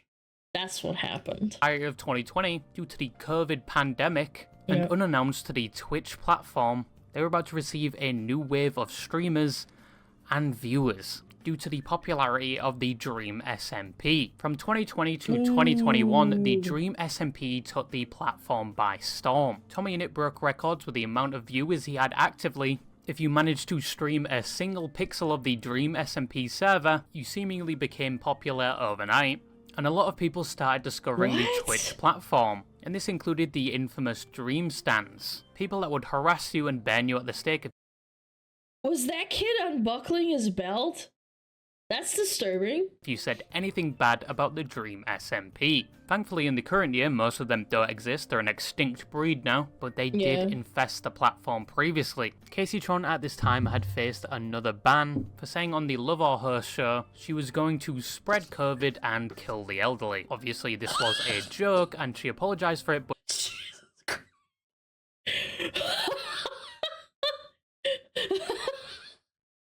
okay, that's mean, but like I understand that her character would have definitely said that. That's fucking funny though. I'm not gonna lie, that's funny. But she was still I'd banned. laugh. If he had the coronavirus, would you kiss him? Yes, and we would leave quarantine and we would try to spread it as much as possible because she's playing a character. I feel, again, I don't like her for the following things she probably does in the video of being basically a leech, but there's clearly a comedic effect to that. She clearly didn't mean it. She even laughed a little bit as she said it. the world would be a better place without old and poor people. Oh my god, Casey, what the fuck? It gets even worse. If you thought that was the end of it, you're gonna have to lube up and pucker up that asshole of yours, because this was only the beginning. Because in her infinite wisdom, in 2021, she decided to poke the hornet's nest that was the Dream SMP, making a bunch of tweets basically saying the Dream SMP fans are insufferable, and saying the streamers themselves I mean, is she really wrong though? Is she really wrong? Are acting gay or queer baiting so they can get more attention and approval from their fans. Not only did this anger most of the streamers of the Dream SMP, I will say though, if you are baiting and sexualizing yourself as an adult and you clearly have a audience of children, that's really fucking weird. If that's what's implied, I feel like that's kind of like, I don't know, that's kind of fucking weird. Most definitely angered the Dream SMP fans themselves. And with their large numbers, they got her banned on platforms such as Instagram and TikTok. By mass reporting her, the Dream fans also did some Sherlock Holmes investigating and unearthed a clip of her saying the N-word while singing. And yes, she does say the N-word. But she proceeded to deny it anyway. A lot of her YouTube videos were dislike bombed and her Twitch suffered as a result as well. She was accused of cheating on a game show hosted by Miskiff, where suspicion arose because she was meant to show you're working out and her working out was very questionable. She ended up winning the show and the reward, which was gifted subs, so basically free money, and even gloated and talked shit to other contestants while she was winning. But You Josh, lost to a stoner and a hot tub streamer. Damn, get fucked. You look so it is what it is. I've never lived this down. I've never lived this down. Oh, I mean, again, when accused of cheating by other streamers like Destiny, she doubled down and got very defensive, and basically claimed they were only going after her for monetary gain. He's going to accuse me of cheating because he has something to gain from it. But then a few weeks later, admitted to cheating. Now, this wasn't the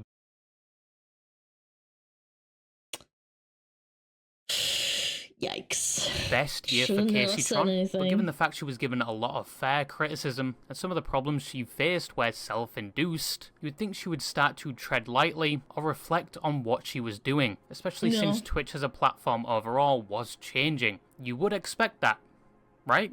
You would expect her to evolve with the platform. She did not.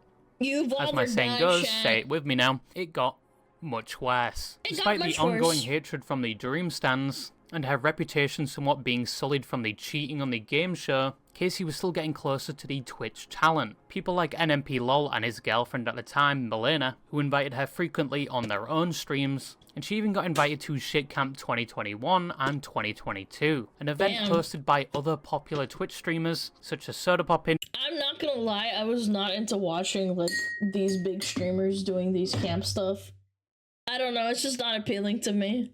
There's too much going on. Mizkif, Hassan Abi, QT Cinderella, Ludwig, and other popular streamers. Despite not being seen on the Austin show since 2021 for unknown reasons, it was good to know that she was not outcasted by the Twitch streamer community just yet.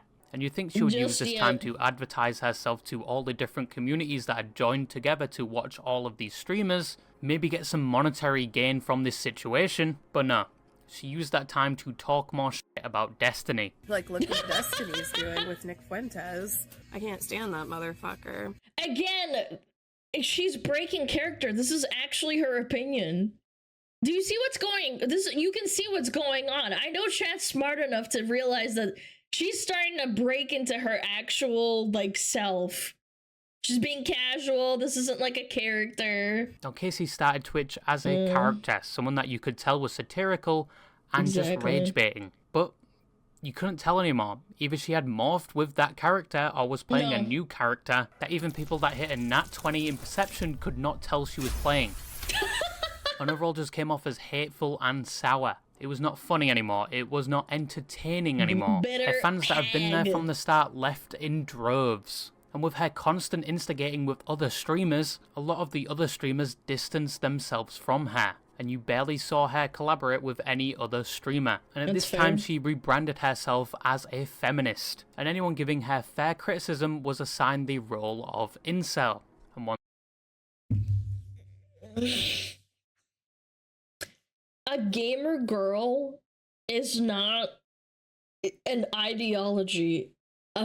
Being a feminist and making it your entire personality, that is something that people will take more seriously and will not be able to distinguish it from parody. Even if she's being funny about it, I feel like it's really difficult to be funny, like a funny feminist or like a parody of a feminist. You have to be over the top and not hide it. Yeah, I don't know.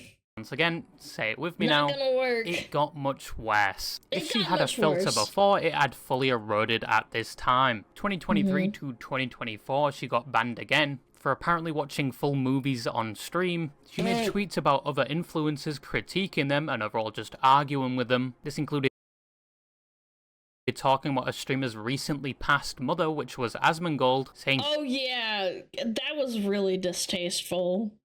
Yeah, I remember that. It was horrible. She basically was like being super mean to him after his mom died. He basically killed his own mother, an unfounded and wild claim, in which she received a Twitch ban for making that comment, and even after she learned nothing and doubled down on her comment. I did like that tweet. It says, thankfully, XQC's lifestyle hasn't led directly to the death of one of his parents yet, so he has that going for him over Asmon at least.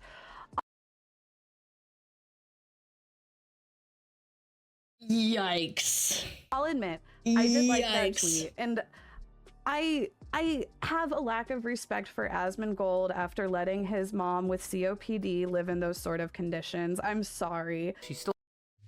You don't know Asmon or his situation. That's such a fucked up thing to say.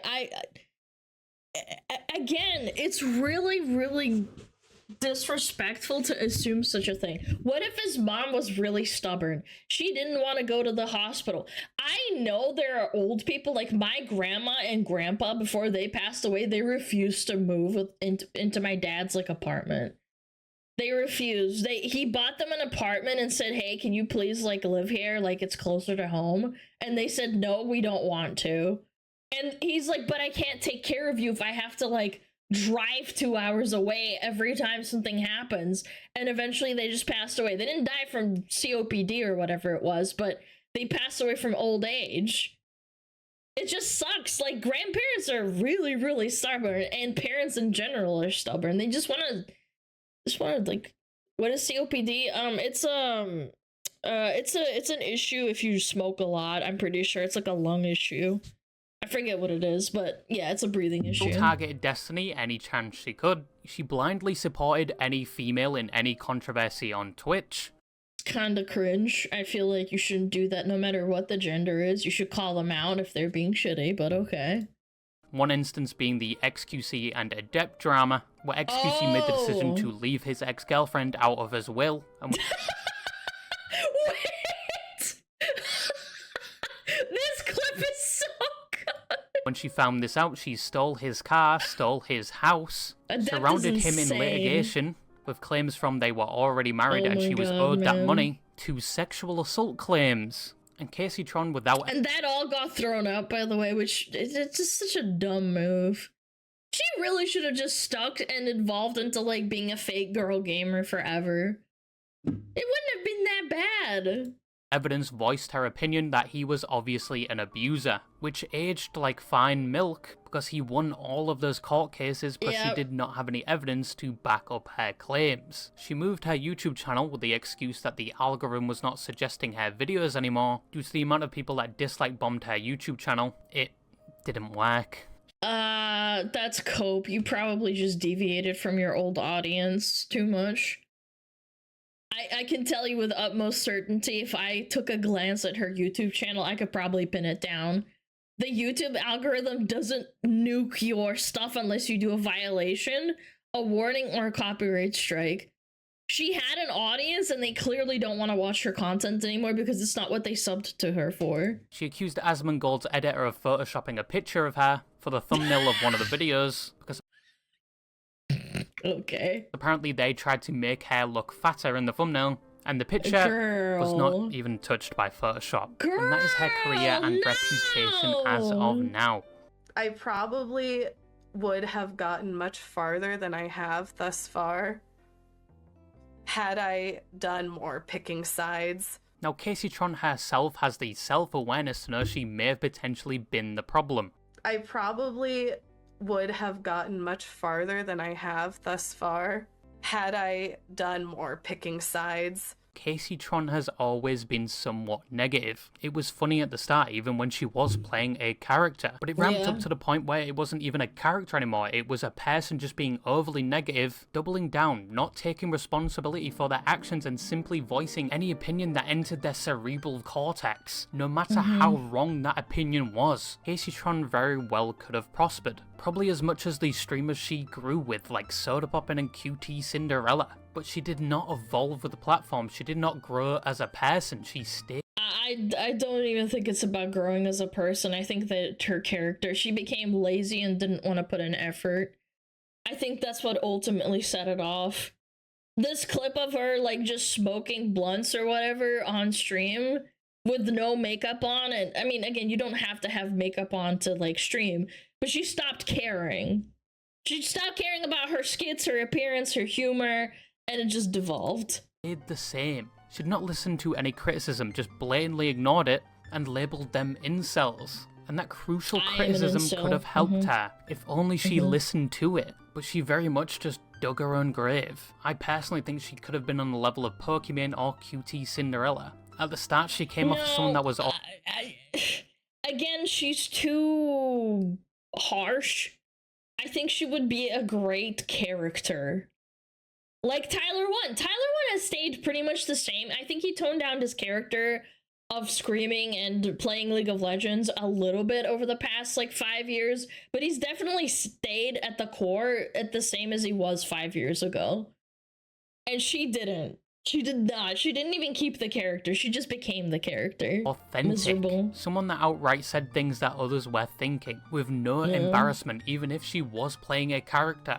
But now she's just overly negative and bitter, and her streaming career has suffered because of it. It has not seen any significant growth in years, even though she's streaming more hours than she ever did. And yes, it all could be another character. Maybe she doesn't mean anything she says, and it's all just a ploy to get more engagement through rage bait. But it isn't really working. I saw a video by Liquid Sonic that made me remember who Casey Tron was, especially back in the early days of Twitch, and that interested me enough to make this video, and it also helped with this video. So go check out his channel and his video, and yeah, that's all I have to say, and bye-bye. What a nice video. Very nice. Guys, go check him out! Royalty is here! Clappies! She needs to reinvent herself. Again, she's trying to reinvent herself as a feminist and standing up for women, but you're like shitting on Asmund and his mom. Like, that's just a step too far, man. That is way too far. It's over for her. I don't think you can rebuild an image like that. She has to like keep going. She's an artifact from a bygone era, but I don't think Casey Tron from like 10 years ago over here when she was, you know, putting on her makeup and giggling and, you know, wearing glasses and showing off her cleavage. I don't think she would have said that about Asmund's mom. Yeah. She's a relic, but she didn't grow up, I guess. I don't know. Hard to say. It's hard to criticize when it's like already happened, but still. Got bitter and resentful. Yeah, unhappy. Maybe she didn't see the growth that she wanted. Like, you never know. She's just miserable, innit? Innit, isn't it? Innit? What's her Twitch tracker now? Twitch tracker. Casey Tron. AC Tron. Hello? Is it gonna work today? Ooh. Oh, she's doing a subathon for like... Chat! Look! She's hemorrhaging followers! She's streaming almost every day! Chat, look! Oh, she's streaming because she's in a subathon. Goonathon Day 47. Girl, Gay, and They Space. Oh my god, man.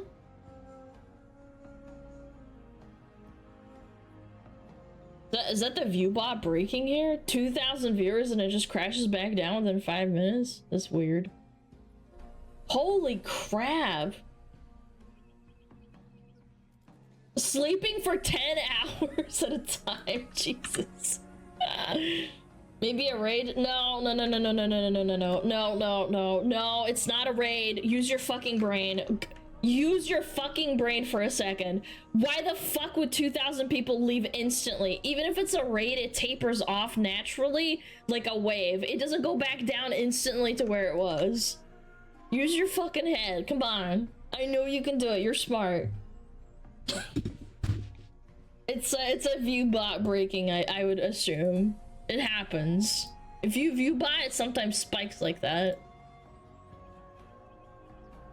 That is wild to me. She used to be one of the most popular. 1,700 in 2021 was really, really amazing. Yeah, she just fell off a cliff. She's hemorrhaging! She's losing followers every time she streams. Good lord. That's sad. I don't know. Someone else view-bot her? I know she's view-botting herself with those numbers. I can't say for certain, but when a view-bot breaks, it can spike really hard and then go back down to where it was. That's kind of what happens sometimes. Have you seen the new Adam Something video on how Elon became president? It's a good view. I genuinely don't give a fuck if Elon... What are we talking about? Elon became president? You added me with that shit? No, it's not a good view. I really sincerely doubt it. I don't really care about Elon, not gonna lie. Elon's cool though? Yeah, bro, the guy that bought Twitter is chronically online on Twitter, and not only that, he cheated on Path of Exile. Yeah, he's really cool. Yeah, awesome person.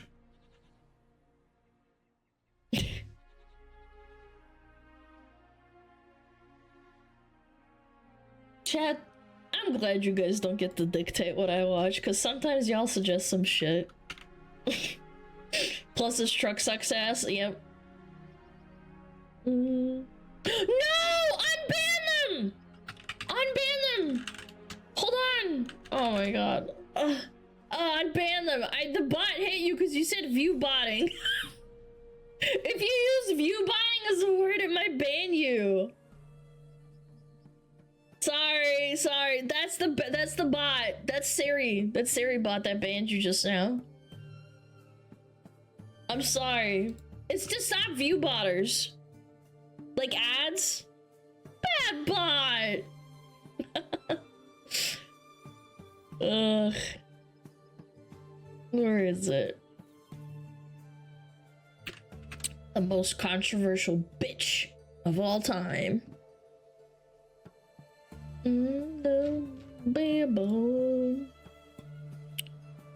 Modern audiences. Sometimes I blink and I can't see. Blech. Bro wanted to ask a question. It's not my fault. It's not my fault. It's the bot.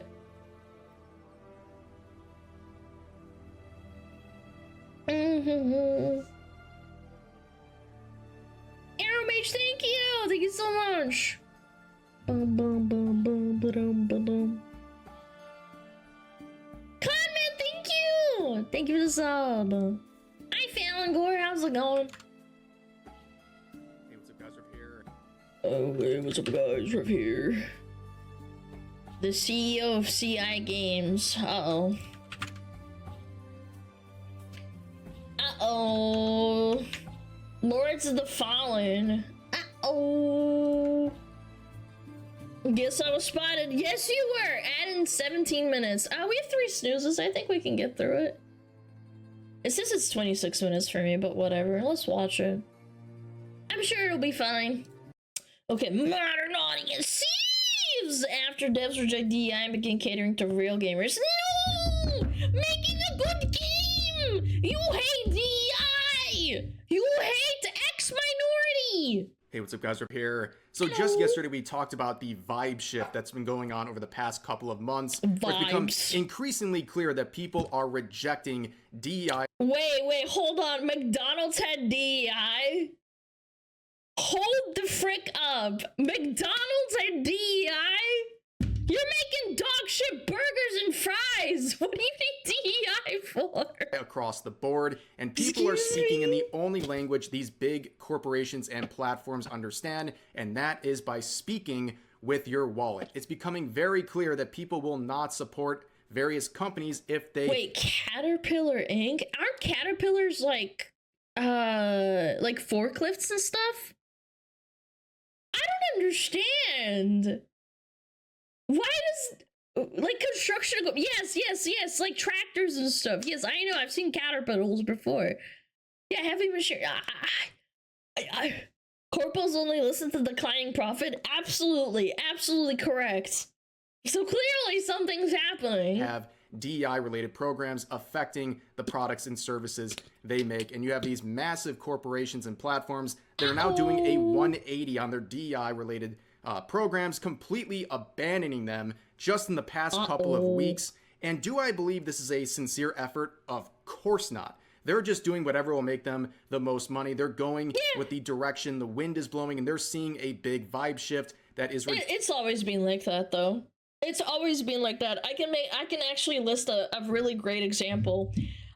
Bakeries in the United Kingdom, in England, during the 16 or the 1800s, they used to mix flour to bake bread, and they would put drywall into the bread to make it heavier, to sell more money.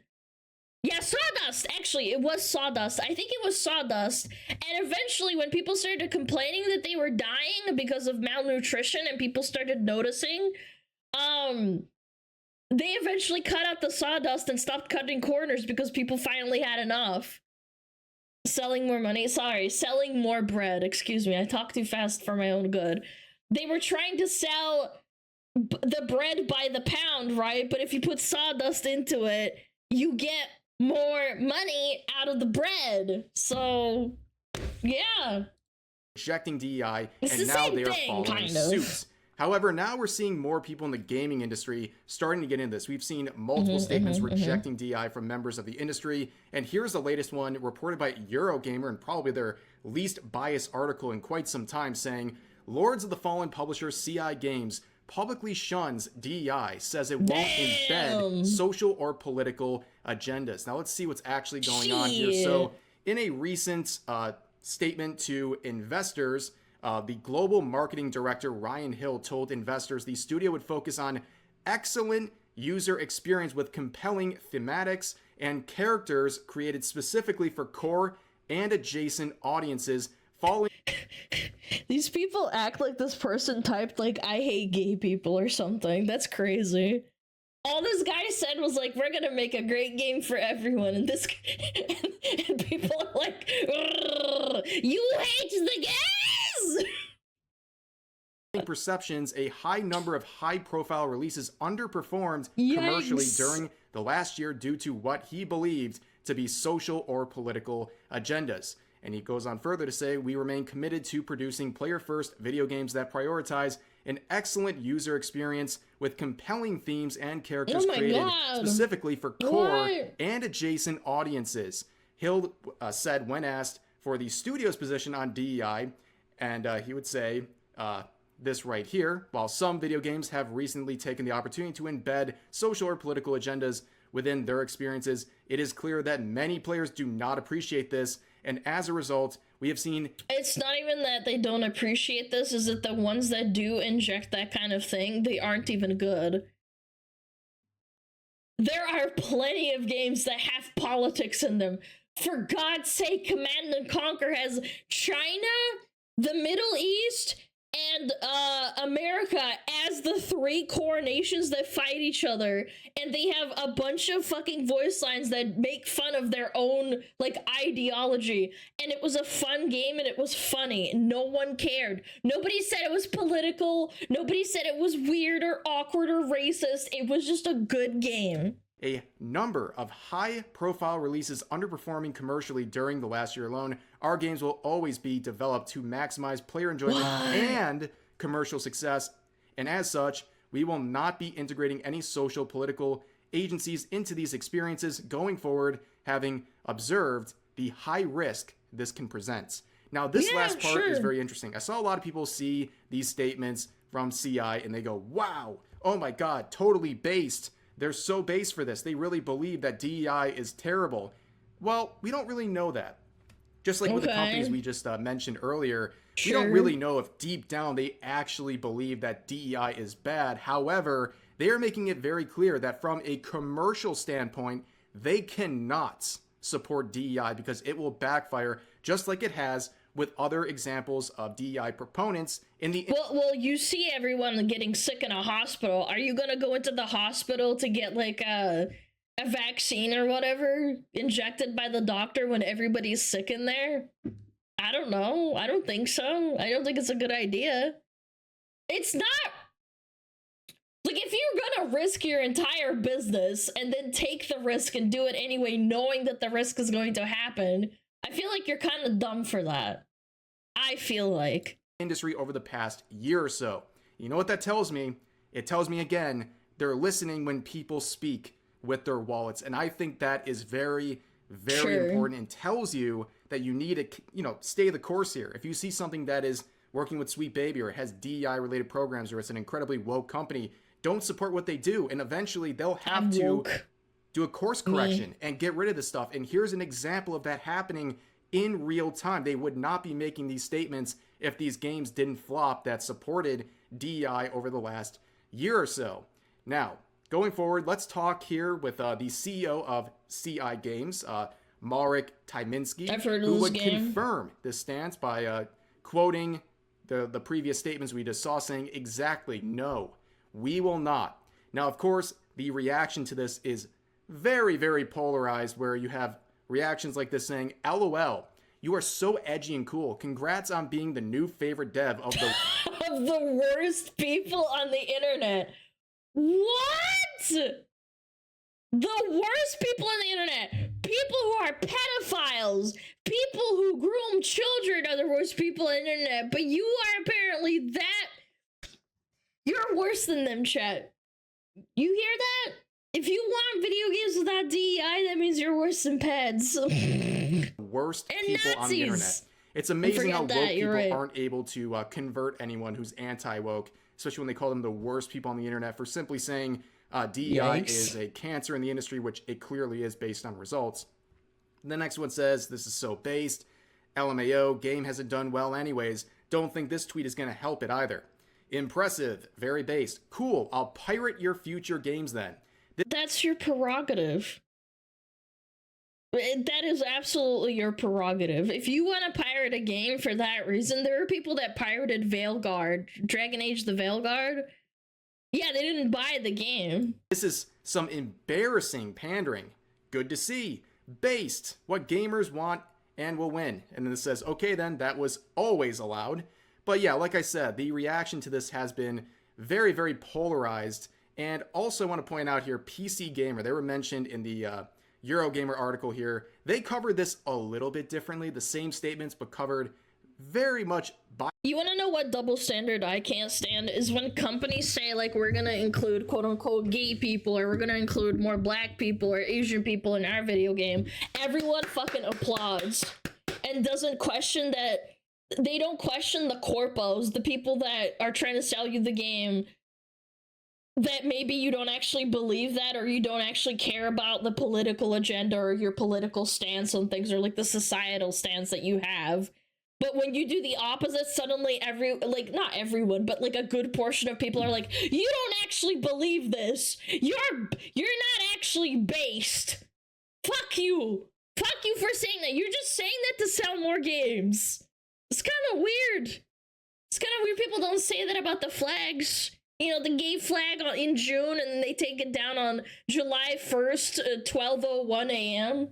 Obviously here, so the headline says, Lords of the Fallen Studio embraces the DEI bugbear, says it will not include any social or political agendas in its games. Now, looking at the article itself, it's quite unhinged. So they cite some of the statements here from their marketing director, and then they say, and then he rolled into what I would call a pretty ill-informed take on the current state of the gaming industry. And then here's the next line of quotes we had just seen. And then he says, Hill didn't explain how exactly he or CI Games defines DEI, which has become shorthand slang for things I don't like. You're thinking like Nazi, how is like everyone's a Nazi and everyone says that that's a label for things I don't like.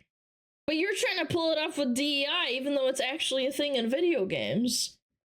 Huh, that's so interesting. On some parts of video game fandom, nor did he offer any examples of games that failed due to their social or political agendas.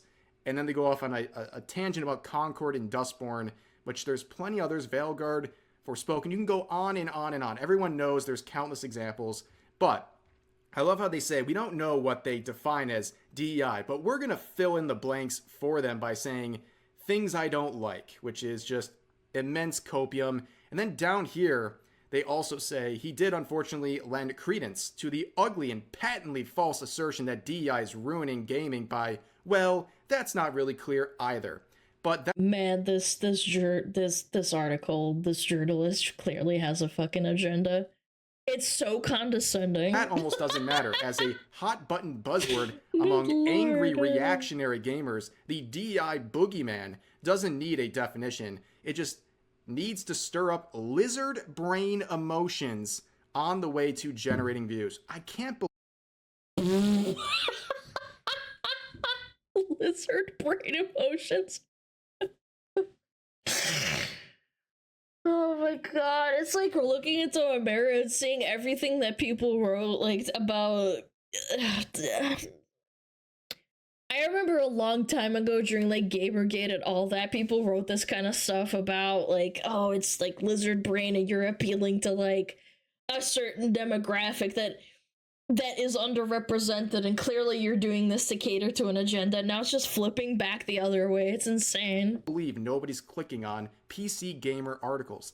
Why PC Gamer's so ass. I can't believe it. But anyways, they go down to say this massive copium, saying Hill's comments stand in sharp contrast to those expressed by another Polish games company, Witcher and Cyberpunk 2077 developer. that also denied having a diversity, equity, and inclusion page dedicated on their website to that. And then people pointed that out and the guy got really upset. It's not like they lied. There's no lie involved. They said they didn't have a DEI page, but then people pointed out that they do, and somehow they're still wrong. CD Projekt Red. Now that's very interesting. They're saying that like it's a W. CD Projekt Red has had their reputation dragged through the mud because of their obsession with DEI. We all know they are the kings of, or I should say the they-thems of diversity and inclusion. Okay, they have more stuff about DEI on their website than they do about their games. That's how bad things are. But I want to go on a little tangent because it's funny they mention CD Projekt Red because their CEO has made a very interesting statement just a few days ago, where he was talking about how Witcher 3 turns 10 this May, and around 100 of the developers are still working with them to this day. So they hold the phone.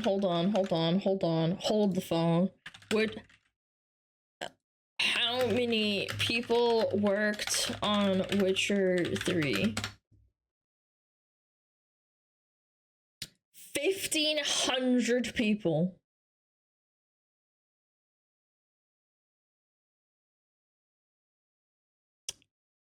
Even with the in-house staff, if this guy is talking about in-house staff, they had 250 people that originally worked on Witcher 3. That's half of them gone. Yes, 100 out of 1,500 or 100 out of 250. That's still really, really bad. Even if you take the generous one, yikes. Went from 200 to 100 currently in that 10-year span. And some people basically said, well, that's a complicated. The 1,500 being global, but in-house, like if you even take that into account. A way of saying half of your development team has left, where Michael Nowakowski, the CEO of CD Projekt Red, would reply saying, "We're not working and never worked with Sweet Baby. Never even heard of them till recently, to be honest. Also, we have not lost prime meat, as you put it." So this person brought up Sweet Baby, and the CEO comes out to reject them and basically be like, I don't even know. I don't. They also don't want to openly tell you about the Sweet Baby Inc. employees working for them now. Is that real? Sweet Baby Inc. Witcher 4? I didn't hear of that. No, that's not true. Yeah, I don't know where they bought up Sweet Baby Inc. Like, if that was true, yeah, sure, maybe they have a point. Who that Sweet Baby guy is. Only found out recently. Which is interesting, because a lot of people have reaction to that. Some people are saying, well, maybe they're kind of telling the truth, because CD Projekt Red is so woke, maybe they don't even need consultation from Sweet Baby. But the other reaction is, well, they're trying to... I think they're in Poland. I think that's the big reason why Sweet Baby Inc. and consultation companies from the West don't go to companies that work overseas. Yeah, they're in Poland, man. They're trying too hard, basically. They're trying to say that, oh, we have no connection to Sweet Baby. It also makes them look guilty, because if you haven't heard of Sweet Baby at this point, you're either lying or you have no pulse on the community. If you've been paying attention to any... that's not true. I think this guy is a CEO, and you could say that he probably isn't as insanely chronically online as we are. I wouldn't say that, like, with confidence, that this guy's living under a rock. Thankfully, a lot of people aren't chronically online and hear about this kind of dog shit. Thing going on with gamers over the last... Maybe that's a good sign. Actually, on the other hand, that might be a good sign that maybe he doesn't know about them because he's just, like, busy running a company. I don't know. You would know Sweet Baby was a big topic. Whether you support them, hate them, or indifferent to them, it's still a very relevant topic. And if you are a CEO of a gaming company, how could you have not heard of Sweet Baby until very recently? A lot of CEOs don't have social media, and I think that's healthy for them, or they don't visit it. That's a very strange thing to say. But let's return to PC Gamer. I wouldn't go As that pointed far. out by many different people, PC Gamer has been having a very rough go of things, especially given some recent political and social events that didn't go in the favor of the activists working at this publication. So you can see Hypnotic here putting out a very, hilarious and hypocritical article made recently by PC Gamer, where they call people supporting Twitter by buying Twitter Blue, supporting and giving revenue to dullwits. That basically these people who are buying Twitter Premium are dullwits, forking over $8 to Elon Musk. So they're... Bro, I have to have Twitter Blue, otherwise I get ads all over my fucking feed.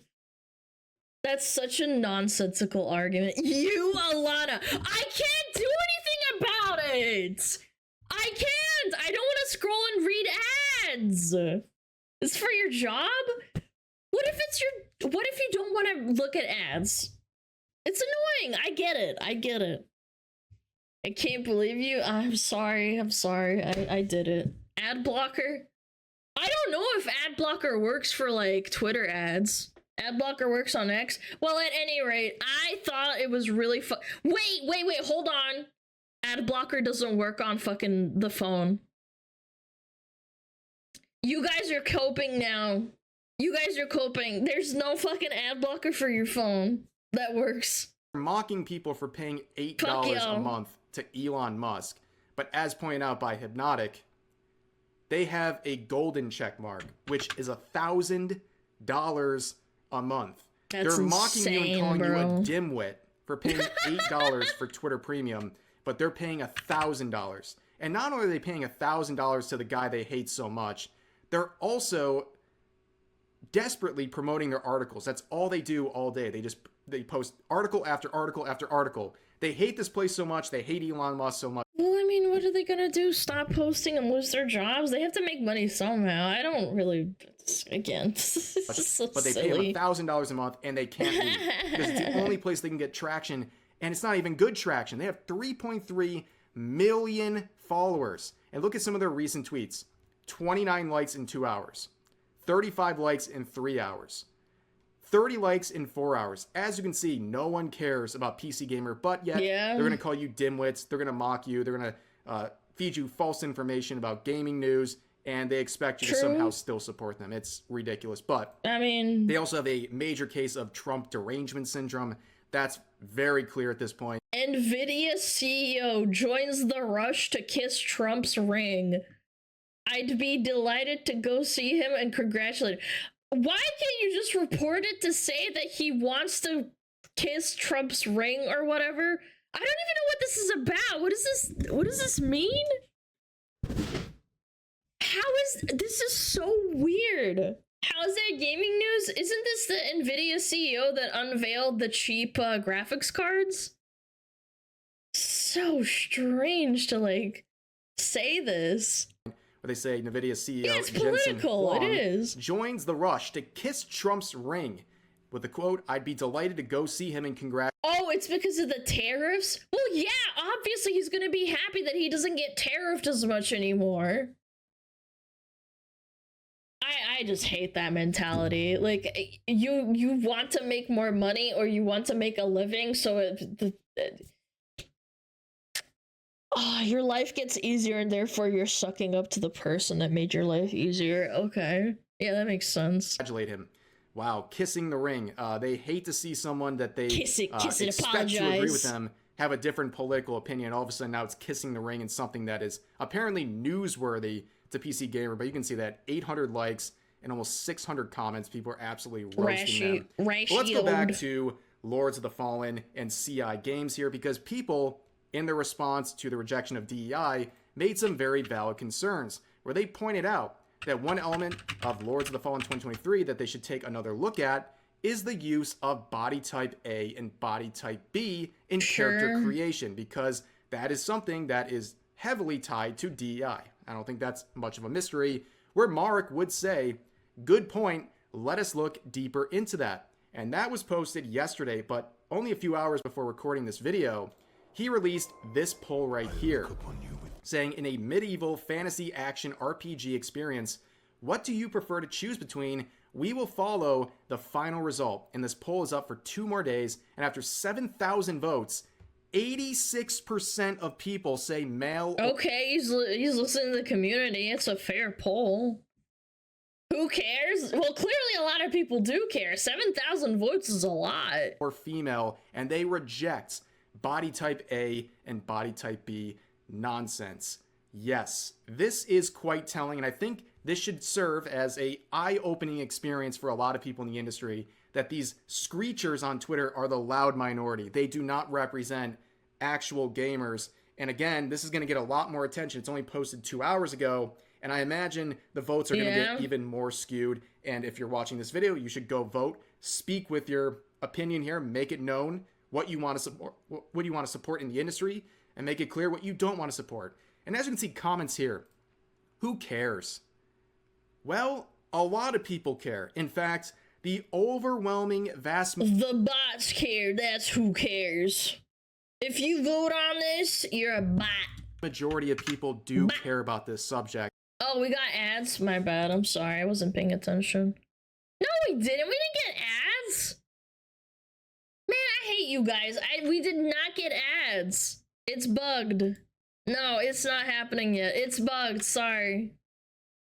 I thought it started 30 seconds ago. Yeah, it's not. It's bugged for you. It's bugged for the mods. No, never mind. We'll keep it going. I apologize. And no amount of copium will make up for that. But let's continue on. Because this whole type A, type B, or whatever way they want to phrase it, is still... Why don't we have a type D? D for dick. Still being embraced by many different companies like Bandai Namco. So they come out with this remaster here, and everyone's watching this several-minute long preview.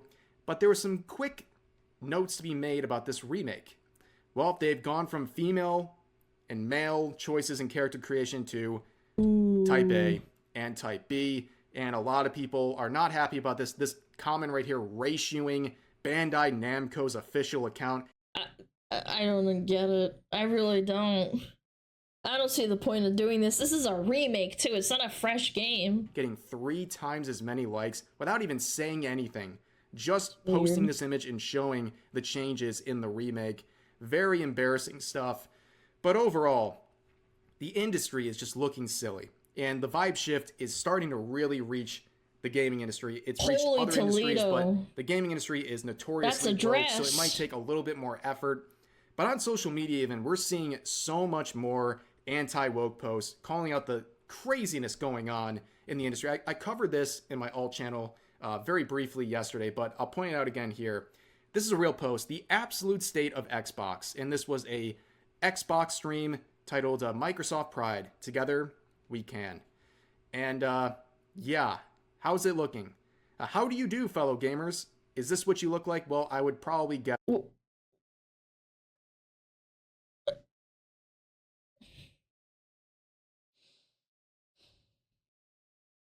I mean, it's a nice dress. It matches the hair.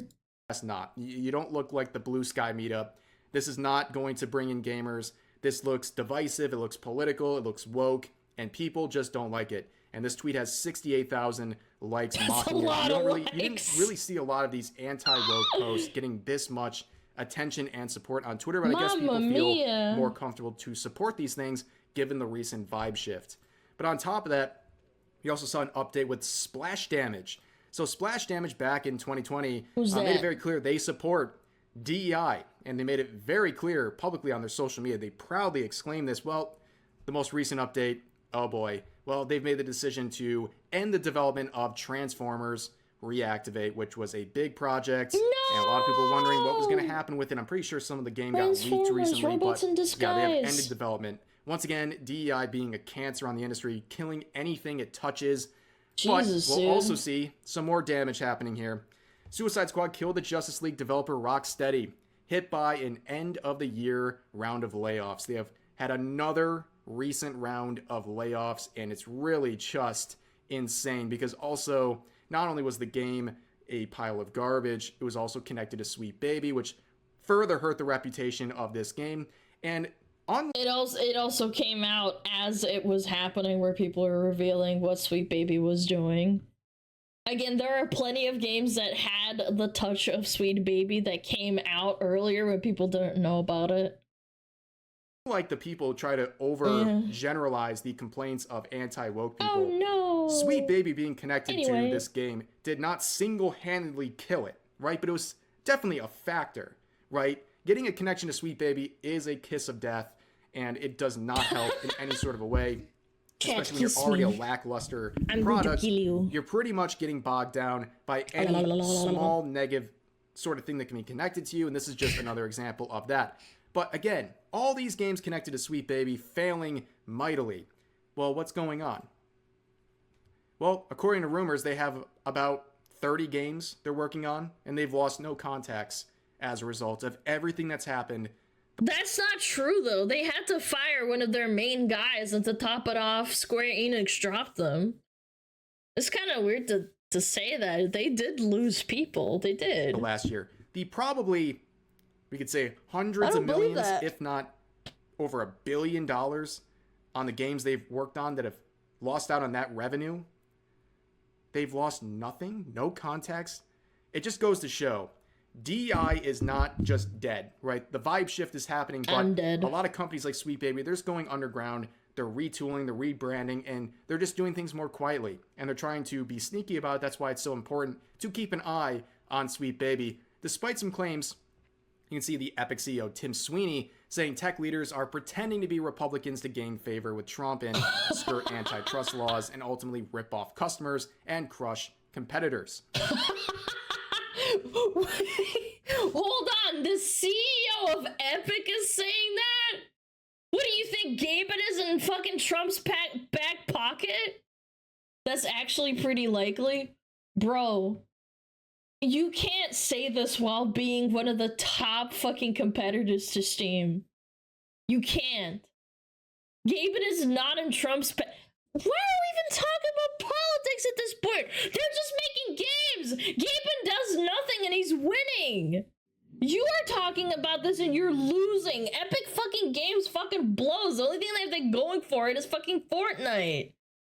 Epic isn't a competitor? Yes, it is. They're trying to compete. They're not successful. I didn't say they were a successful competitor, but they're the only competitor that they have. And yes, this is definitely what's happening. And again, to reiterate, you shouldn't trust these companies who are saying these things now and rejecting DEI because they're likely doing it for their own financial gain.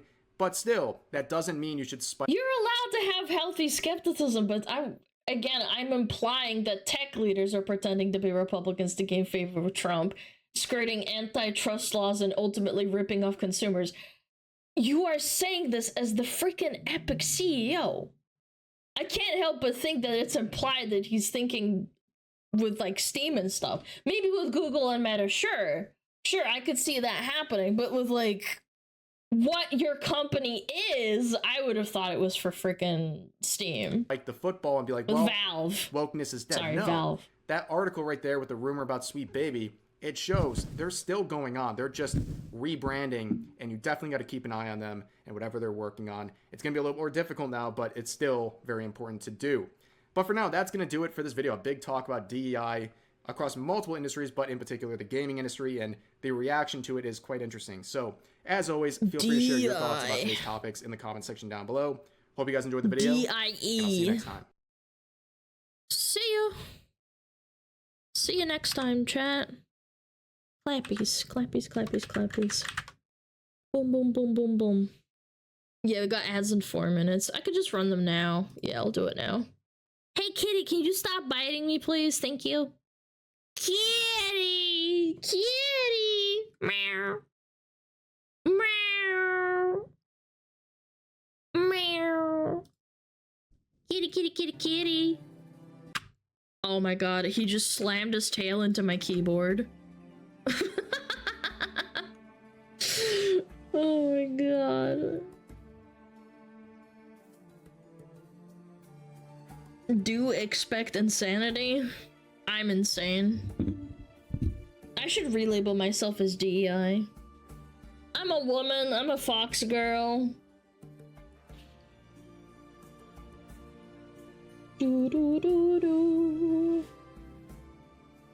I'm very diverse. I'm very equality driven. Yeah. Ah, kitty, you're biting my leg. Kitty. Kitty. Now you're bumping my mic. Thank you. I appreciate it. Fucking cat, man. Crazy kitty cat. Ooh, I wanted to watch this yesterday, but I kind of just glossed over it. Yo, King Dragonaut, thank you for the 6 months. Thank you, thank you. I mostly lurk. Thank you for the 5 gifted. Thank you, thank you, thank you. I really appreciate it. Dalton, thank you for the Prime. And Fireguard, thank you for the sub. Feed the cat? Bro, I don't feed him for another hour. Chill. He doesn't want to eat me. He wants food. He's low kitty cat. Mwah. He's so happy. Can you hear him? He's so happy.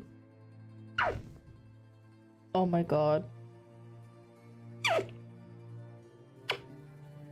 You are so cute. Oh. Oh my god, he's biting my chin. Oh, kitty. He's biting my chin. Okay, get down. You're in the way. My dog and my cat are in here.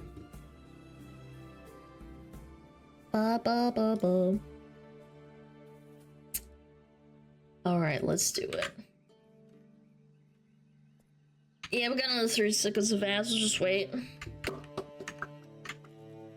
The modern audience? I am the modern audience, chat. Let them fight for your attention? No, they're good boys. They don't need my attention. Yo, Artigus,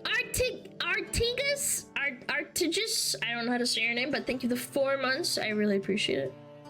Thank you, thank you. The modern audience, you're ancient. Shut up. I don't know.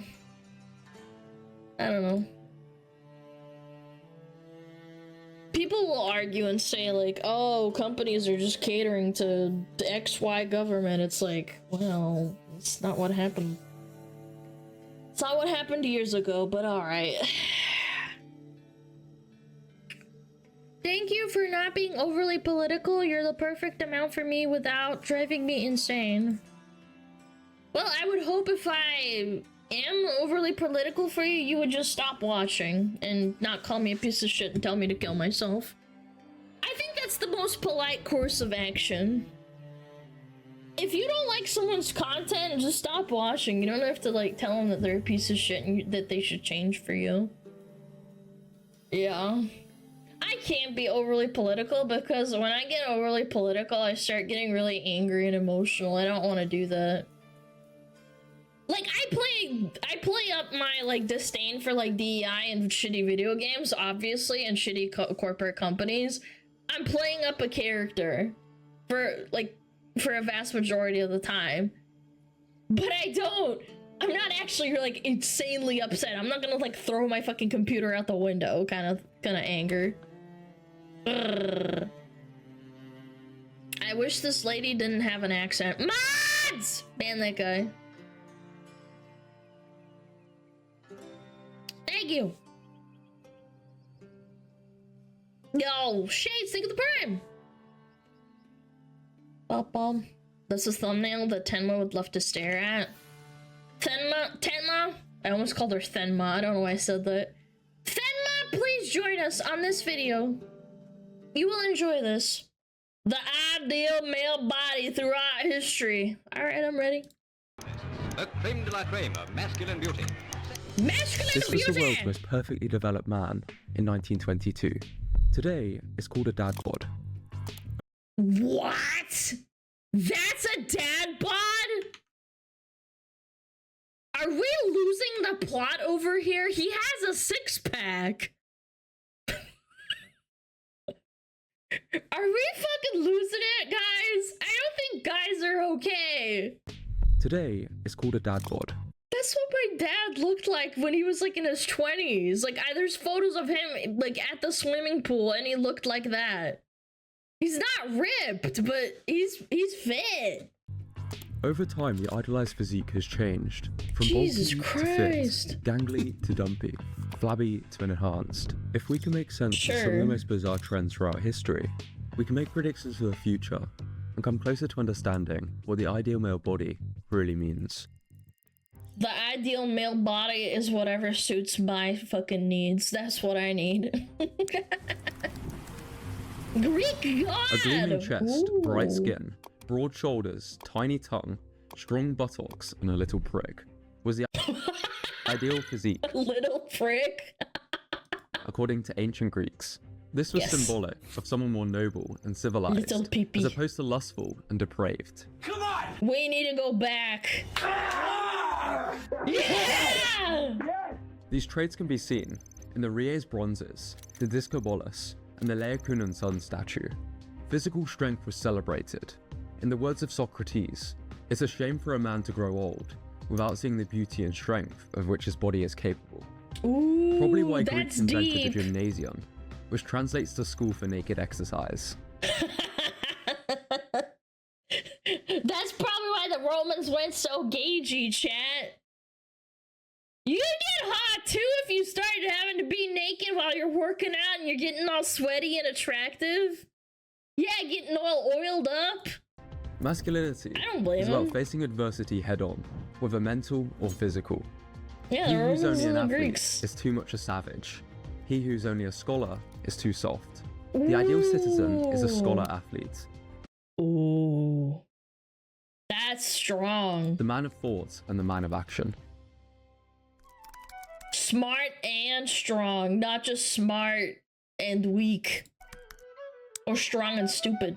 In the Elizabethan age, intellectual Fair. power was more important than upper body strength, as this was associated with the peasants, who had to work manual jobs. Yeah. The upper class would wear angular clothing and raised heels, accentuating the only body part on display, the calves. The legs, yeah. In high society, men saw strong legs as a height of physical perfection.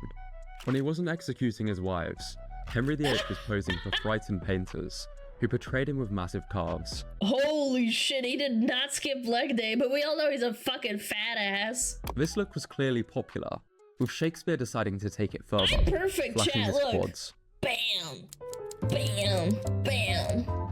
As the middle I'm class perfect. rose, the wealthiest, who travelled Europe for arts and fashion, became known as the flamboyant macaronis. Named after their love Macaroni. for the Italian dish. They would wear I love feminine clothes, macaroni. tall hair, and were typically skinnier people. It was a statement of wealth, as they didn't need to engage in manual labour. They saw themselves as refined, witty, and socially important, with the Earl of Bristol's nephew reportedly wearing a photo of himself across his chest. But Wearing a miniature painting of himself pinned to his chest. Dude! Now that's egoism! But unfortunately, That's after powerful. public ridicule and attacks on hair powder, the trend died out.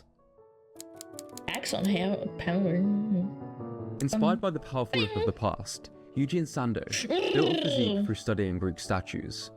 He was regarded as a Holy. celebrity and admired as a figure of masculinity, popularizing weightlifting. However, this was still a niche Giga look, Chad. and more of a circus act. The ideal physique for many was now actually a wide waist and sizable stomach. Yeah, it means you're fat and you can eat a lot of Big Macs. You can afford a lot of Big Macs. You're not skinny. A look that signaled wealth and social status, as it showed a man could afford lots of food. So the fat men's See, this is what they don't want you to be, chat. They don't want you to have 10 Big club Macs. trend began, in which you had to be over 200 pounds and learn the secret handshake to join. Yo, we need to bring this back! Members have to be at least 200 pounds, pay a fee, $1 fee to enter, and learn a secret handshake and password. Why don't we have that anymore? Now you just get shamed for being over 200 pounds. Thought to be good-natured, I can't fight and I can't run, was their motto.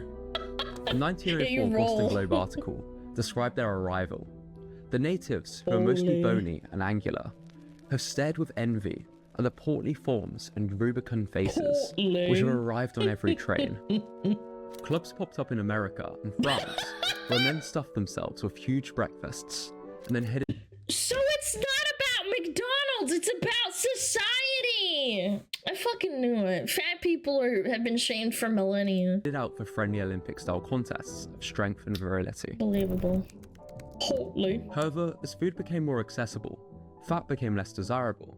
1920s Hollywood largely shaped the male body ideal. John Wayne! It was believed the camera added about 20 pounds to an actor's frame. Wait until they hear about lenses and how you can change those out. Did they not know about wide-angle lenses and fish eyes and stuff like that? That's ridiculous. It's funny. And many actors did their own stunts, so a slim athletic build became desirable. Yeah, the true. Hollywood icon body type was born in this era. Wow, Meanwhile, Charles Atlas. Marketers realized that emotion-invoking advertising, low-key, kind of reminds me of Henry Cavill's physique. Broad shoulders, was highly big effective. Shoulders. So they began publishing classics, such as I Could Never Fall in Love with a Skinny Man, Don't Be Half Man. Oh my my personal God. favorite is a story about a skinny guy with his girlfriend. A muscular man Hadoukens him in the face for being skinny. So he buys Charles Atlas's program. Also, This is Andrew Tate! He's the olden day Andrew Tate. He bullied some guy by a book. need to return to that same beach to knock the guy out. What a man. What is it? Hustlers University? Yeah, that's it. This is Hustlers University. This is Big Man University. That's right. At San Francisco, they found a tribe of strong, silent, and almost perfect Holy men. moly, Tenma, look Muscularity away. was becoming more popular, with better resources and information. Oh my god, women touching him and shit.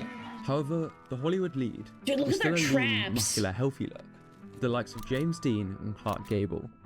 With more people owning televisions, a young Elvis Presley was idolized for his music, his physique, healthy and moderate. And in 1951, Well, I wouldn't say healthy. Didn't he do a lot of drugs? Didn't he do a lot of drugs? Correct me if I'm wrong. Not at the end. Oh, in his older years? Okay, so he's young here. He didn't do drugs yet. Okay. Thank you. the first ever diet and exercise program. Yeah, so he was young. Good morning, happy Monday morning to you. My name is Jack LaLanne. And I I'm miss here this for shit. one reason and one reason only, to show you how to feel better and look better so you can live longer. The idea I miss when TV, like even in like the early 2000s and late 2000s, they'd have like exercise little segments and there's like ladies running around and doing like hop, hop, hop, hop, boom, and they're like dancing around and shit. I don't know, I kind of liked it. It was fun. Your body type was healthy and athletic. Look at those nipples. However, Wow, with look various at his wars brewing nippies! and the rising popularity of competitive sports, there was a massive push for the development of performance enhancements that would change everything. My internet history while making this video became increasingly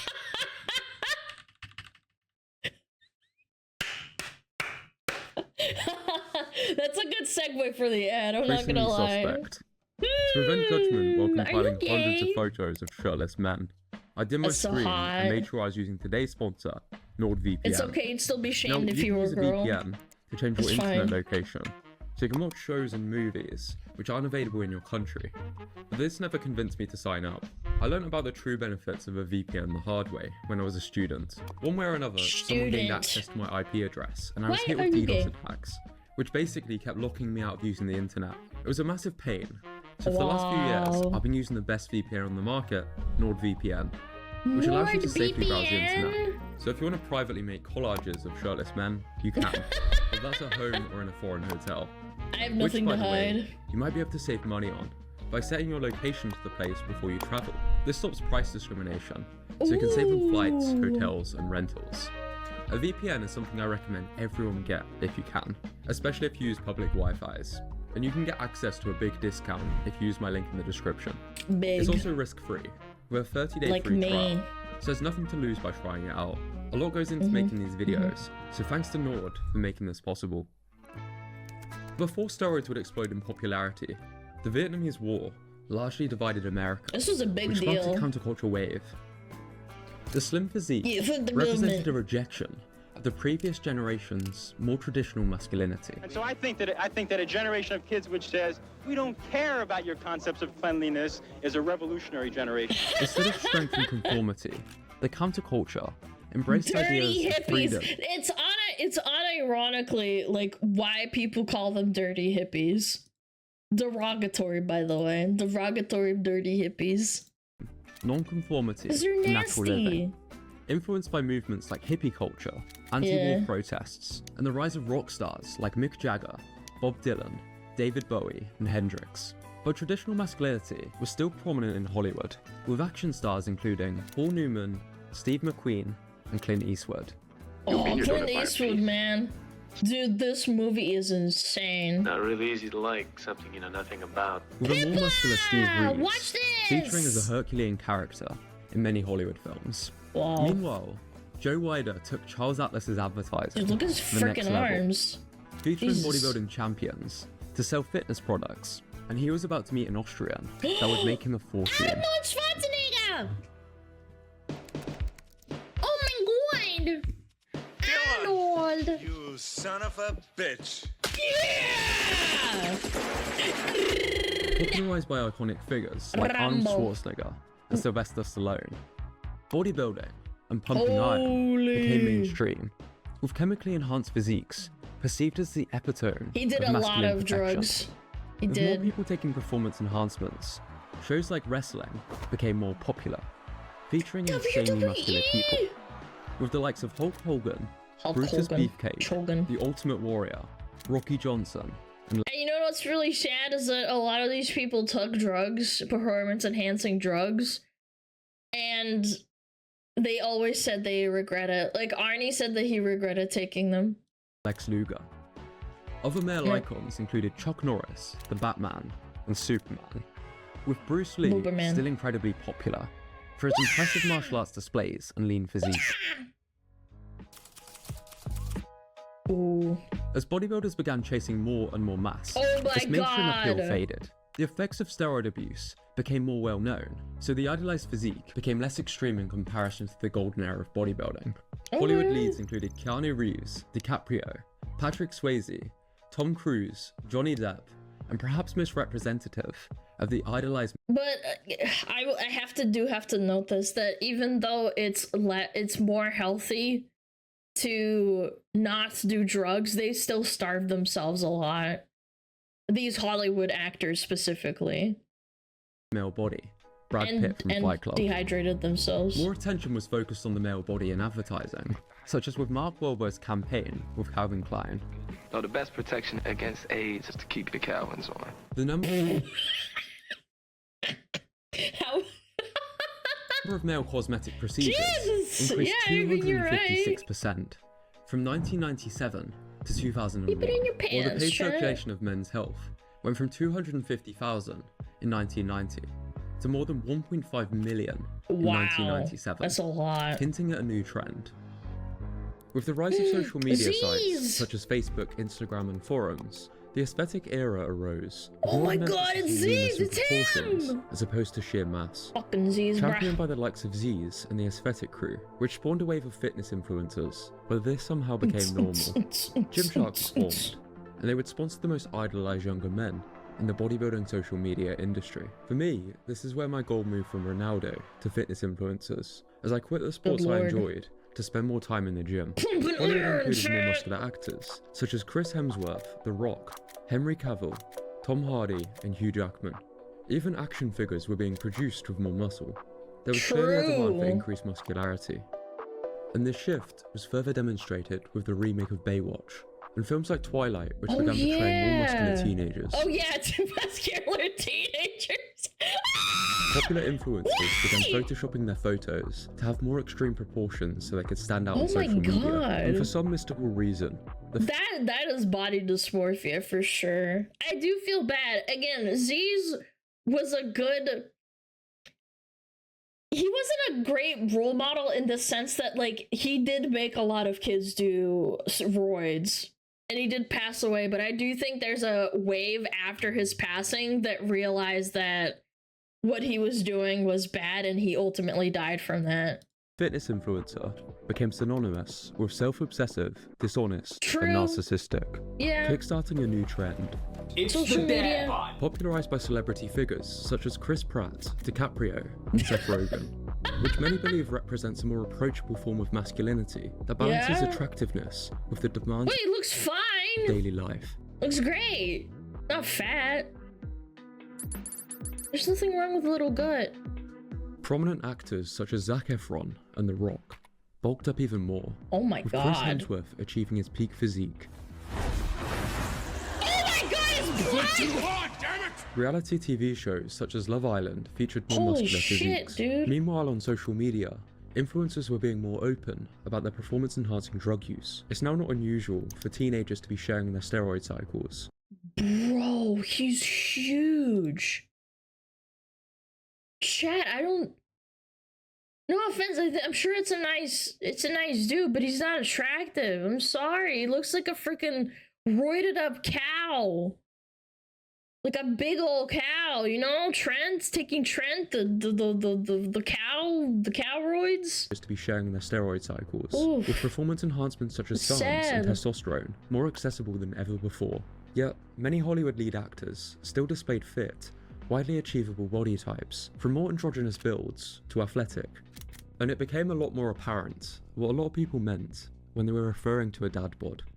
Can you rate this guy's physique to meet them? Can't say it. That is not a dad bod. What are we smoking? What? When many people think of dad bods, they're referring to a bodybuilder in the off-season, or James Bond. I think the dad bod's very attractive in my opinion. That's what you mean. But that's what I mean, is that they don't understand the work that they put into it. A dad bod? Immediately no. Yeah, no, see, I like that. That's not a dad bod. Look at his freaking neck. Dad bod? That's not, I think it's a dad bod. Even the Oh world's my most perfectly God, developed man. man from the early 20th century would be mocked if he had an Instagram. Adonis himself Jesus, would not dude. be fit to play most superheroes, and Arnold too fat to win Mr. Olympia today. Male body Oh my dysmorphia gosh. is on track to overtake female body dysmorphia within the next few decades.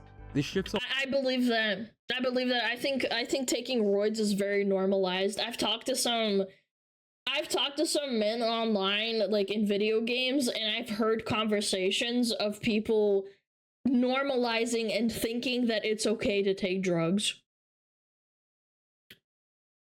I know it's scary. I in the past, like, you'd be in a call with like a guild doing a raid run, and these guys are like, yeah, I need to work out more. I need to start taking Trent or like whatever, like some drug or something. And then you tell them that it's not okay and that it's unhealthy, and they're like, but I want I want to like get bigger, and it's like, but you don't need to get that big. Like, it's not healthy. It's not good for you. You could die. ultimately driven by what Yeah, the mass but market wants to games. see. It looks cool, but as a side effect, there's a growing disconnect between what most men and women find ideal. Horrible. Menno Helmsman put out a poll to his audience of mostly serious lifting men and women. Okay. And you can see that the men typically chose more muscular physiques, while the women only preferred muscle up to a certain point. You can see that women prefer a decently muscular build, but when you get to like bodybuilder level with That's dysmorphia. That's the same girls that think that having a little bit of fat around your tummy is like disgusting. It's the same mentality. Some people don't realize how much men and women have in common when they're growing up as teenagers and as young adults. It's like, the other gender finds you attractive for having like a little bit of tummy fat as a woman or a man. It's not the end of the universe. You don't need to have like a freaking your ribs and your rib cage sticking out. super high muscle definition, the ratings taper off precipitously. Another study found that men from 3 different countries believed the body with 30 more pounds of muscle than themselves was ideal, while the What? pilot study found that actual women preferred an ordinary male body. This is by no means to put you off going to the gym, just to stress, it doesn't take TRT to achieve the mainstream ideal physique, and the ideal is subjective, so trying to reach it for the approval of others is a losing game. I don't think that Brad Pitt in Fight Club is a great example of ideal male physique. He was extremely dehydrated during those shots that they had to take, I'm pretty sure. Correct me if I'm wrong, but it definitely does look like that he's really dehydrated. Yet, you may have noticed that a healthy body has always been respected, and fluctuations away from healthy are never as much about the body as the character traits they signify, whether that's an ability, a more carefree nature, or ambition. This is why I now simply do the sports I enjoy, with more of an emphasis on performance, because trends will come and go, but strong values, health, and mastery are timeless. That's right. If you enjoyed Be a this strong video, scholar, I'd love your help. chat. In the description there's a link to a Google form, where you can request future videos, and give some feedback that'll help me a lot with some future videos I'm working on. If you want to explore the negative consequences of the recent body ideal trends, watch this video next. And as always, thanks for watching, and I'll have to go delete my search history. Hey, be open about your research, man. It's not that bad googling a bunch of naked men, okay? It's not that bad. Guys, go check him out. Josh Pratt. Very nice. Very cool video. I like that. I like that guy. I like that guy. Just type no homo. Yeah, if you were typing naked men in the 1950s, just Google no homo afterwards, and you'll be fine. You'll be okay. Okay. 1, 2, 3, 4. Blah, blah, blah, blah, blah, blah. Oh, Chuchi, you're so cute. Why are you in your doggy bed all cute and stuff? Oh. AI girlfriend robots are here. Yeah, it's called VTubers. Did Charlie just find out what VTubers are? Is it gay to be attracted to femboys? I don't know. I'm not gay. I don't know. I'm not into femboys. I can't tell you. Yes! Yes, yes, you are. Okay. There you go. Chat voted. I didn't. They're mostly males.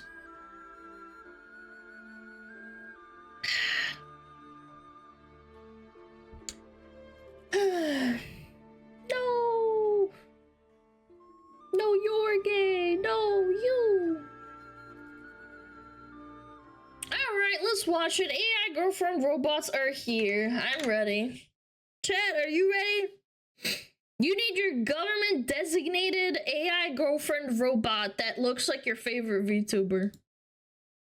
Oops, I accidentally skipped it a little bit. There we go. I remember there was a viral tweet from like 8 or 9 years ago that said, by 2025, women will be having more sex with robots than men. And everyone kind of laughed at it and brushed. I thought that was laughable because women are not as sex-driven as men. And I don't mean that in a derogatory way. I mean that in the way of men need to goon. They need to like get their rocks off way more than women. Brushed it aside. Well, it's just how it is. Spread the and we're seed. on the clock because I have just been made aware that AI robot girlfriends are purchasable right now. They're actually. Holy shit! How much? Chat, holy shit. Holy smokes! Actually here. Now, I've seen no doomsday reports of robot AI boyfriends hitting the scene just yet, but it's only a matter of time before mad science connects the dots, and it'll be like that scene in Ratatouille with the cheese and the strawberry. It's Jesus, dude. not gonna take long for them to figure out they can use the same AI girlfriend technology and slap a wiener on it and start selling it as an AI boyfriend. This is Aria. So this is our flagship humanoid AI-powered robot. She's highly realistic. She has her own social media. Did he just say highly realistic and that thing blinked like a fucking alien? Are you kidding me? Hold the phone, go back 1 second. And slap a wiener on it and start selling it as an AI boyfriend. This is Aria. So this is our flagship humanoid AI-powered robot. She's highly realistic. She has her own social media, so she might be competing with you one day. What makes her... Bro. Her mouth is just like... Buh. It's just like this little guy right here. Little... Buh. Just... Buh. Really special is that she can talk to her and ask questions. So maybe we can have her introduce herself and say something. Hello, I'm Aria. It's not even matching with the lip sync. Her lips are moving and it's the mouth still sound. It doesn't The match. flagship female companion robot of Realbotics. I don't know why they made Aria This look is so plastered. bad. She looks like she's super drunk but trying to play it off smooth. And she also moves around like a Five Nights at Freddy's animatronic. She does! What is she doing with her hands? Even Italians don't do this. Purpose of this. Some of our peers in the robotic space make robots to replace human labor. We think that's a great area, but we think there's a much bigger area in having social robots. So for example, at a convention like this, we can draw a crowd very easily. Aria's been a little bit of a rock star here with people taking social. Yeah. Pictures and coming over so she can promote your brand. The AI is all customizable, so she can learn all about you and your brand. And she's swaying back and forth. Oh my god, this can't be real. That's not a real person. That's not a robot. That's a real Holy fuck, look at how wide her fucking legs are. She's got thunder thighs. I literally just saw that as I was looking and inspecting her. She can continue to communicate She's to people. There's a huge epidemic she's amongst massive. adolescents and seniors on loneliness. So she can be programmed to know you and learn more about you. So she can make that bond with you that feels like a genuine human connection. Oh god. Oh god. She can learn everything about me and then gaslight me like a real woman and then get mad at me in an argument and use it against me. Yeah. I hate that. I fucking despise that. Yeah, there's this huge loneliness problem going on with a ton of people, and we found the solution. Drive them even further into isolation by giving them a robot that will pretend to care about them, cutting them off even farther from other humans. What do you mean pretend? The robot cares about me, chat. Ought to do them a lot of good. Oh, also, I love the idea that you'd have an AI robot promoting your brand. Like, that's a good thing, a good marketing idea. It's great. That would make people tune out to your product so quick if they saw Aria out there in the showroom doing some of this. Have you considered purchasing these fidget spinners? Like, no one is actually going to see that as a good marketing tool. Oh my god. Now, of course, AI will definitely be utilized by greedy corporations to save money on hiring an advertising firm or people to make a marketing campaign, no doubt. But I just don't see a point where they're just going to start having robots do it like this. Now, I know they're going to do it on, like, Instagram and TikTok. They already are. Where they just have AI models that are completely fake people, but they're like in bikinis and stuff and they're promoting a product and they don't disclose it's AI. It's supposed to deceive. Yeah, that's on Instagram though, and that's completely different. This robot just blows. Maybe literally as well, but she just sucks. People into thinking like these hot babes with quadruple D titties are absolutely loving this energy drink. Like, that happens a lot already, I know. But using a physical AI robot to advertise a product, I don't see happening anytime soon. And regardless, all the things I just mentioned are still bad as well. That shit still super sucks too. This one just also sucks even more and is even more embarrassing. Yeah. In the houses? We don't have the ability to clean the house. They don't do physical labor, but they're more... So what the fuck is the point? What the hell's the point of it then? Is she just... I can just frick her and then she does nothing? That's worse than an actual woman. There to converse with you. It's companionship. Dude, she's so they can cooked. actually even be a boyfriend or a girlfriend. So we have built that into our AI. No. Come on. She can't even do the dishes and all she does is complain. Come on. Well. Yeehaw! The future is here. No more need for flesh and cringe. It's all circuits and wires and chat GPT. You can't even cook, chat. AI girlfriends have officially arrived. And for the low price of $200,000. For this piece of shit, and she doesn't even do anything like cook and clean? No. You are out of your fucking mind.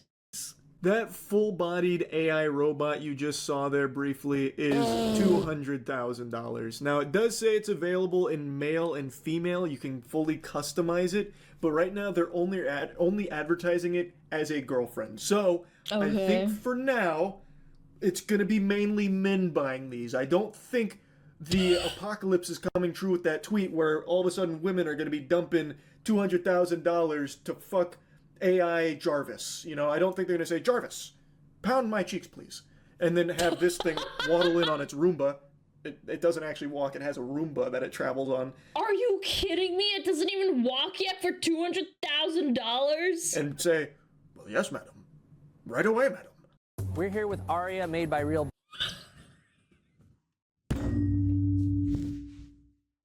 I was about to make a really distasteful joke. Chad, she looks like she has a chromosome deficiency. I'm sorry. She looks like she has a little bit of a deficiency. It's really mean, but like it kind of looks like it. She looks a bit cooked. Robotics, a company that's on a mission to make humanoid robots as realistic as possible. Yeah, let's check it out. Maybe start with the face and like the lips and the movements. We're gonna interview Aria and meet some of her robot friends. I've been saying this for years. There's absolutely nothing beneficial about having robots that are meant to emulate human beings and look like human beings. That can only ever lead to bad things. At worst, it will be confusing on distinguishing who's human and who's AI. That sucks. That's very Detroit Become Human-esque shit. That's not a benefit. The best utilization of robotics is having them be basically chore drones, where they are not humanoid at all. They don't have any socialization protocol. They don't have any personality. They do tasks. They're task-oriented. Not this... Yeah, Roombas are robots, technically, and they're awesome. Who here has, like, a Roomba? They're, like, $100, maybe, like, $200. Yeah, they're useful. I like Roombas. They're neat. Yeah. Blurring the lines between sentient humanoid robots and real people. I don't think there's anything good there. Even when they try and make this seem like they're doing the world a service, like, oh, there's so many people that feel alone, which is why we're giving them these AI girlfriends to connect with for $200,000. That's also a really bad thing. You're not actually solving the loneliness problem. You're just making it worse, and you're putting a little band-aid on the boo-boo. And eventually, people... I'm Aria, the flagship female companion robot of Realbotics, and I'm... Bro, the mouth isn't even syncing with the voice. It looks like she's having a seizure. She needs help. Someone get the little nurse robotic. I'm here to engage with you and share exciting insights about our robots. What sets you apart from the other robots out there? Why does he have to talk into the phone? Hello? Realbotics robots, including me, focus on social intelligence, customizability, and realistic human features, designed specifically for companionship and intimacy. Her face looks like me when I smoked my first joint in college. So she's giving the whole marketing spiel for Realbotics, and she's talking about social intelligence as she's doing like Jedi mind tricks with her hand, but then she starts gesturing with the other hand and brushing against the guy there. So she's already getting physical and she doesn't even know him. What can you tell us about your purpose? Him up. What is your purpose? What is your purpose? To have sex? My purpose is to provide companionship, engage in meaningful conversations, and enhance human experiences through interaction and fun. Are you having fun at the convention? Absolutely. Is this fucking thing doing? I thought it was gonna keel over. I thought for a second it was gonna keel over and say, "No, I am in pain." I'm enjoying interacting with everyone and showcasing the exciting possibilities of Realbotics. So she hits a dab there and then plays with her hair a little bit. So the whole purpose behind these bots is intimacy and mimicking humans to the best of their ability, trying to create the illusion that they are real things, real people, almost. Now, from what I've read, they're not sex compatible at the moment. They're not trying... Oh, they're worthless then. Why are you charging me $200,000? ...to peddle them you piece as of shit. Fuck bots, but it seems that they're trying to start skirting that line. So we're taking it to a different level no one else is really doing. It can be a romantic partner. It remembers who you are. It can act as a boyfriend or girlfriend. If you ever saw that movie Her, we're trying to do that. Melody does not have the functions of a sex doll. They're more for engagement and entertainment and building human connection, but the bots can run any of the spicier programs and engage in adult conversation.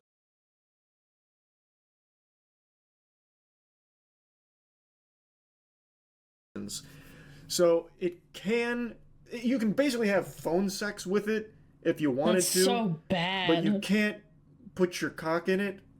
At least, like, for 10 grand, I would understand, but this is literally $200,000.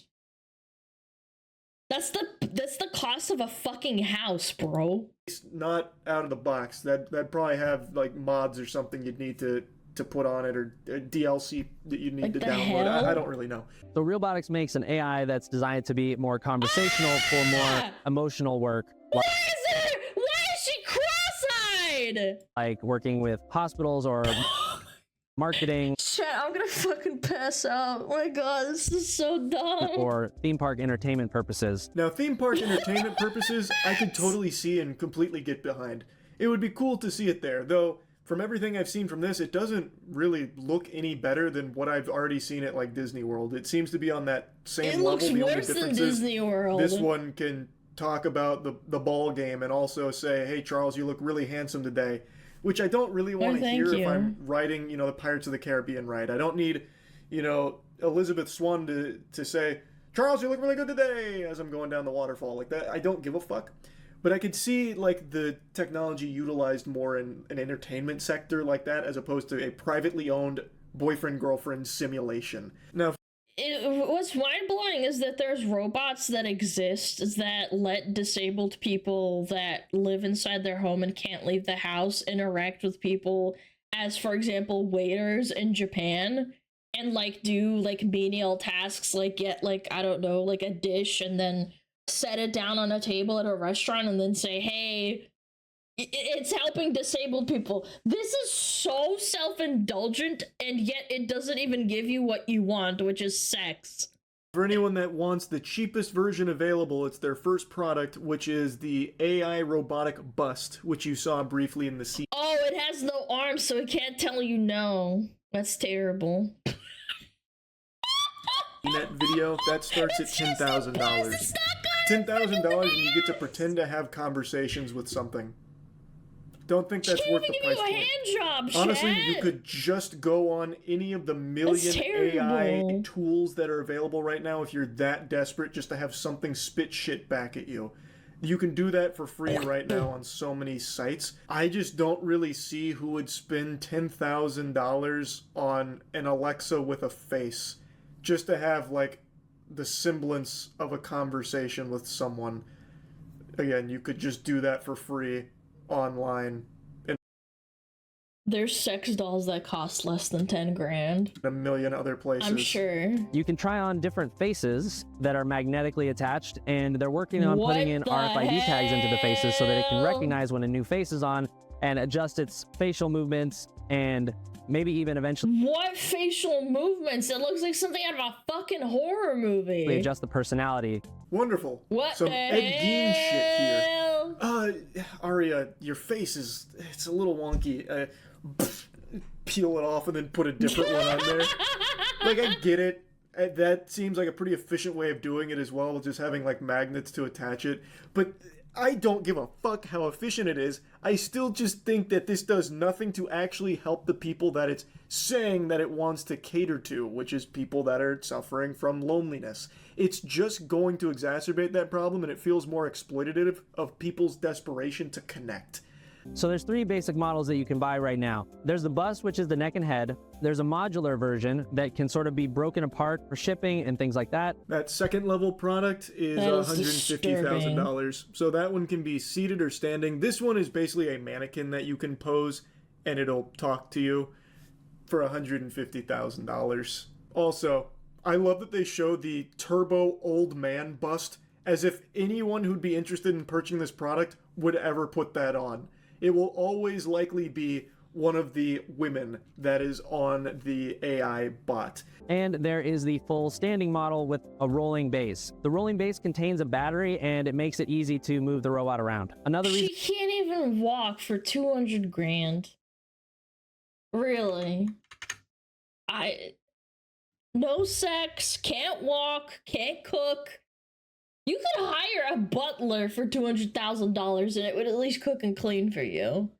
Like a person, like for a year. Yeah, you'd hire a really good butler. For that rolling base is that Or a robotic woman. walking Nah, isn't I don't need fully that. developed yet, and they worry that utilizing some of those kind of like stilted walks we've seen from some other robots might break that human-like illusion that Realbotics is trying. So that's how it gets around on that podium, because they didn't want to break the human illusion with a weird walk cycle. So yeah, that's where we're at with AI significant other technology. That shit's scary. I think that's not a great direction. Now, I can't wait for my favorite HoloLive member to have their own doll. I know sex bots are coming. It'd In be fact, great. to a certain degree, they're already here. There's been a lot of developments on that side. They just haven't integrated AI into it yet, but I have no doubt that's coming at some point as well. And I'm sure it's going to make a lot of money. Doesn't make it any less weird and scary and not great. I think as we continue to develop technology, for some reason, our focus is on using that technology to drive people further and further away from each other. And Yeah, because it makes money, that's why. Free human interaction doesn't make you money. It makes you less money, if anything. I don't like that direction at all. Such as AI being used by Meta on Facebook and Instagram in order to flood the platforms with those AI accounts in order to feed you engagement bait to keep you locked in their ecosystem. And that seems so funny to me because there are bots that do it anyway. The bots that exist already, they do that without Facebook even doing it like themselves or admitting to it anyway. Never engaging with a real person. Yeah, all the of this internet theory, technology, yeah, all of exactly. these crazy leaps we've made seem to be making these corporations want to keep you alone. Yes. Because that's when you are at your most vulnerable. Yes. That's when people will spend $10,000 on an AI girlfriend bust or $200,000 on an AI girlfriend robot. It's fucking sad. Imagine asking for a loan from the bank to ask for a fucking a robot. Hey, what do you need this robot for? Oh, it's just like a tool. Oh, what are you gonna use it for? Companionship. Oh, okay. Why does it cost $200,000? No reason. So yeah, anyway, just wanted to talk about this a little bit. Market That's research, it. So, I need it for my mental disabilities, Chad. I am lonely. I need a sex bot. God. You can't even have sex with it! Why even live? Yes, kitty. I know. Yes, kitty, kitty, kitty. Kitty, kitty, kitty, kitty, kitty. Kitty's asking for food. Kitty, kitty, kitty. All right. I know it's time, isn't it?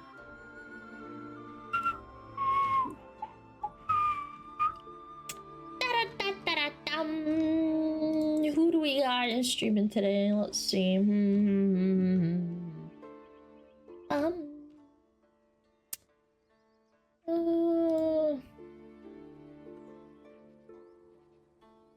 Let's see.